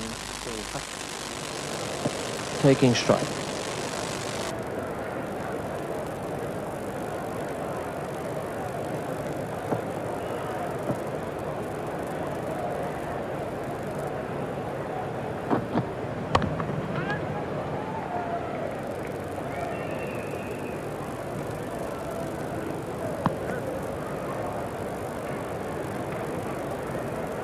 Yes, Richard Snell has to keep it very tight here for South Africa.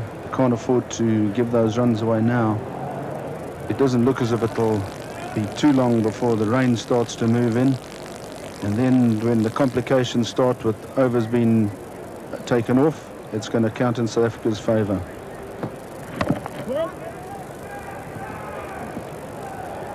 The other World Cup match being played today was between New Zealand and West Indies at Eden Park, Auckland.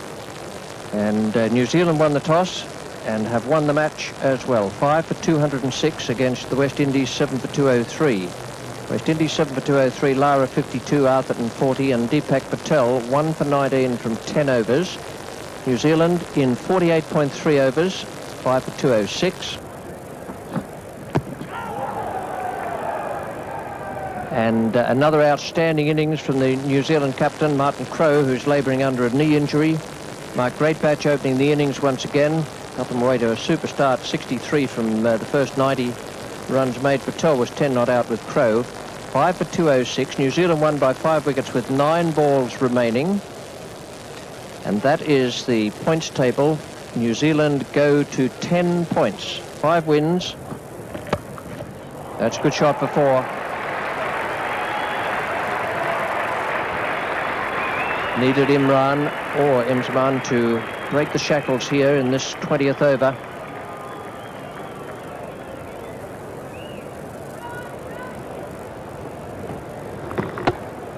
Yes, Richard Snell dropping it short there to Imran, and that's no place to bowl to Imi. He's very competent at hitting it backward of point, as are most top order batsmen, and he cashed in there. That's a beautiful stroke. I think Imran has cast an eye to the heavens, seeing that the rain is about to come, needs to get what he can, because that formula will change with the reduced number of overs. Yes, Imran on the full attack here now. Kepler Wessels still retaining the slip. He's in a little bit in the middle. He doesn't know whether to remove it, but mid-off's back on the boundary now. And maybe the slip should come out.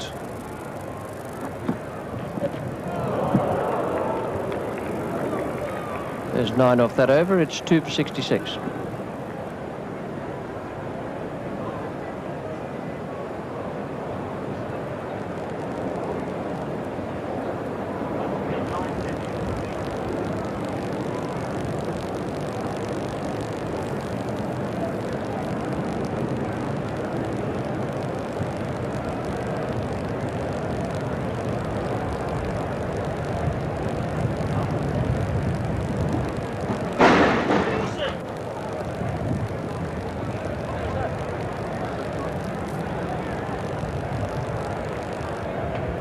It's 20 overs, 2 for 66 Pakistan.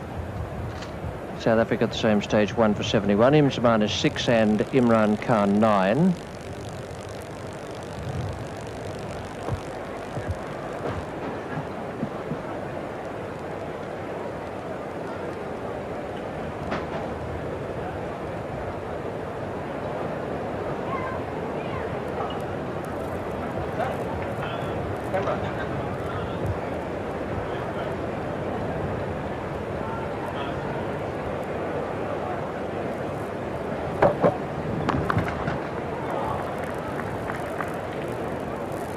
Adrian Caper from the Stanley Street end. He's got a job here of really keeping it tight, and with the rain coming here, it might be a strange decision of Kepler's that he hasn't got a frontline bowler bowling.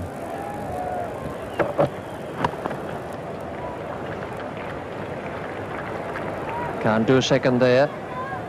This small ground makes it difficult to run quick twos. Now the rain is just starting here. The breeze has increased in force. Just a reminder that already today New Zealand have defeated the West Indies to make it 5 out of 5.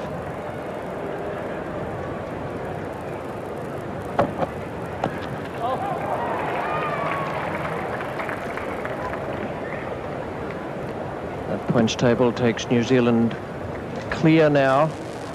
They've played 5. England have a game in hand. They have 7 points.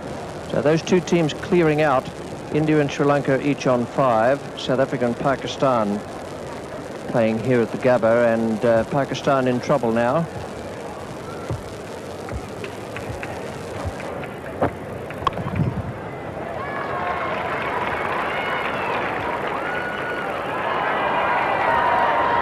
There's the fumble, and they'll come back for the 2. With that game in Eden Park, Auckland, it's the second time New Zealand have beaten West Indies in a limited overs international, and the first time they've ever beaten them in the World Cup. And it's quite rare for teams to win 5 games in succession.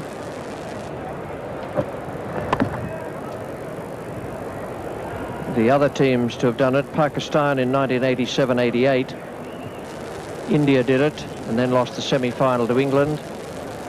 New Zealand have now done it. West Indies did way back in 1975, and West Indies 6 times in 1983. They won all their games and then lost the final to India.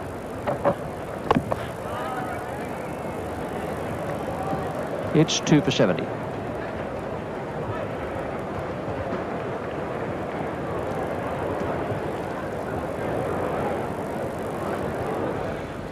So 2 for 70, and Imran Khan should have a lot on his mind if this rain does approach, and the game should be rained off at all. Of course, it'll be reduced overs, and it'll be the all-important run rate for Pakistan, which at the moment will give South Africa the advantage at this point. So they're all hoping that the rain will stay off and we can get the full 50 overs in. Let's go back now for the 22nd over. Weather forecast for the Gabba. Early on was a shower in the morning, and then fine, but it is very murky here at the moment, I can tell you.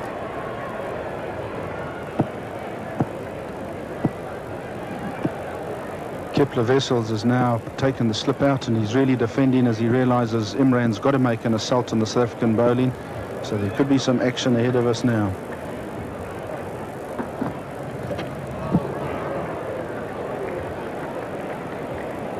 So he's just got 4 men in the circle, and he's got men posted on the boundary as the rain is heading into this cricket match. And I think Imran will be trying to make up for all these overs that he might have to score off a little bit later when the rain stops.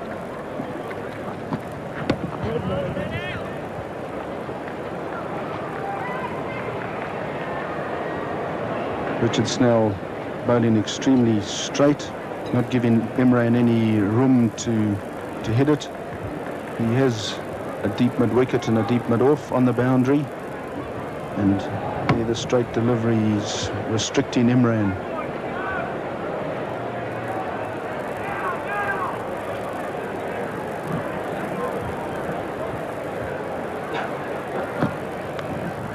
And he got 4 for that. As the rain starts to, well, I won't say belt down, but it's only seconds away from belting down. And I reckon they'll come off. It's coming down very heavily. Imran is saying that he's quite happy to stay out there. Covers are coming on. The umpire's not coming off at the moment. Umpires are still conferring. Imran is ready to continue. Let's get going. The ground staff not quite sure what to make of Imran, I don't think. I know that that's the way to treat a prince, to be putting down the covers without asking his permission. Seems to be a lot of confusion out here. The ground staff looks as if they're coming out to remove Imran with a tow rope on the back of the tractor. They put down the covers, and they've been told now they've got to go off the field, and we're certainly struggling to see them through the commentators, the windows here. The television seems to be the clearest. Steve Buckner has been through all this before. He's an experienced West Indian umpire, where you get all sorts of tropical downpours. He's a FIFA referee. play through the rain in any conditions in international football.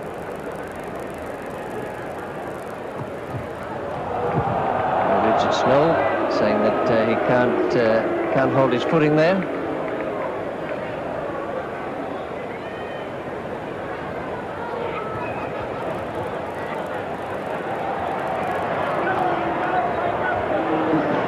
Now they're coming off. The conditions are ridiculous, and only things the pitch will get wet.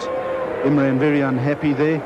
He realizes the situation Pakistan are in, and he's very reluctant to be coming off the field. Indeed he is. He put South Africa into bat and took the risk of the rain coming. Under the playing condition that existed in Australia until the FAI Insurance Cup this year and the Benson Hedges World Series Cup, the situation was that the side batting second had the game handed to it on a plate. But that's not the case now. In fact, when a storm hits Brisbane, as is happening now, it may well be that you won't get any more play. There have been occasions in test matches up here, 1946-7, 1950-51, which is the last time there were uncovered pitches in Australia, where you had inches of hail covering the ground after a tropical storm hit. There's no hail yet, but there is some very, very heavy rain. As soon as the rain goes away, as soon as we find out how many overs and what target Pakistan has, we will let you know. And all this is coming from the southeast.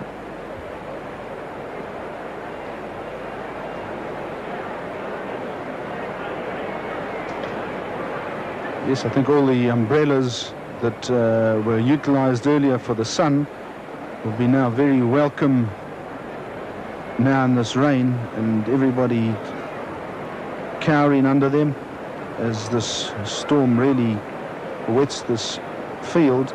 And I don't think that that's going to do the bowlers any good later on if they do come back, because now the field will be extremely wet, and trying to bowl with a wet ball makes it very difficult.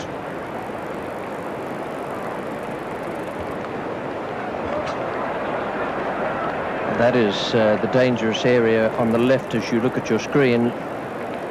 That's where one of the old pitches has been, and the rain has been getting on that. That will be very muddy, that strip of turf.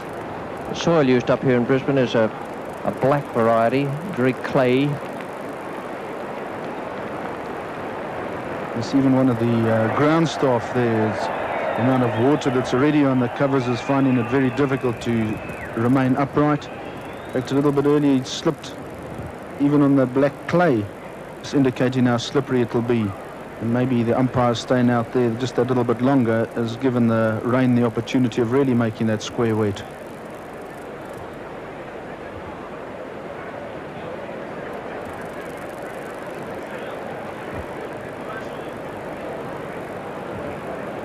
So that's the way it is. Pakistan 2 for 74, needing 212 to win. There'll be a revised target for them now.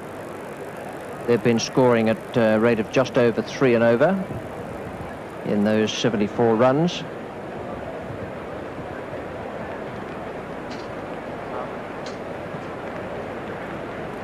Amir Sohail was out for 23. Wicket, which he'll certainly favour if the ball lands short of a length, so Richard Snell's got to be careful. Takes a single down to the deepish mid-on. The target is 194, 36 overs to be bowled. One ball remaining in this over. Inzamam ul-Haq, the batsman supporting Imran Khan, so Pakistan still with a chance, a rough chance. The weather intervened here at the Gabba. That's the situation. Not impossible by any means. The key figure for Pakistan is the 8 wickets in hand.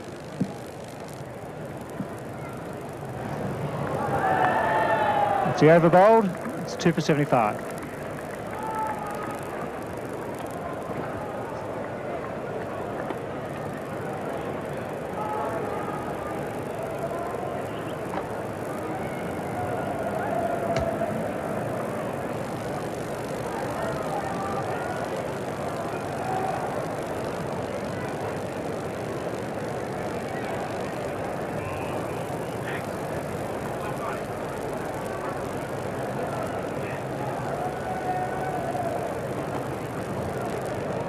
Welcome back to the Gabba.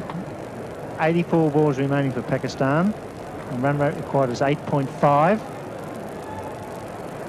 Imran Khan, the Pakistan captain, on strike with 15. Need to put bat on every delivery and run singles, find the boundaries. Adrian Caper coming into the attack from the Stanley Street end. Gets charged by him, but he doesn't go through with the shot. Imran Khan here with years of experience certainly won't panic, but he'll be looking for a lot of boundaries. Yes, Imran here needs to play himself in. Now he's really coming down the wicket to Adrian Caper, indicating that he's really going to make an assault on him. But with the pitch getting a little bit wet, I think that might be to the bowler's favour. Well, bowled a slow delivery. Well, if it did get any moisture on the Clive, the ball should come straight through. It should skid through pretty straight. It shouldn't be much deviation. Maybe a problem for the bowler when the ball goes in the outfield. We see Adrian there drying out this white ball. It's fortunate for Pakistan, I feel, that the grad around Imran Khan's there to control the innings if possible for Pakistan.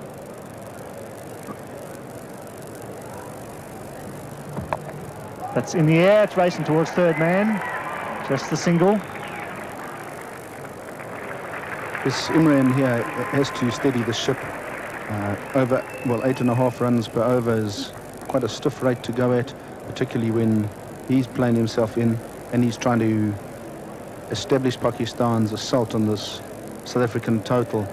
But here we have Kepler Wessels getting rid of the fifth seamer at this stage. It's nicely chipped away into the gap. They must look for two. It's very hard running between the wickets here. They come back to the two. That's good running. He's struggling, Imran, but he's home.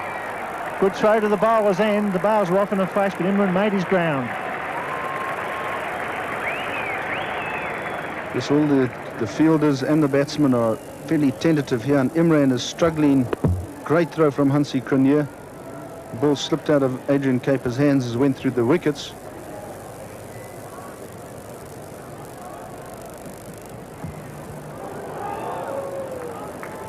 Umpires will be looking for the widest deliveries here.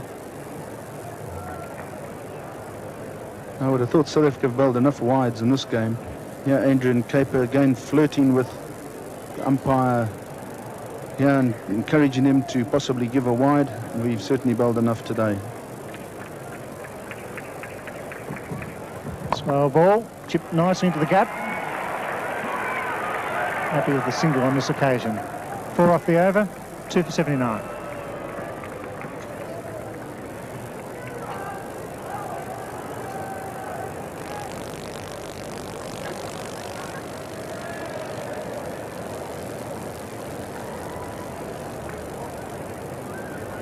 So clearly Pakistan have a lot of work to do here, and I think Imran Khan will start trying to find the boundaries, because it's not going to be easy running between the wickets either.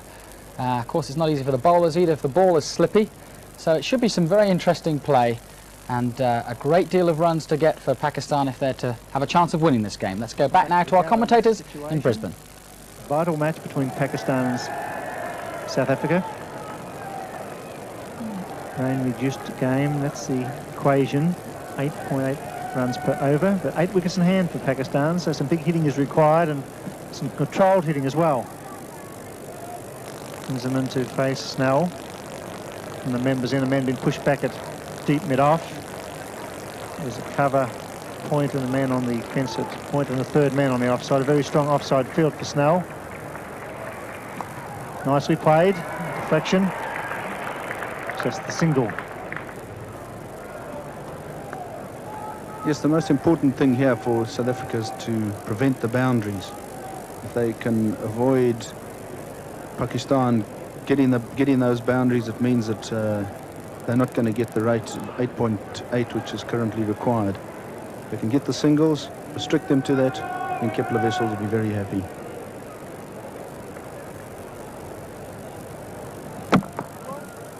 What Pakistan must do is score at least to run a ball and then get the boundaries. They can't need any dot balls at this stage. They can't have any scoreless shots. They must work the ball into the gaps, and Imran will be looking at that.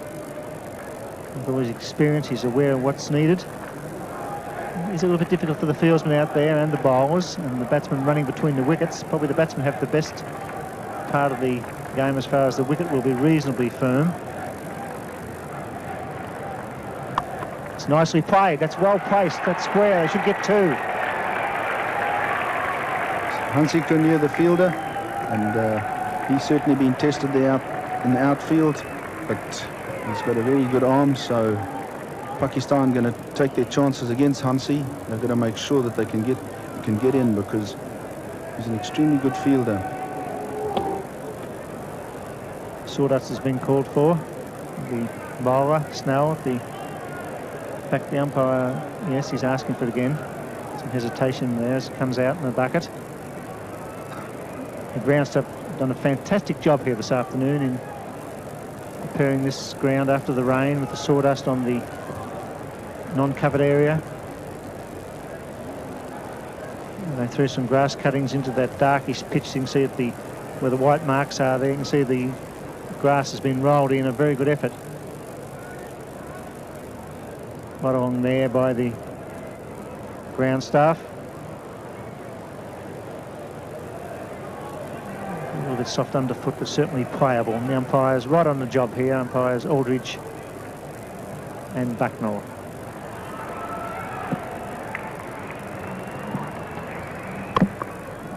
Looks for 1, sent back by Imran Khan. That's not Mustak, he's just put a dry shirt on, Inzaman.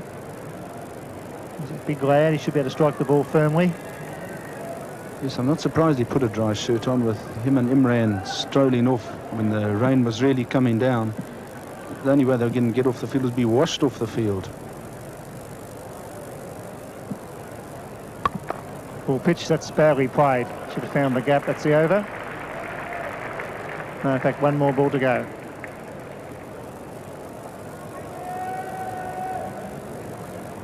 Yes, those full tosses, the batsmen have to really get hold of and place them in the gap. They can't miss out on those, but sometimes a low full toss can be a good delivery in this cricket. Asked a question, not out. Good over from Snell, it's 2 for 83.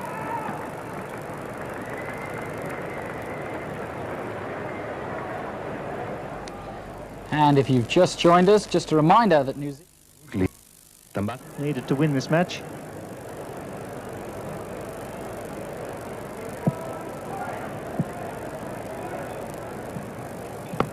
That's a beautiful shot. Chipped over the circle, misfield, and get 2. It's Mark Rushmere doing the fielding. The South African fielders have to be a bit careful here with the slippery conditions. They have to make sure they don't field like Pakistan did, where it's a bit scrappy, and here Mark Rushmere is chasing after the ball. Slippery outfield, and he overruns it, and he doesn't quite get hold of it. Foul delivery. It's quite dull here. Not good batting conditions. This Imran Khan here, this rate slowly gone out from 8.84 now 9.2. They've got to make sure that they keep up with it, otherwise it'll get out of hand, and when Donald comes back, that'll really get out of hand. Leg by. In fact, he must have hit it. Didn't call the leg by, must have been inside edge. Foolish delivery. Yeah, just hitting it through mid-wicket, and the ball swings on him. Gets a leading edge out into the covers. Jonty Rhodes does the fielding. It's beautifully struck, but well fielded. Knocked down, he concedes a run. And a superb save at short cover by McMillan. Big man, good pair of hands. He really laid into that cover drive. Yes, Brian McMillan gets a cracking drive here that he's got to try and stop. Does well to get down to it. He's a big man, was coming onto him very quickly, and you can see him really holding his hands and blowing on them to just cool them down. nicely placed. They certainly have to try for two here, but England's not prepared to take on the fieldsman. Good throw.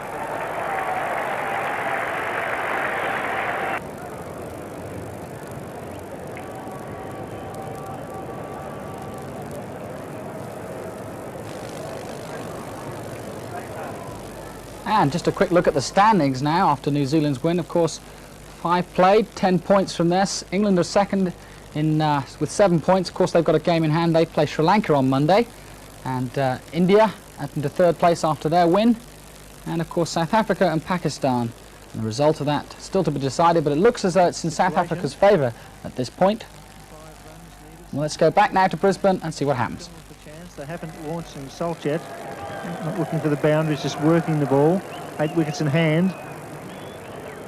Pepler Wessels, the captain of South Africa, trying to manipulate his bowlers to try and keep control and vary the attack, slow to fast bowling.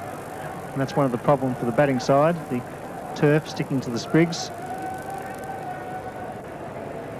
They need a blacksmith out here. Get him cleaned up there. He's certainly, a lot of the turf is now caught up in the spikes there, and it's going to make it fairly difficult for the batsmen to get those singles as they're scampering away, because if they get a whole load of turf there, then it makes it very slippery. The spikes don't work.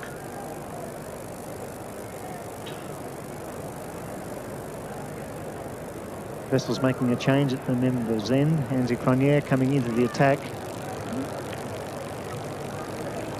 Field well spread, just the 4 inside the circle, plus the wicketkeeper and bowler.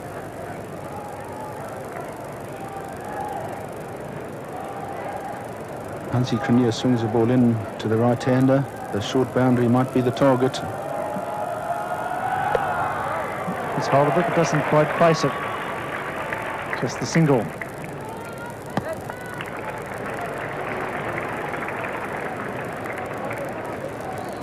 Yes, there you have the figures there.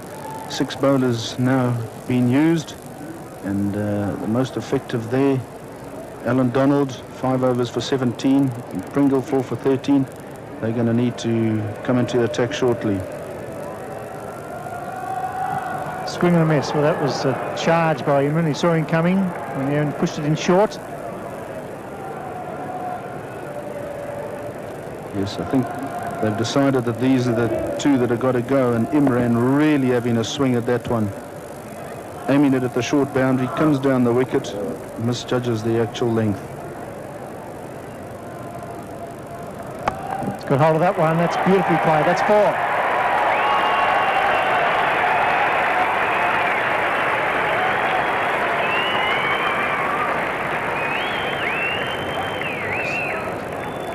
I think Kepler Wessels might have to be a bit careful here. There's Imran picking it up again, this time waiting in his crease and crashing it away over square leg. 4 runs. So they've got to be careful here that they don't get Pakistan on the road to this total and get them scoring rate up. You just wonder whether it might not possibly be the right thing to do is to put on the front line bowlers and remove their top line batters and then get them well behind. Certainly not an impossible task with 8 wickets in hand on this small Gabba ground. Umpires will watch for wide deliveries. Inman looking for the late cut. Well, pressure here for both teams. Maybe the batting side with a bit of an advantage as far as the conditions are concerned now. It's difficult to field. It won't be easy for the bowlers running up. The ball will be greasy.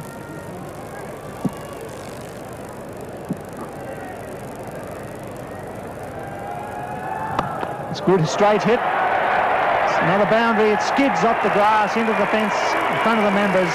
The experienced Imran Khan breaking loose just at the right time. Yes, Imran Khan getting into his swing of things here, directing it perfectly over mid-on. No field in the on the boundary there. 2 bounces straight into the balls.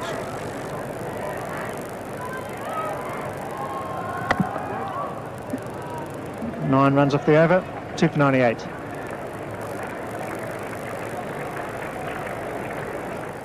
Run rate off a 6-ball over.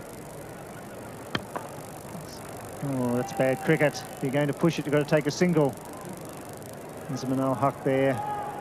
Gesture from his captain at the non-strikers end, saying, come on, lad, find the gaps. Yes, the South African fielders right out on the circle, knowing that they've got to get 2 runs. They can have a run of ball. 2 runs per ball makes it dangerous. That's got to be a wide, and it's called. It took a while, umpire Brian Aldridge, but he called it.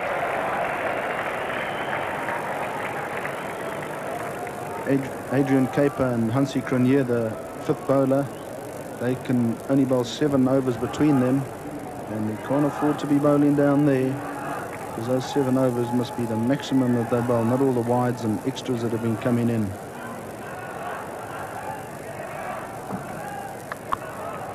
He's hit that beautifully. My word, it's a fine shot.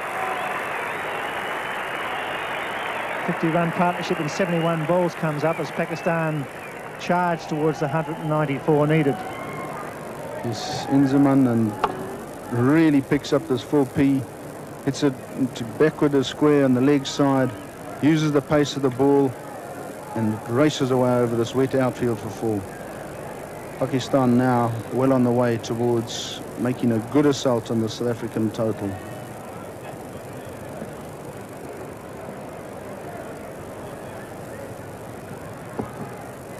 Goes again, that's 4 more. Very few sides have scored more than 7 runs and over in the final 10 to win a World Cup match, but my word, the conditions may be disfavouring Pakistan here. The bowlers just having trouble with their control of the greasy ball. It's another good shot. So I think Adrian Caper is trying to get it right up in the block hole, and it's slipping out, and in fact Inzamam came down the pitch there to him and really made that into a knee-high full P and clipped it away again. 4 runs just backward a square. 57 balls remaining. Go, he's sending back. No chance for a run out. So a dot ball in the scorebook. Inzamam hitting 2 fine boundaries. He wants to work the singles as well. He's batting in Mustak's shirt because he was drenched when that storm broke. Inzamam al-Haq. This time he chips it, dropped it. Good save.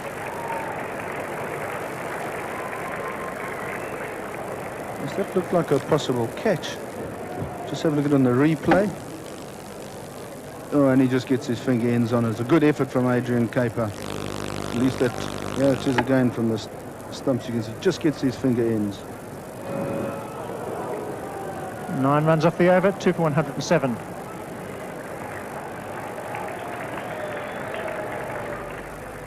So, as I say, 9 runs off that last over, and starting to hit the boundaries. That's just what they need, Pakistan. Lovely shot, that. And that was the second of 2 fine boundaries there for Pakistan. Let's go back now to the next over.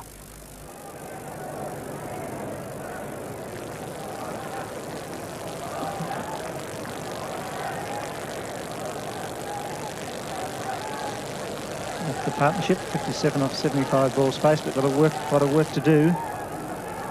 Pakistan with 8 wickets in hand. As Pringle comes back into the attack.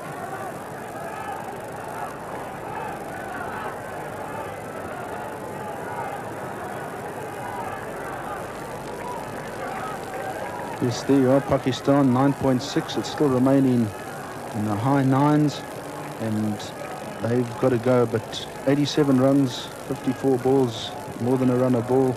It's going to be tough, but they go in the last 2 overs at 9 per over. So South Africa have got it all to do here. Salim Malik, who come in next, is a very handy hitter. Ijaz is very capable. Wasn't Akram a big hitter of the ball, so they've got a bit of depth there and some strike power as well. Oh, he's hit that superbly. Fieldsman can't get it. Superb stroke. Pakistan here, the crowd's happy. Pakistan flag going in the crowd there. And this ball just outside the off stump, and he just picks it up from outside the off and hits it brilliantly into the vacant mid-wicket area. 4 runs. There it goes again. Times it beautifully. Fast outfield. Big strong man. The run rate's still very high, but wickets in hand. It's Pringle. He sit this wide of the man at cover. Ronald's coming around, he slips and slides, knocks it down. They should come back to the third, surely. Yes, they're coming back in the mud. They're sliding everywhere. Here it comes. He's safe. It's all hustle and bustle at the Gabba.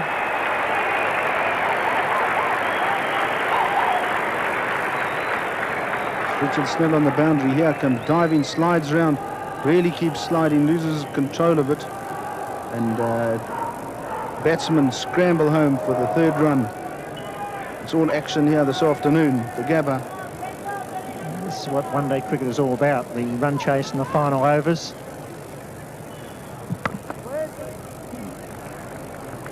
Imran not really looking for a single there, surprisingly. 8 runs off 4 balls. And there's another boundary here, Pakistan. Imran there, the captain with years of experience. Cool and a fine, talented cricketer.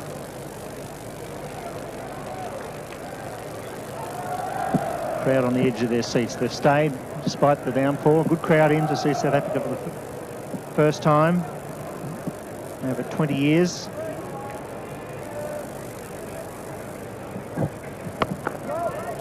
It's well bowled.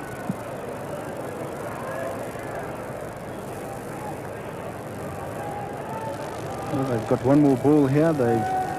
Imran has played very nicely off this over, and he's just got to pick those singles up. They get in the boundaries, and they must keep the singles coming their way if they're going to keep this rate up.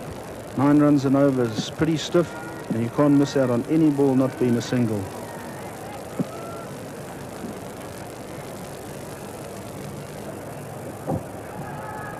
It's badly played. Didn't put bat on ball. Last 3 balls weren't scored off. It's 2 for 115.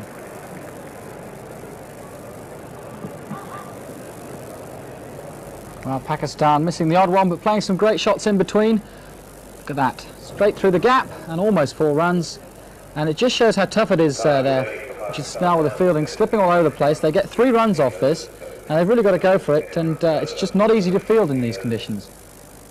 So let's go back now for the next over from Brisbane.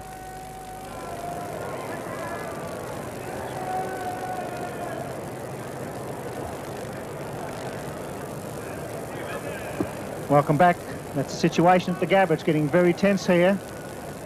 2 vital points at stake. 48 balls to be bowled as Greg and Ian Chappell take up the commentary. Thanks, Bill. Yes, that's the important 2 lines there. 79 runs from 48 balls. And they've been keeping that run rate at around about 9 and 9.5. Hasn't blown out too much, and that's the important thing for them. And at the bottom, wickets in hand. And as Bill Laurie just mentioned, some pretty talented players there. Salim Malik is a very good player. Ijaz can go a bit, and Wasim Akram is a big hitter of the ball. Oh, that's a tremendous shot. He's a nice hitter of the ball. Inzamam, and really doesn't do much, but they fly off the bat. He's a big fella, Inzamam. As you can see here, he just waits on the ball, just gives it a little uppercut, knowing full well that it will skid once it lands on the grass. He's hit it in the middle of the bat. As Ian said, very good striker of the ball. So things about even for bat and ball out in the middle. We see now that the bowler is just slipping a little. Brian McMillan has been brought into the attack, replacing Adrian Caper, and slipping there on the front foot. And that's obviously what he considers to be the reason for him banging the ball in short. So there's a bit of slipping and sliding. The batsmen have got a problem when they're running between wickets. a bit slippery. But things about even, really, in the contest. Now there's a chance here for the keeper. Third man will get there. And he's dropped it. Just in the fingertips, Richard Snell, but he couldn't hang on to it. Every chance needs to be taken here. There's a fair bit of tension in the game. Some nervous players in the dressing room from both sides. Inzamam's gone for the big hoik to leg. The keeper couldn't get there. Snell did get there, but didn't really get himself right under the ball. He got the fingers to it, and down it goes. So he won't be feeling any better for that. The pressure builds on South Africa at the moment because Pakistan have wickets in hand.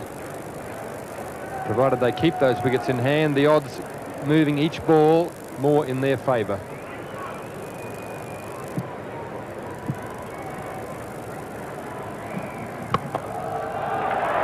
Long off. The really important man for Pakistan is Imran Khan.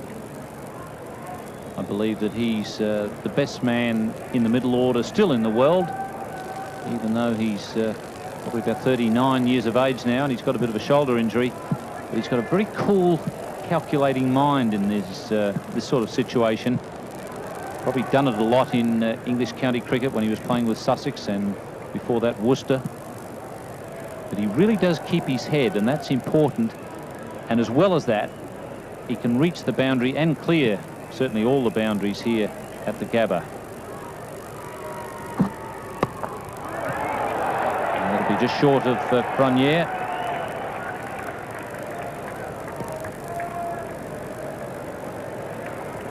It's very difficult to keep taking risks and getting away with it.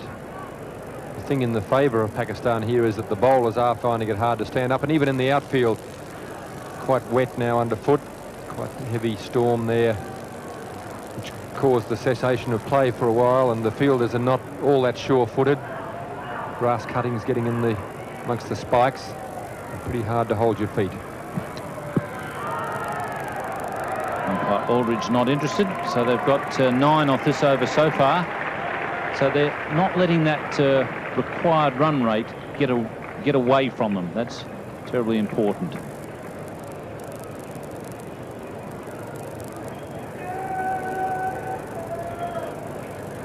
The reason why Imran is such a good player in this situation, he calculates where he can hit the ball, where he can loft it pretty safely.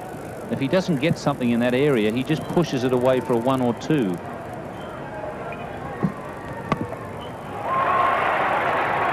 So 10 coming off that over, and Pakistan continuing at the rate they need. It's 2 for 125.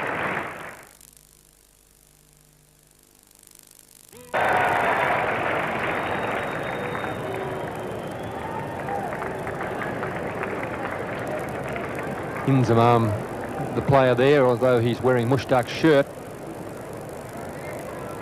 he's the one that's causing most of the damage for Pakistan. He's on 43, Imran on 33. This is a very menacing partnership building as far as South Africa is concerned, a very good partnership from the Pakistan point of view. These two have added 80 now.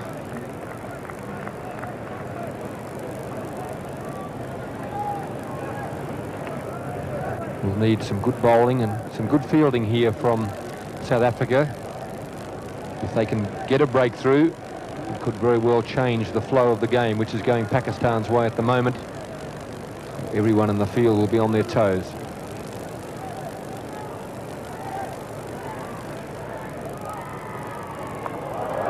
He's picked out third man.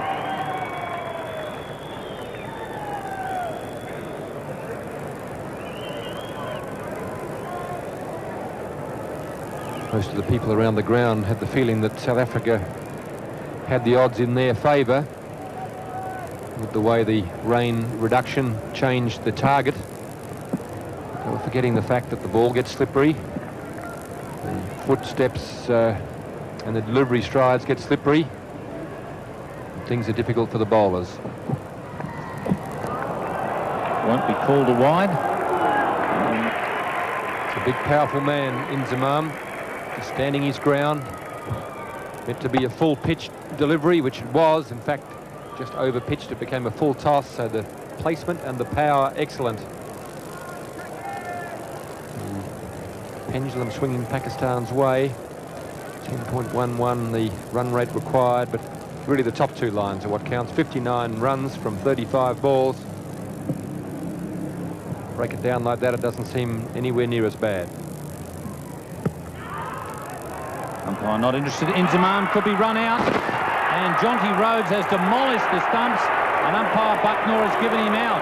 The flying leap with Pike. Well, it was going to require some brilliant fielding or some brilliant work in the field, and a better man you could not find than Jonty Rhodes. Inzamam was hit on the pad. He was looking for the single and lumbered down the wicket. Imran was never interested. Jonty Rhodes knew there was a chance, decided not to throw other than himself. He gets there first and wipes everything out. Umpire Steve Bucknor, no hesitation, and that may well be the piece of fielding that South Africa needed.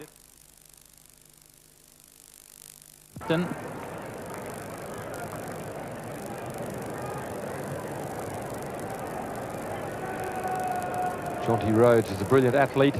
He's represented South Africa at hockey as well as cricket.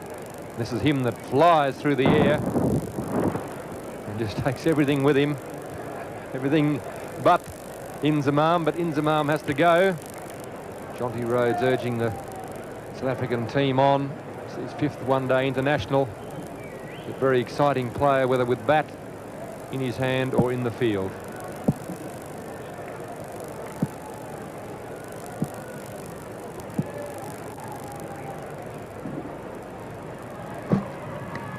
Touched and caught behind, and that's the wicket that South Africa really wanted. Imran Khan is gone, and that could well be the end of their charge. The odds were always against Pakistan in this situation, but they were bringing them back into their favour. So Jonty Rhodes turned it around, and Imran trying to hit this one into the middle of next week. He was the real danger man, Imran Khan. Brian McMillan tries to hit it at least 2 suburbs away.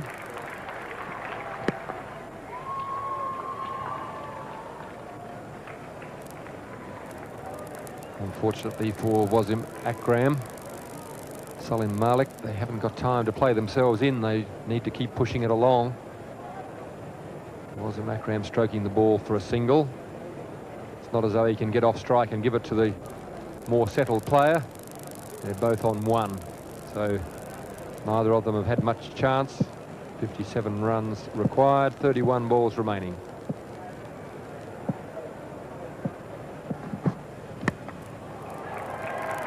Richard Snell is at third man. And that's the end of Brian McMillan's spell. Pakistan 4 for 138.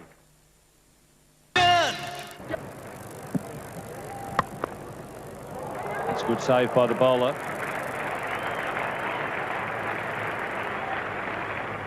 Every one of those is another nail in the coffin of Pakistan. It would have been at least one, maybe a couple. But for some brilliant work by Adrian Caper, as seen there through stump vision.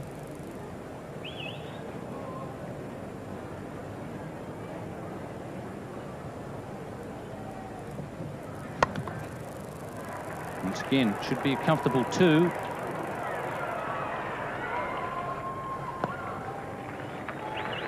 It's amazing how hard it is for a bowler to stop the batsman scoring in this situation. Really need to be as good as Wasim Akram, be able to get the Yorker, the big in-swinging Yorker in there regularly, but for most bowlers it's very hard, and with the batsman really giving it the full swing of the bat, there are a lot of gaps around, only 4 fielders in the inner circle. It's easy to stop the boundaries, but very hard to stop the 1s and 2s.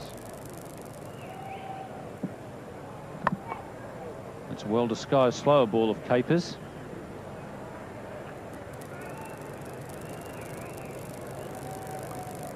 The bowler does rely very much on change of pace, and that's the slower off break from Caper. He also relies on the batsman making some mistakes and trying to hit the ball too hard or too far. So all you can do as a bowler in this situation is to try and relax as much as possible and do what you know you have to do, which is to bowl it straight and as full as possible. The more balls you can bowl that are going to hit the stumps, the less the options for the batsman. It's pretty well hit. Wazim Akram wants one, but Salim Malik, yes, that's well run. Very well run by Salim Malik. As soon as he saw the ball away from the keeper, he realised there was a chance. It's 4 for 146.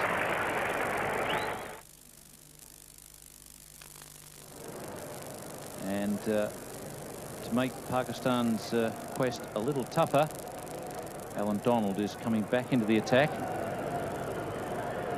He can bowl 2 more overs, which will account for those remaining at the Stanley Street end. And at the other end, it'll be 1 from either Caper or Cronje and 1 from Pringle.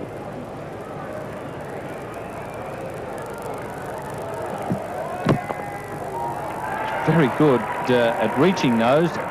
And Wazim Akram stumbling, but fortunately he just regains his feet in time to get home. Wazim Akram was always setting off for 2, but with the ground so wet and his spikes probably filled up with black soil, he spun the wheels as he went to go for the second one. It was a great effort on his part to maintain his balance and still get some sort of traction to push him off. So they were the 2 runs they needed from that ball. The thing with Alan Donald is that he's one of the quickest bowlers around. That just gives more momentum for the batsman to use. And particularly when you've got a ball that's slightly damp from the outfield, the ball tends to slide off the bat. It's very hard for the fielders to work on their normal instincts in this situation. You get a fair idea after a while when a batsman starts with his footwork which direction he's going to hit the ball. But with the ball sliding off the bat as it does in this situation, often your instincts are wrong and you can head off in the wrong direction. Oh, that's a great shot.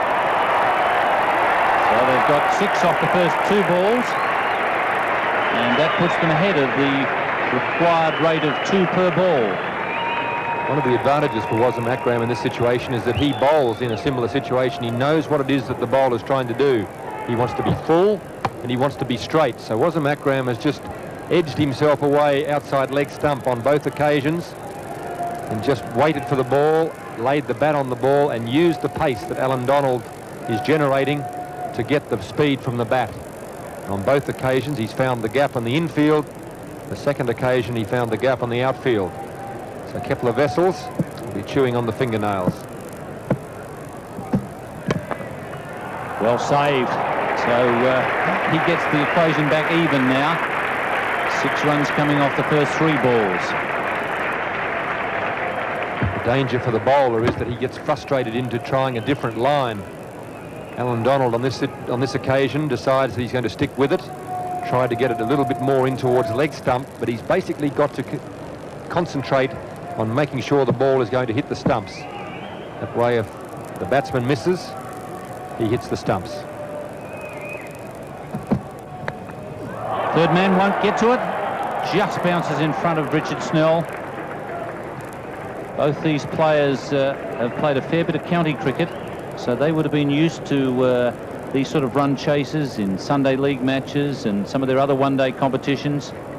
Alan Donald playing for Warwickshire and Wazim Akram playing for Lancashire.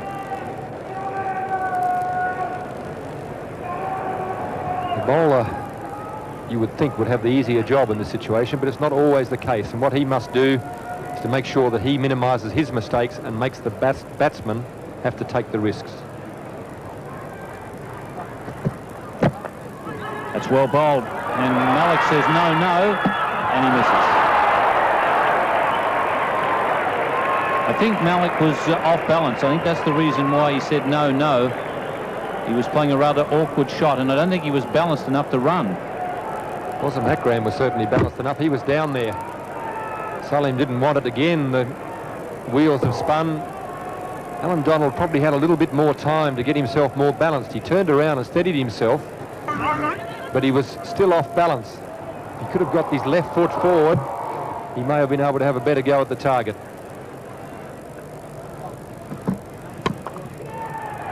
So that's a pretty good over for South Africa. He finished up in front, Alan Donald, in that little contest. It's 4 for 154.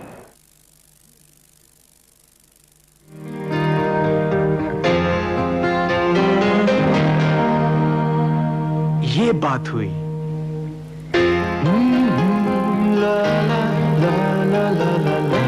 हाँ ज़हीर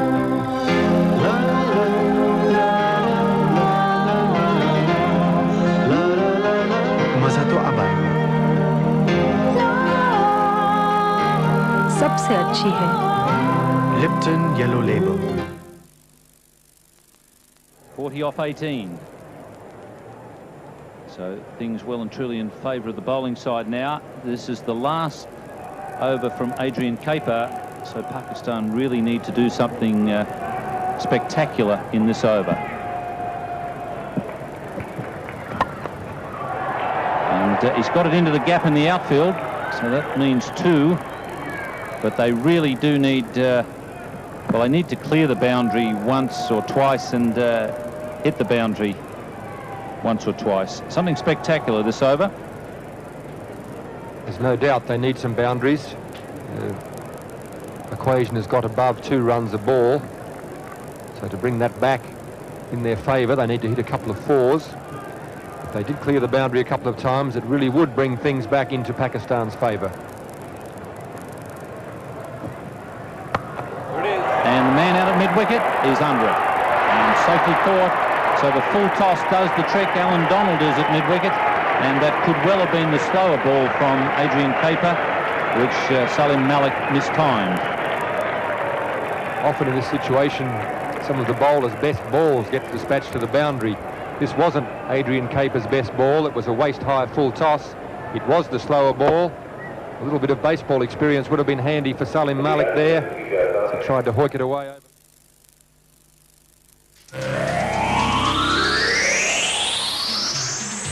ये है super brush. आप बाल बनाइए, सफाई ये खुद करेगा। Shield super brush auto clean system के साथ।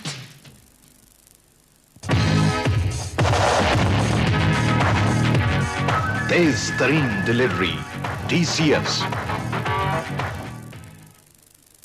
पंखों की दुनिया का बेमिसाल पंखा रॉयल फैन दूसरे पंखों से बहुत बेहतर है क्योंकि इसमें 99.9% खालिस कॉपर वायर इस्तेमाल हुआ है। मयार का निशान, खुद अपनी पहचान। Alkaram Textiles announce a cotton revolution called SIM. So Salim Malik trying to hit 1, 2 or over the boundary, went for the slower ball, the waist-high full toss.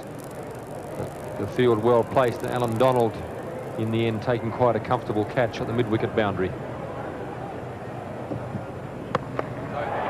And mid-on coming in. Richard Snell, he's already dropped one, but he gets this one. So Wasim Akram is out of the way, and Pakistan's hopes really dying on the vine. So the last 2 dismissals have really put a dent in Pakistan's hope now. Salim Malik was the first one to go. Adrian Kaper, the bowler. Waist-high full toss, sometimes a good delivery in this situation. Alan Donald takes the catch there. Then Wasim Akram trying to clear the boundary. Adrian Kaper bangs it in.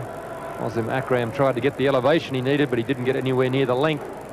Richard Snell made a very comfortable effort of that one, having dropped a difficult chance earlier. He got into position quite well. Managed to take this one up in front of his face. He'd be a very relieved man to have put that one safely away. So 6 for 157, Pakistan.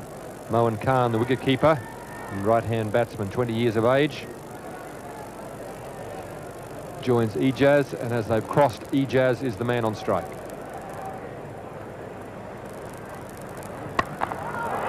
high full toss, and it hasn't quite done for Ijaz. Very good attempt there by Merrick Pringle, but it's just out of reach. Well, it's at the stage of the game now where Pakistan have to throw everything at everything. Again, it was the waist-high full toss. He didn't time it very well. Merrick Pringle, never really a chance, but he gave it everything he could. One bounce into the boundary.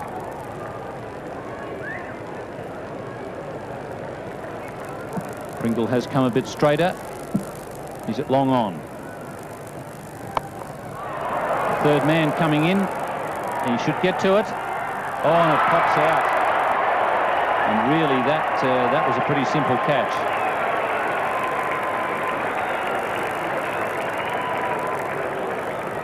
Andrew Hudson, the fielder down there at third man, he'll be very disappointed there. He did the hard part.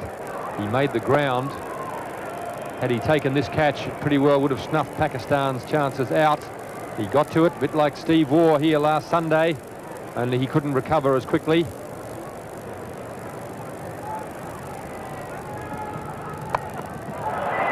And he won't get a chance this time as Jonty Rhodes going back, and well taken. He's covered some ground there.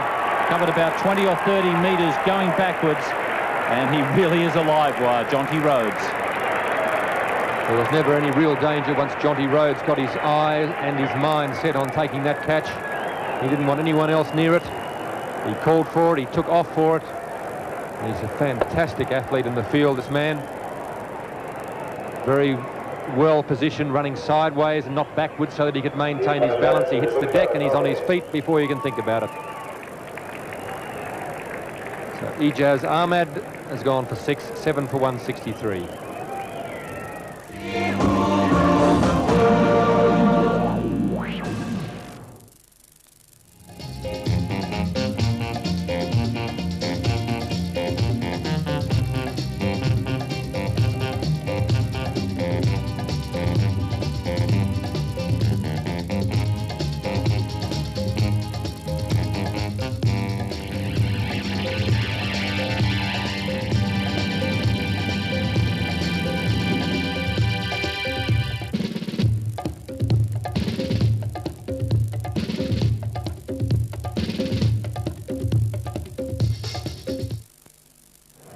Donald bowling to Mushtaq, and so they need 30 runs now, Pakistan, and there are just 11 balls to come.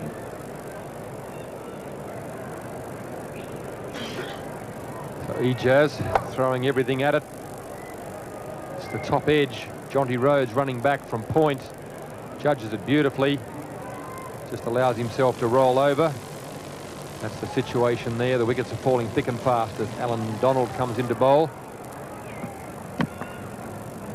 That's good bowling from Alan Donald. Alan Donald not too worried there. He can afford 1 run per ball. I think he feels very confident that South Africa can win. He's pretty relaxed about it. He gets to the ball, but there's no point throwing it around. 1 run is not a problem. He really needs to stop the boundaries. If he can stop the boundaries from this over, you can kiss Pakistan's chances goodbye.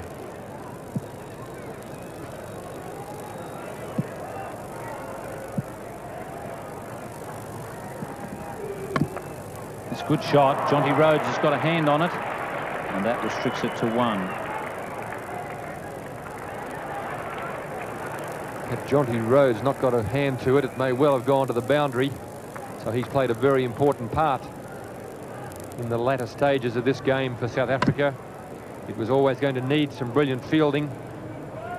You couldn't find a better man to produce some brilliant fielding than Jonty Rhodes. One great catch, a great piece of run out. Great work to bring about the run out. Didn't take any risks. He used his great speed. Jonty, a little bit hyperactive.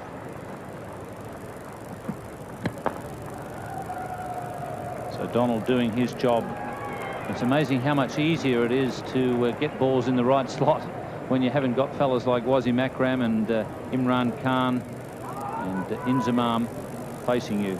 Once you get down to the tail enders, it's a lot easier to keep them quiet than it is the noted big hitters. The Vessels will be a bit more relaxed now. Could have been a worried man there for a while, but things pretty well in hand for South Africa now.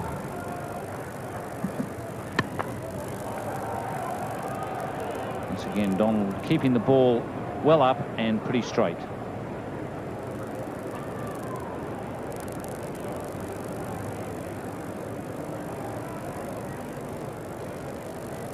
So 7 balls to go, 26 runs required. Mushtaq is going to have to take some risks here. Pakistan need a 6. He's got to decide on where the ball's going to go and try and get himself into a position to hit it for 6.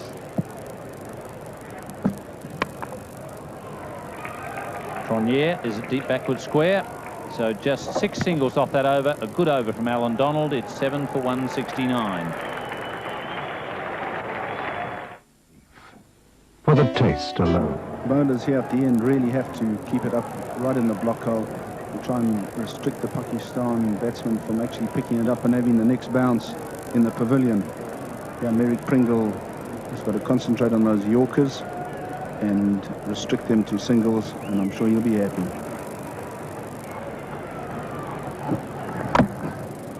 Big step away for Mohan Khan, trying to give himself some room and some leverage, but there's the suicide run, and that'll be the end of Mohan Khan. He's run out for 5. So things now falling apart for Pakistan. It was always going to be an uphill battle. It's now become an impossible target.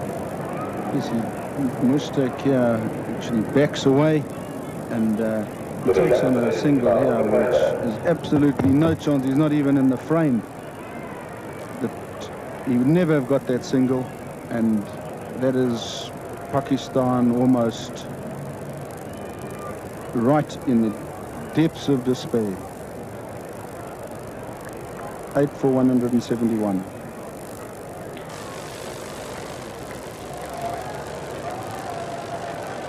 So there it is, 35.2 overs, 8 for 171 Pakistan. They were always struggling once the rain interfered with the afternoon's play. Sohail 23, Fazal 11, Inzamam a brilliant 48, Imran 34, Salam Malik 12, Wasim Akram 9, Ijaz Ahmed 6, and Mushtaq was the man run out for 4. Mohan Khan is still there on 4, and Iqbal Sikandar is the new batsman. So Pakistan look like they've failed in their run chase this afternoon. South Africa will get the 2 points.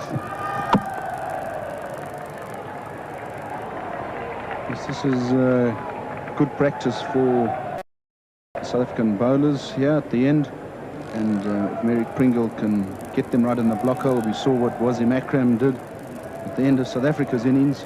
He dismissed a whole lot of the South African batsmen with Yorkers, and the way the Pakistan batsmen are backing away, Merrick Pringle can get in with some easy wickets here as well.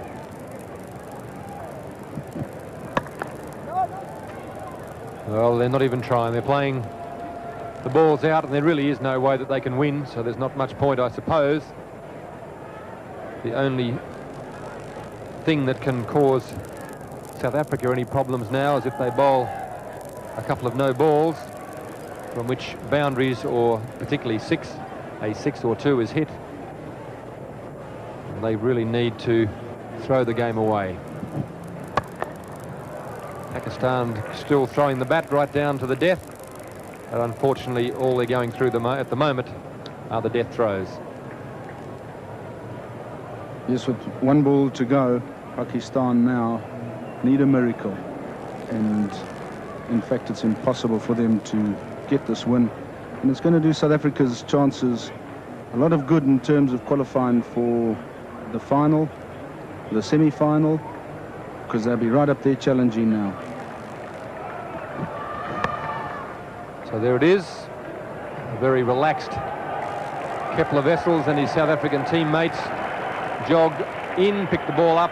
Congratulations to the Pakistanis. It was a very valiant effort. Kepler Wessels will be the happiest man on the ground, along with his South African teammates and the supporters who have travelled in their numbers for this game today. Many of them come in from South Africa, many of them living here in Australia. A lot of Pakistan supporters. Over 8,000 people turned out to see this rain-interrupted game, and a very exciting game it was. There was always a chance right up until the last couple of overs that Pakistan may have stolen an improbable victory. But South Africa, having been sent in by Imran Khan this morning, scored 211. That was reduced. The target was reduced to 194 as Jonty Rhodes just takes the shortcut off the ground. It was reduced. The game was reduced to 36 overs. 194 was the target.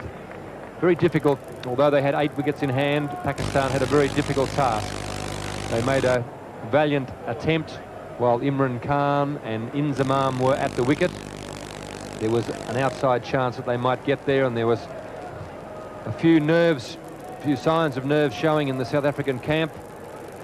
But they managed to hang on. Some good bowling and some brilliant fielding by Jonty Rhodes. So unfortunate that for Pakistan. They were doing very well until the rain came, but unfortunately with that after that rain delay, with only 36 overs,